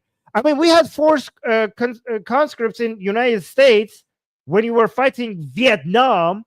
Was Vietnam an existential crisis to United States? Was Vietnam going to come annihilate United States? You still had that, but you are criticizing Ukraine for having that rule in a situation that they might, if they don't have such practices, they might not have in a country to be even to be criticized. Even I mean, I don't know. You guys are going around and forcing conscripts to the front lines because you have manpower problems. You should be thanking the president. Yeah, they have manpower problems. They're at war. Of course, they have manpower. I mean, which country doesn't have manpower problems if they're in war? Forcing conscripts to the United States would front lines because you have manpower problems. You should be thanking the president for trying to bring it. I mean, you're telling Ukrainian president the problems that they're having. I'm sure that he knows this. I'm sure the Ukrainian people are appreciating you telling them the problems that they're having. They're experiencing these problems. They know these problems. They're feeling it in their bones. They're being crushed under these problems. I'm sure the Ukrainian president, representative of Ukrainian people, really appreciates you explaining how horrible situations are in Ukraine right now. Front lines because you have manpower problems. You should be thanking the president for trying to bring it into the. I mean, he's right about. So he goes from being right to being absolutely wrong to being right again. I mean, he should have. So he should have thanked Trump more directly. Have you ever been to Ukraine? That you say what problems we have? I have been to. Count once. I've actually watched and seen the stories, and I know what happens on TikTok is you bring people, you bring them on a propaganda tour, Mr. President. Do you disagree that you've That's TikTok propaganda. I don't know. I think he was just TikTok. had problems bringing people into your military? We have And problems. do you think that it's I will respectful answer. to come to the Oval Office I of the will United answer. States of America and attack the administration that is trying to prevent the destruction of your country? So Trump's internal dialogue is like, yeah, like, you know what? He has not been very nice to me, even though I was being nice to him, hasn't he? Like JD is right here. This is what Trump's internal dialogue is. A lot of questions. Let's start from the beginning. Sure. First of all, during the war, everybody has problems. Even you, but you have nice ocean and don't feel now, but you will feel it in the future. God bless. You don't know that. God See, that sounds like a threat. This is the same thing he said before. I don't know, maybe Trump wasn't paying attention, but Trump has run out of his patience now, especially now that JD's pointing out how bad Zelensky has won. And this sounds like a threat. I mean, JD Vance, Zelensky shouldn't have said this. This sounds, instead of appreciating and saying to Trump, like, oh my God, this is very helpful, thank you very much, he's threatening them. He's like, if you don't do this, you're going to feel the consequences. Like, this is not the exact opposite thing that you should be doing with Trump. Everybody has problems. Even you, but you have nice ocean and don't feel now, but you will feel it in the future. God bless. You don't know that. God bless. You don't God know bless. that. You will Don't- not have you gotta- a war. Don't tell us what we're going to feel. We're trying to solve a problem. Don't tell us what we're going to feel. I'm not telling you. Because I'm you're in answering no on this position to question. dictate that. That's Remember exactly what this. you're doing. Not You're in no You were telling them that if you do not help us, they're going to be consequences. It sounds like a threat. I mean, it's not a threat, but it's kind of sounds like it to them. So this is not how you do diplomacy with Trump. position to dictate. Yeah, what- Heavy Gretel is saying to me it's more of a warning, but I get why people see it that way. I mean, especially Trump, especially exactly what Trump would see it that way, you know, and especially Trump who thinks like, you know what, we're a fucking superpower. We don't need the rest of the world. The rest of the world needs us. To somebody with that attitude, if you come and tell them that, you know what, if you don't help us, you're gonna get fucked yourself. Like, yeah, you know what? How about we try? How about we won't help you and see who's going to get fucked, or you or us? You know, that's the attitude of these people. You shouldn't test them. You shouldn't test the most powerful person in the world, especially when you need them so badly. We're going to feel. We're going to feel very you will good. Feel influence. We're going to feel very I'm good and telling very you, strong. You will feel influence. You're right now not in a You very know, good look, position. Zelensky is insisting on his position. You know, this is no. You're very good and very strong. You will feel influence. You're right now not in a very good position. You've allowed From the yourself very- to be in a from very the bad very position, beginning and he of the happens war. to be right about From it. the very beginning of the war. You're not Mr. in a good Brown, position. I You don't was have the cards right now. With us, you start having not playing cards. Right now, you don't. I'm very Yeah, you're playing serious, cards. Mr. President. You're I'm playing very cards. serious. You're I'm gambling the with the president lives in of war. millions of people. You think You're gambling with World War III. You're gambling with World War III. And what you're doing is very disrespectful to the country, this country. That's with back all to you. respect to your Far country. more than a lot of people said they respect. should have. Have you said thank you once this A lot entire of meeting? times. No, in this Even- entire So this is very important. A lot of people are criticizing Vance by saying that we have actually on record Zelensky thanking America many times. I think it was 25 times or 35 times. So people are saying Vance was wrong to say, have you ever thanked us? But Vance and Trump don't want Zelensky to thank America. Vance and Trump want Zelensky to thank Trump. Okay, and this is what Vance is trying to make Zelensky People realize. said they should have. Have you said thank you once this A lot entire of meeting? times. No, in this Even entire meeting, have today. you said thank Even you? today. You went to Pennsylvania and campaigned for the opposition in October, offered. Yeah, well, I mean, at that time, you weren't the president at that time. I mean, what are you supposed to do? Take a position against the American president at the some time? words of appreciation for the United States of America and the president who's trying to save your country. Please, You think that if you will speak very loudly about the war, you He's can. not speaking loudly. He's not Yeah. speaking loudly. Say like Trump is very defensive over JD Vance. You can see that, right? JD Vance comes, even when Trump doesn't come and defend himself, and people are like uh, a little bit aggressive towards him, JD Vance is always sitting there to make sure that to jump on people.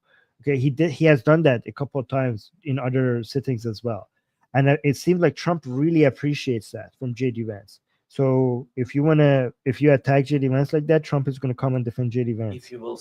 So let this be a lesson to other politicians who are talking with Trump. Not only you should not be attacking Trump, you shouldn't also be attacking his cabinet. Or country.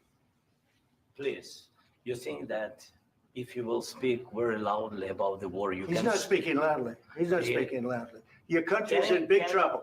Can I Wait a answer? minute. No. Can You've I done a lot answer? of talking. Your country. No. You've done a lot of talking. Holy shit. This went from that. This escalated really quickly. This went from 0 to 100 in no time. Is in big trouble. I know. Yeah, but by the way, guys, if you wanted JD to be less present in these types of meeting, I think given Trump, I think he's going to be more determined to have JD next to him, because this is like very much appreciated. Like this is JD Vance knows how to get on the Trump's good side. If you tell people like, hey, have you been grateful and appreciative to Trump? Trump likes that kind of people. Like this, JD Vance. You might think JD Vance was like being dumb here, but this is JD Vance like this. He probably got a lot of brownie points from Trump for doing what he Wait did. a minute. No. Can You've I done a lot answer? of talking. Your country is in big trouble. I know. You're not I winning. know. You're not. Yeah, like this is like I completely understand Zelensky as well here. Zelensky is like, you're telling me that I'm in a lot of trouble? Like, motherfuckers, I've been living in the middle of it. I witness our children dying. I see their bones being crushed in front of our very eyes. I know this. I know our country is in a problem. You telling us that we're in problem. Like, what do you think? How do you think that this requires an explanation to me? You've done a lot of talking. Your country is in big trouble. I know. You're not I winning. know. You're not winning. This is, guys, have you ever seen two presidents of any country fighting like this in front of the cameras? Like, is this the first in history? I don't know if it is. I'm not saying it is, but is this the first time we're watching two presidents go at each other like this in front of the cameras? A lot of talking. Your country is in big trouble. I know. You're not I winning. know. You're not winning this. You have a damn We- good chance of we are coming out staying, okay because of Mr. us. President, we are staying in our country, staying strong from the very beginning of the war. We've been alone, and we are. Oh my God, this is one of the worst things Zelensky could have said. This is the worst thing. Like, guys, you can see that I'm attacking everybody, okay? I'm defending everybody and I'm attacking everybody. I've defended Vance and I attacked him. I defended Trump and I attacked him. I defended Zelensky and now I'm attacking him. Like, Trump said something that every Ukrainian citizen watching would be offended by. Now Zelensky is saying something that every American citizen watching might be, like many, not every, might be offended by. From the very beginning of this, we have been at this alone. Alone? Are you sure about that? Are you sure about that, Zelensky? Alone? Like, Mr. Zelensky, Ukraine alone would have been completely destroyed, annihilated, removed from the map within less than 24 hours if it was alone. How are you? Why? And do you know, you're talking to the American president in front of American media, in front of the American people who have been your greatest supporter, your greatest funder, your greatest military backer, an intelligence backer. You're talking to a country where when they told you that Putin is about to invade you, many of you didn't take America seriously. Like, oh yeah, sure, you said the same thing about Iraq. And then it happened. So how were you alone? How are you saying this to a country that has been your main supporter? And you're saying you were alone from day one? An American taxpayer, like, you know what? Okay, let's see how you would do alone. Okay, like, how dare you tell us Americans that you were alone. We were always there for you. And this is what we get, telling us that you were alone? No, so somebody's saying, Nail Bunny is saying, Armin, they were alone when Russia first invaded. No, they weren't. America was backing Ukraine before the invasion. With what military equipment do you think they were fighting when Russia invaded? I mean, I remember I was McCain time, before, like long time ago, before Russia invasion, United States was supporting Ukraine. What are you talking about? I mean, you could say that the support escalated and increased, but they were never alone.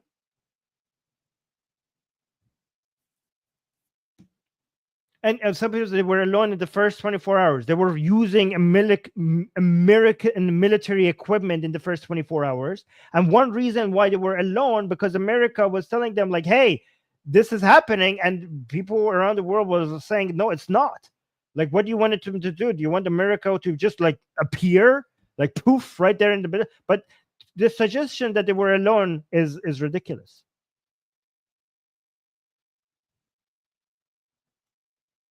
In our country, staying strong from the very beginning of the war. We've been alone, and we are thankful. I said thanks You haven't in been this alone. cabinet. You and haven't not been only alone. in this We cabinet. gave you, through I this said stupid president, $350 billion. And now Trump is wrong. $350 billion. Where is he getting that number from?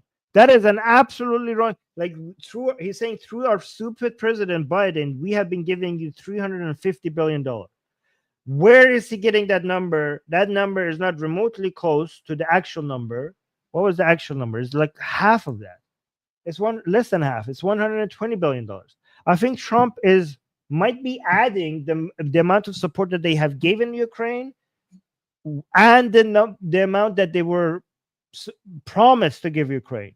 The total, I think maybe the total of what they have already supported and what they were going to support, like the amount that they promised, was 350. But it's not. So this number is wrong. This number is wrong. And you're the president of the United States. You should know these numbers. Like, how does he not know this number? Like, Elon, maybe give him a Grok fact checker, so that he doesn't get the numbers wrong. In this cabinet, president, we are staying in our country, staying strong from the very beginning of the war. We've been alone, and we are thankful. I said, I mean, how did he not know if when he was thinking in his mind that when I say that we have been alone? Of course, that's going to trigger Trump. That is the worst thing you could have said to Trump. I mean, he's wrong about his numbers, Trump, but that's going to trigger him. That's especially now that things have escalated. You shouldn't have said that. thanks You haven't in been this alone. cabinet. You and haven't not been only alone. in this We cabinet. gave you, through I this said stupid president, $350 billion. You We voted gave for you your military equipment, and you voted men for are your brave, but they had to use our military. What about If you didn't have You our invited military me- equipment, You invited if me you to didn't speak. have our military equipment, He you invited me to speak. Like, let me speak. No, the speaking. This type of speaking should have been done behind the this camera. war would have been over in 2 weeks. In 3 days, I heard it from Putin. In 3 days, this is something Maybe new. less. In 2 weeks, of course, yes. It's going to So I think. Correct me if I'm wrong here. I think Zelensky. I don't know if Trump understood this, but I think Zelensky was suggesting that Trump is basically spreading Russian propaganda. And I think Trump didn't understand what he was saying, because I think if he understood it, he would have gotten in. Like, Trump is now cooling down a little bit here. And then JD Vance throws another grenade in a couple of seconds, right? But I think Trump, the reason why he's cooling down is because he didn't really understand what Zelensky just said here. If I understand. What about this? If you didn't have You our invited military me- equipment, You invited if me you to didn't speak. have our military equipment, this war would have been over in 2 weeks. In 3 okay? days, I heard it from Putin. In 3 So look at this. So Trump is saying, if we weren't supporting this war would have ended in 2 weeks. Zelensky says in 3 days. I heard that from Putin. So like, he's suggesting that, yeah, basically what you're saying, it's not, I've heard the same thing, Putin saying the same thing, and he says 3 days. So you don't need to remind us that, because I hear the same thing constantly from Putin. That's what I think he's saying. And if he's saying that, he's basically suggesting Trump is basically parroting what Putin is saying. And I think Trump didn't understand that. And that's why he didn't. Is that Yeah, or else if he did understand that, he would have attacked again. This war would have been over in 2 weeks. In 3 days, I heard it from Putin. In 3 days, this is something Maybe new. less. In 2 weeks, of course, yes. It's going to be a very hard thing to do business like this. I Again, tell you. just say thank you. I said a lot of Except times. that they're, thank you except to that See, this was de-escalating. You know, we went through a de-escalation, and then all of a sudden events are like, no, let's increase the temperature. just say thank you. I said a lot of Except times. that thank they're, you except to that, American people. except that they're Look. So first of all, JD Vance escalated again, even though things were dying down a little bit. And also Zelensky answers in a way that suggests that I don't want to thank you guys. Again, it's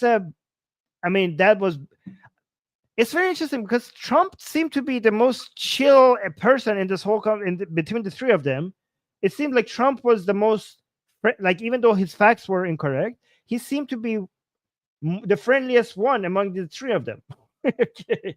So Vance escalates that he's like, you should be thanking us. And Zelensky says, I have been thanking the American people. You know, what?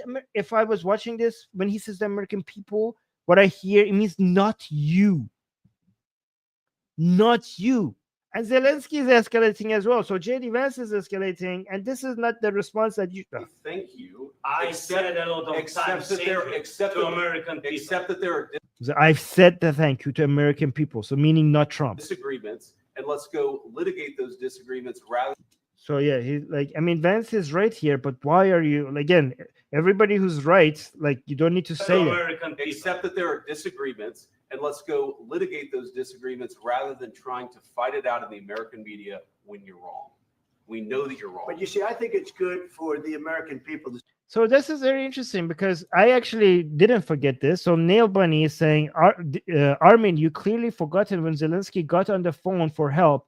He was offered escape. He said he didn't need escape. He needed weapons. Actually, I think he said he doesn't need a plane. He needs weapons. Like, don't send me a plane. Send me weapons. Okay. First of all, I didn't forget this. I did the stream literally yesterday on the Persian channel, and this is exactly what I said to praise Zelensky on my last live stream. So I did not forget this.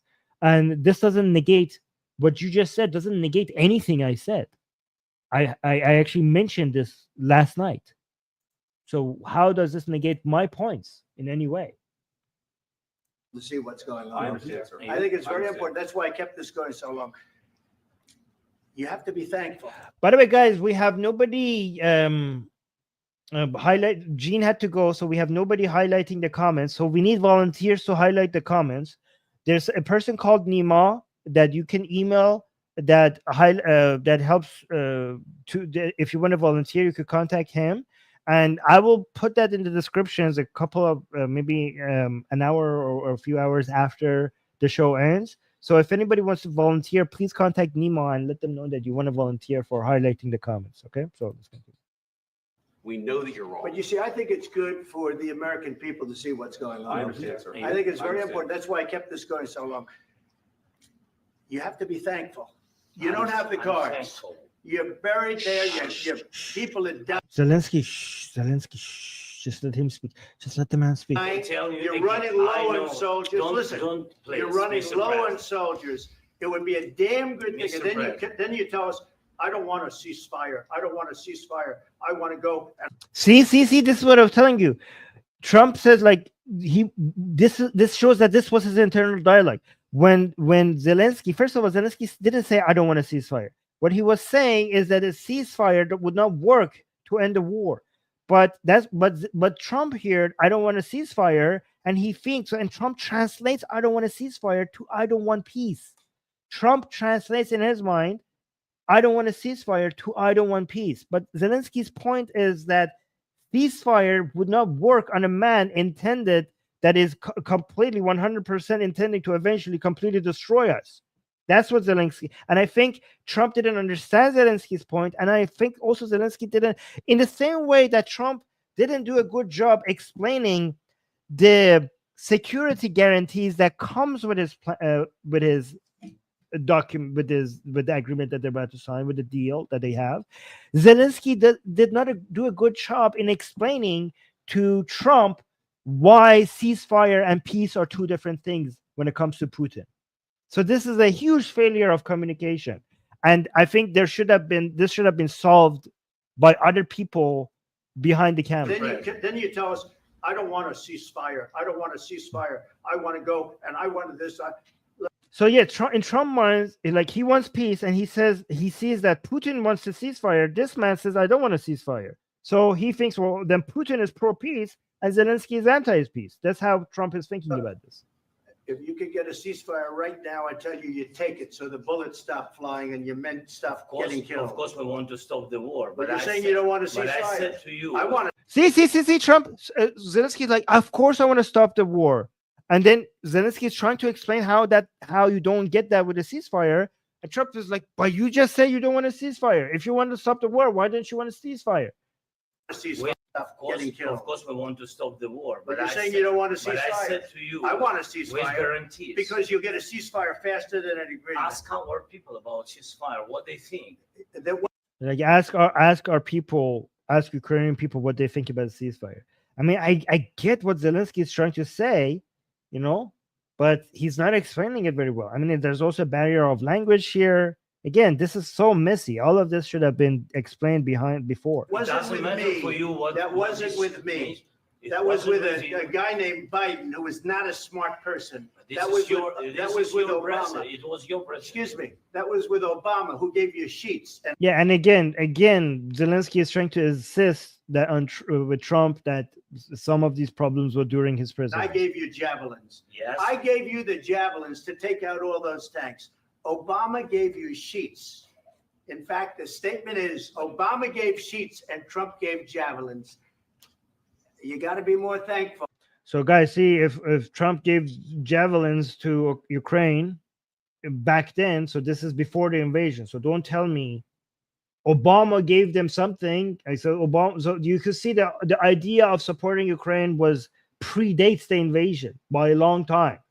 So don't tell me that Ukraine was alone. Obama gave sheets and Trump gave javelins.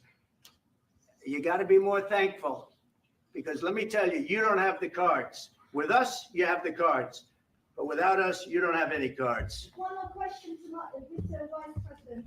I'm sorry. It's going to be a tough deal to make, because the attitudes have to change. What if Russia breaks ceasefire? What if Russia breaks peace talks? What do you do then? I understand that. I think Trump has lost patience now. Like, he doesn't want to answer questions anymore. Look at this. What if Russia breaks peace talks? What do you do then? I understand that. Like, yeah, but a lot of people want to know, like, you keep saying that you're going to have this deal between Putin and Zelensky, but with United States as the mediator, but you're not telling us, like, people keep wanting to know what the security guarantees are. Like, what if Putin basically violates that agreement, okay? And Trump is like, is not having it anymore. Like, what? They're like, what if? And Trump is like, you know what? Fuck all these what ifs. I'm tired. Look at this. What do you do then? I understand that it's a heated conversation right now. What are you saying? She's asking, what if Russia breaks the ceasefire? What if anything? What if the bomb drops on your head right now? What if a drum drops on your head right now, lady? What about that? Do you have any plans for a bomb dropping on your head right now as we're speaking? Do you have any plans for that?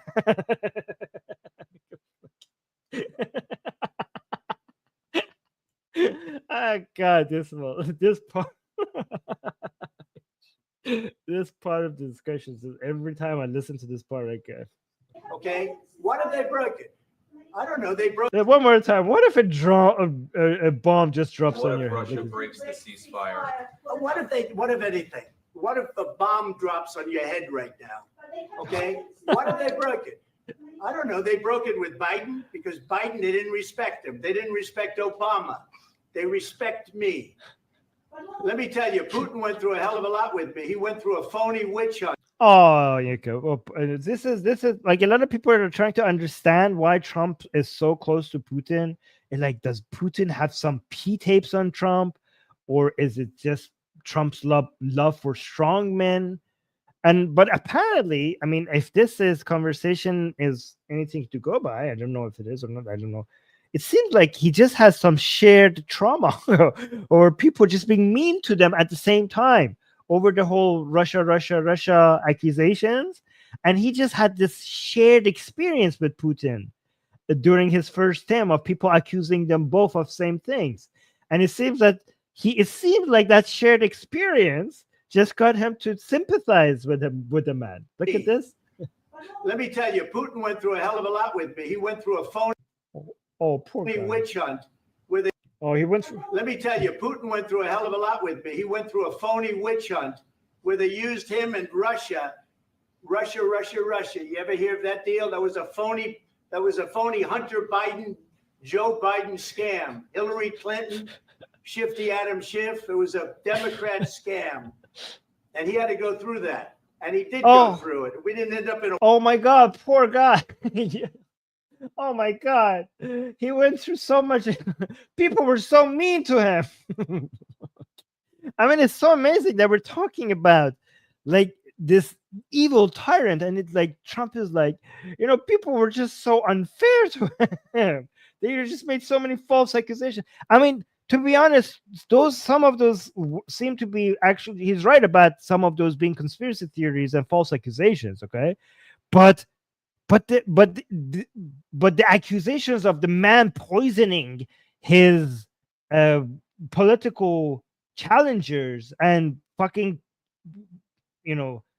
invading countries for his imperial ambitions and killing innocent civilians and children, even if the conspiracy theories about the Russia stuff by the Democrats, if those were false accusations, I mean, I can't feel bad for the guy, given that these other accusations, all of them being completely valid. So I don't know. I mean, I'm sorry if I don't sympathize with the man. I don't feel sorry for him. I don't know. That scam. And he had to go through that. And he did go through it. We didn't end up in a war.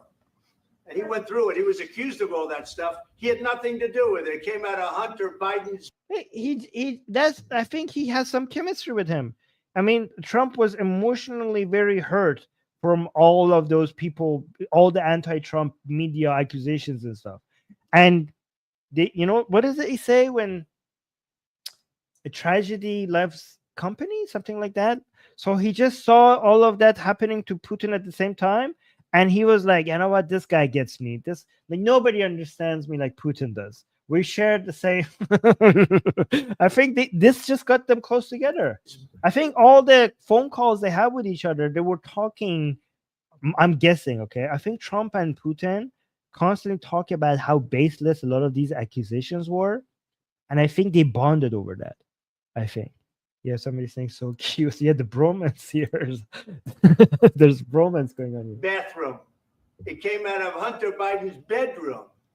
It was disgusting. And then they said, And so a lot of people, the whole Hunter Biden stuff, that the laptop situation, which actually all of that ended up being true. A lot of Democrats were suggesting that this is like a Russian fake news stuff.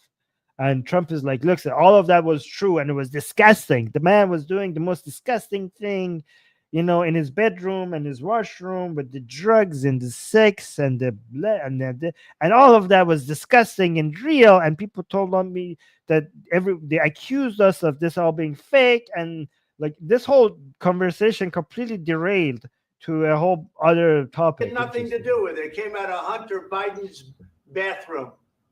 The woman was asking about what happens if Russia attacks, even with this deal, and now we're talking about Hunter Biden doing sexy stuff in his bedroom. It came out of Hunter Biden's bedroom. It was disgusting. And then they said, the laptop from hell was made by Russia. The 51. I mean, to be fair to Trump, the Democrats did make those false allegations. That is, I mean, this conversation is being derailed, but at the same time, Trump is right. Those are false conspiracy theories. Agents. The whole thing was a scam, and he had to put up with that. He was being accused of all that stuff. Oh my God, poor Putin. All I can say is this. These guys, these powerful billionaires with Putin. I don't know. Maybe he's a trillionaire by now. I don't know. But with these powerful people, like, how do you guys feel bad?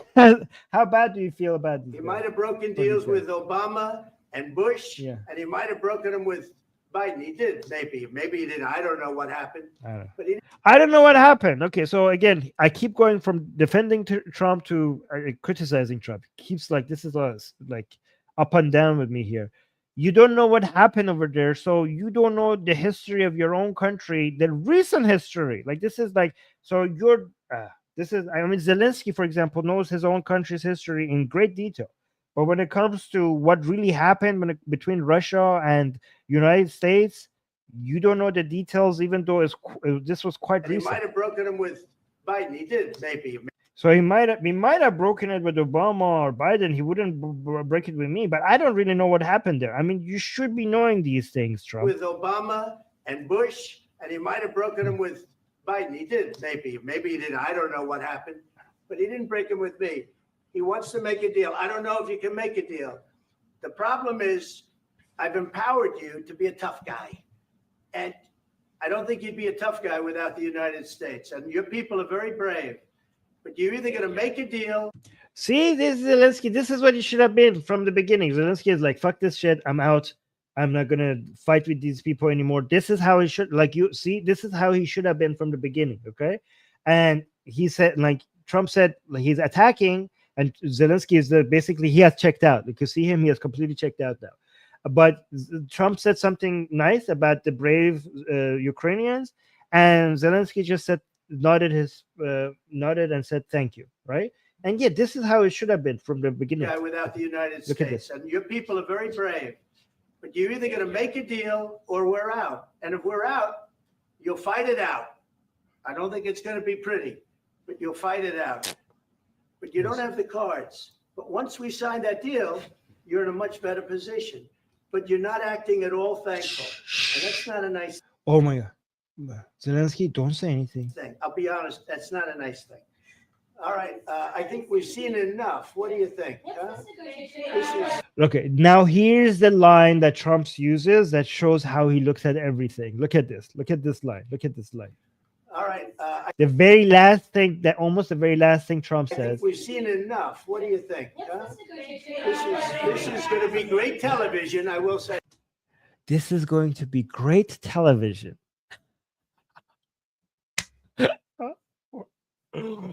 The ratings will be so high.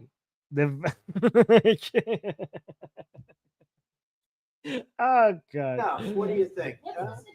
This is going to be great television, I will say that. All right. We'll see what we can do about putting His tele-TV, he's that Trump will never stop being a businessman, a real estate guy, and a TV guy. Okay, you know, I that's what he will always be. That's now within his DNA.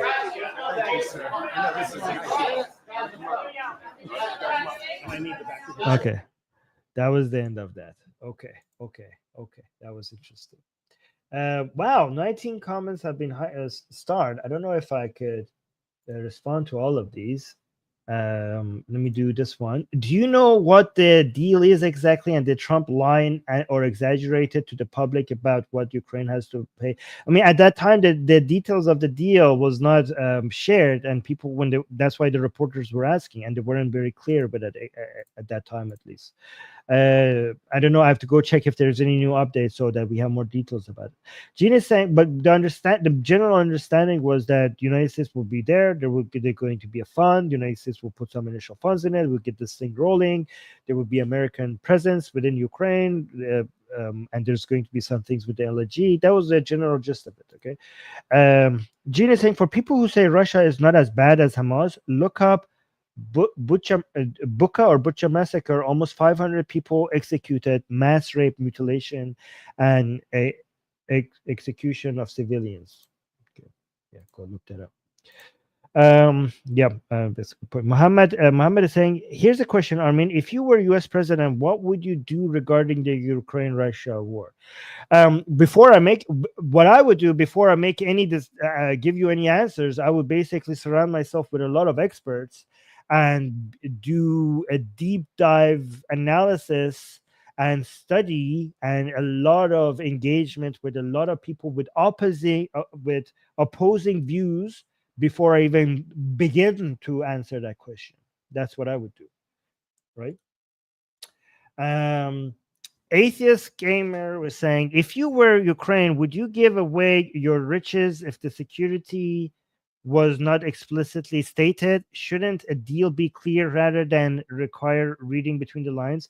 Well, I mean, if it was up to you on what you get, then yes. But if this is the best you could get, like, I mean, if you had a choice into getting something better, then yes, of course you should be trying to get something better. But if it's between this and nothing, then no, go for what you can get. And then Heavy Griddle is saying, also they have a drug called, I don't know what this is referring to. I think this was talking to G. Oh, wait, I think these are like, okay, so this was a conversation between Gene and Heavy Griddle. Mo is saying, is it true that the US just banned all aid to Ukraine and no more military support? Imagine if Russia uses that to take rest of Ukraine. What a big mistake that would be. I mean, yes, everything seems to have paused right now, and that's very dangerous for Ukraine. So I don't know, but I don't know if it's a full stop or a temporary pause until Ukraine comes back and apologizes, or Zelensky, or be more grateful. I hope Zelensky finds a way to go back and just sign this deal without actually fighting with these people, right? But yeah, this pause is absolutely dangerous right now for Ukraine because there's nothing filling that gap. Hammers is saying supporting Zelensky is in America's best interest in long term, in my opinion. Okay, but some people, okay, so yes and no, because some people might suggest the best way to support Ukraine, okay, is to empower Europe to support Ukraine, because it is a deterministic, it is inevitable materialistically, from a geopolitical perspective and from an economic perspective, that the American citizens will not tolerate this for much longer. And I mean, and America should be focusing more on its more direct competition and threats. I mean, America, as powerful as it is, cannot be fighting on 3 fronts at the same time. Okay, as powerful as it is, and it makes sense for it to empower, to shock Europe to stand up to Russia more than America is, right? I mean, it would be good for Europe and Ukraine to shock Europe to become more serious with its military, right? And Hammers is saying, I don't think the US would be better off with the return of the Soviet Union. Okay, guys, like, I don't know. One reason why United States might be justified in, focusing its attention elsewhere is because Russia has demonstrated to be incapable of being the Soviet Union. Like, guys, the fact that they struggled with Ukraine, like, how seriously are we going to take? I mean, it is still a serious threat to Poland, to the Baltics, and to the economy and energy security of Europe, but not. I mean, they showed their hands. They're not the Soviet Union. They're never going to be the Soviet Union. They're fucking pathetically weaker than anybody anticipated. I mean, we should still take them seriously. Take the threat seriously.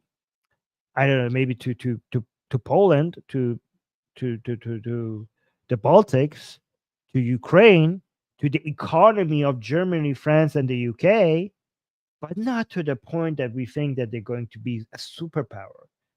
Like, this is the problem with actually participating in war. People are going to see how much of a paper tiger you were, right?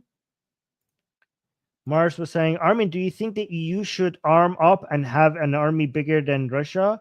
Yeah, of course. I mean, it's embarrassment that they don't have that already. Dark is saying shit went sideways when Trump was repeatedly talking like the deal was already made and was brushing off Zelensky's concerns. I mean, the deal was technically they already agreed to the deal already, so it was already made. Okay, in this point, I would say the fault was with Zelensky, that the deal was already made. The concerns should have been communicated before you came for the media Q&A. On that, I think Zelensky was more at fault than Trump. Heavy Gritter saying, I'm very uncomfortable with the head of my government being this buddy with Russia. I mean, yeah, with Putin to be. Yeah, I see that. I mean, as a liberal, I don't like it when such anti-liberal, evil tyrants are being praised. I'm uncomfortable with it at the same time. However, I try to understand the MAGA position. The MAGA position is like, yeah, okay, what's your suggestion? How are we going to get, if we are going to sign a deal between Zelensky and Putin, go swear at him and see what that gets you. So that's the MAGA position. I mean, that even if that position is wrong, it's not like ludicrous. You know what I mean? You could see why they would say that. Somebody that I cannot pronounce the name is saying America wants Ukraine to make its own colony in order to protect them from the evil bastard Putin. You're saying they want to make Ukraine? I mean, I don't know what you mean by colony. The age of colonies is over. Like, we don't have any colonies right now. I mean, people are referring to agreements as colonizing. I think this is such a this is like not a accurate description of what the colonizer colonizee relationship used to be like. Okay, and I think this is a very woke narrative that whenever two powers are negotiating and coming up with a deal, when you describe the more powerful entity, the more powerful side as a colonizer, and the less powerful side as the one that being colonized, I think that is a misrepresentation of what a colony is actually like, right? Ezra is saying, do a team up with Harris Sultan. You guys could implode Dame interwebs. I think like Harris Sultan has a very good position on this, even though it was tempting for him because given that Harris Sultan and people like him and we produce anti-Islamic content, we do get a lot more right-leaning people attracted to that. And then it would be tempting to people like Harris Sultan to then feed into that audience and also take the Trump side completely on this matter. But he hasn't done that. Like, he likes Trump and he criticizes Trump over this whole Russia issue. And he's very much anti-Putin. So I very admire people like that, like Harris Sultan, who you try to be objective about their takes, even if they're right or wrong. I don't, that's not the point. The point is that they are trying their best to be objective, even if sometimes it would be in the best interest of their channel and the growth of their audience if they just lean into one side completely. I really appreciate that he's like that, even if I have disagreements with him. Jack Johnson is saying the so-called pro-peace conservatives and leftists who oppose military aid to Ukraine are a danger to world peace.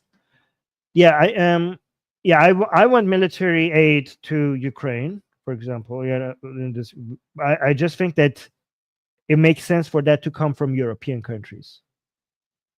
That's what I think. Especially given that European countries haven't been much of an ally to the United States when it comes to the China threat to the United States. Vadim is saying, Armin, why we thank you for the super chat, Vadim. Vadim is saying, Armin, why we supported Ukraine insurrection of 2014 while we were against one on January 6th. Isn't it double standard? No, it's not a double standard because one of them was democratic and the other one wasn't. Okay. I mean, if you go look at the one of it was a democratic election done with a lot of checks and balances and verifications, and the other one was not. So that's the difference. That's the difference, right? I mean, you're talking about Ukrainian people doing the I don't know if I got my years correctly, but you're talking basically about the Ukrainian people rising up and challenging the president at the time for and the Russian influence in their country, right? Am I getting my years correctly? Yeah. Okay, so and also Gage in America is saying Russia needs US, so Russia doesn't turn into a PRC client state. Thoughts on the Iranian north-south corridor for India and Russia. So that would not be good for us Zionists. I mean, and it's very hard for me to say this as an Iranian, because that would have been so good under any other regime for the Iranian people, and it would bring a lot of trade and prosperity and economic activity to Iranian people. However, under this regime, that would be bad for Israel. There's a competing economic corridor that goes through Israel, and now with the fall of Assad, that has become possible. And Israel really needs to desperately make that happen to compete with this corridor actually taking place, right? Because that would not be good for Israel. That would make the Iranian regime much more of a significant threat. So it's that is why I think Israel should. It makes strategic sense for Israel not to try to bring stability to Syria. I mean, I understand why this new government cannot be trusted, but at some point, it would be good if there's less back and forth between Israel and the current and Jolani. What's his new name? Shara. He keeps changing his name. The Jolani guy.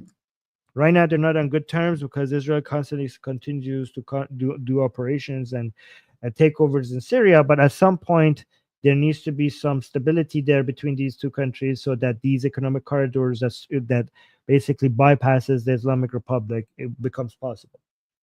What is this? Okay, let me go to the final questions. By the way, did I get those years right? Or was I thinking about a different election? I think I got those years right. Yeah, people are saying yep. Okay. Okay, so Jacob is saying Trump will use this for negotiation. Ukraine will go back to the table because it has to. Europe can't do shit. In a few weeks or months, there will be a peace deal and everyone will still blame Trump. Okay, actually, this is a good silver lining to because we were this was really hard to watch, especially the last 10 minutes. I hope actually Jacob is right, because maybe the silver lining is that this whole drama might make everything better, right? Here's how. If this turns out, if Zelensky, if we had this whole fucking drama shit at the end, and then eventually Zelensky goes back to the table and they sign this deal anyways, then what we got out of this drama is this aggressive European response to this 10-minute drama, saying that we will be there, we will support Ukraine, we're going to send $800 billion, we're going to put troops on the ground. Okay, well, so this ended up working out for Ukraine. We got so much more aggressive response by Europeans in their fuck Trump attitude that they had after this drama that we just saw. they just came out and promised so much more support for Ukraine, and we might not lose this deal anyways. This deal might happen anyways. So if we get this deal anyways, but because of the drama at the end, we got so much more European support, this whole thing might actually been good. Okay, this whole drama might have actually worked in Ukraine's favor. We don't know. We'll see. Okay, that might be this whole silver lining to all of this. Okay. No, I don't know if that seems very optimistic, but that might work out. Okay. Ehia is saying that said, Putin is a big pain for sure. Yet Zelensky is not helping his people here, in my opinion. Yeah, we'll see. I don't know what Ukrainian people think about Zelensky's performance in this meeting, so we'll see. Oh, we got another super chat from Gigi. Gigi saying during Bush, first U.S. stance was that old Europe shouldn't be armed to defend Europe. Okay, so you're talking Bush Senior, right? Shouldn't be armed to defend Europe or not independently of decisions in Washington, D.C. Okay, that's a Wolfowitz doctrine. It's interesting. Okay, I can see why that would be the strategy at that time. Okay, we had the, what is it called? What is it called? Pac America? Well, like, let me see. What is that philosophy called? What is it called? Pax Americana? Is that what it's called? Yes. Pax Americana is a term applied to the concept of relative peace in Western Hemisphere and later in the world after the end of world. Yeah, okay. So these are the people. This is basically neocons attitudes, right? So not only these are the people, the Americans, the neocons in America, who not only didn't want Europe to actually become self-reliant in military terms, they wanted to they thought that the future of the world should be that America not only remains a superpower, but it actually increases the gap between its military power and everyone else's, right?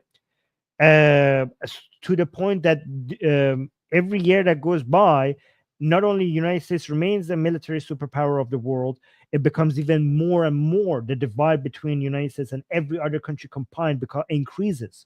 That was their philosophy, and that philosophy wasn't that popular until 9/11. All of a sudden, these people became the main influencers in U.S. politics. But it's interesting because 9/11 also made these people become irrelevant. 9/11 made these people become the most relevant for a period of time, but their reaction, which was the Afghanistan and Iraq war, made this attitude so unpopular that now they're completely irrelevant. Anyways, so that's that.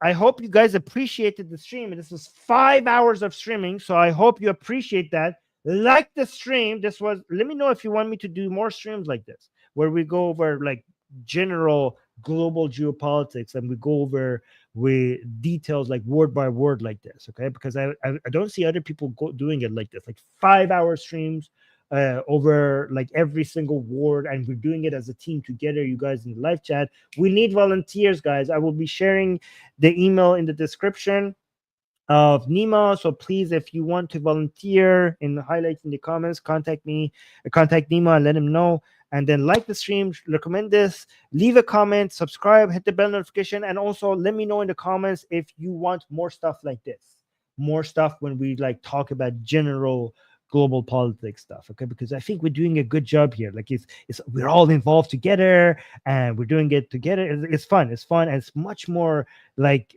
word by word and nuanced than I see it in other places. So this is fun. I like doing this. I mean, I love doing this. So I hope you guys tell me that yes, let's do more stuff like this, okay? People say great stream, my brain hurts. Okay, well that's good. That means that we did good. Thanks for this long stream. Oh yeah, appreciate it, guys. Thank you, guys. Thank you. This is nice. I like it. Okay, guys. Do some ball tickling if you want me to continue these streams. Okay, how about that? Okay, like let me know in the comments that this was good. Okay, it works on me as well. Okay. All right, guys. Bye. Till next stream.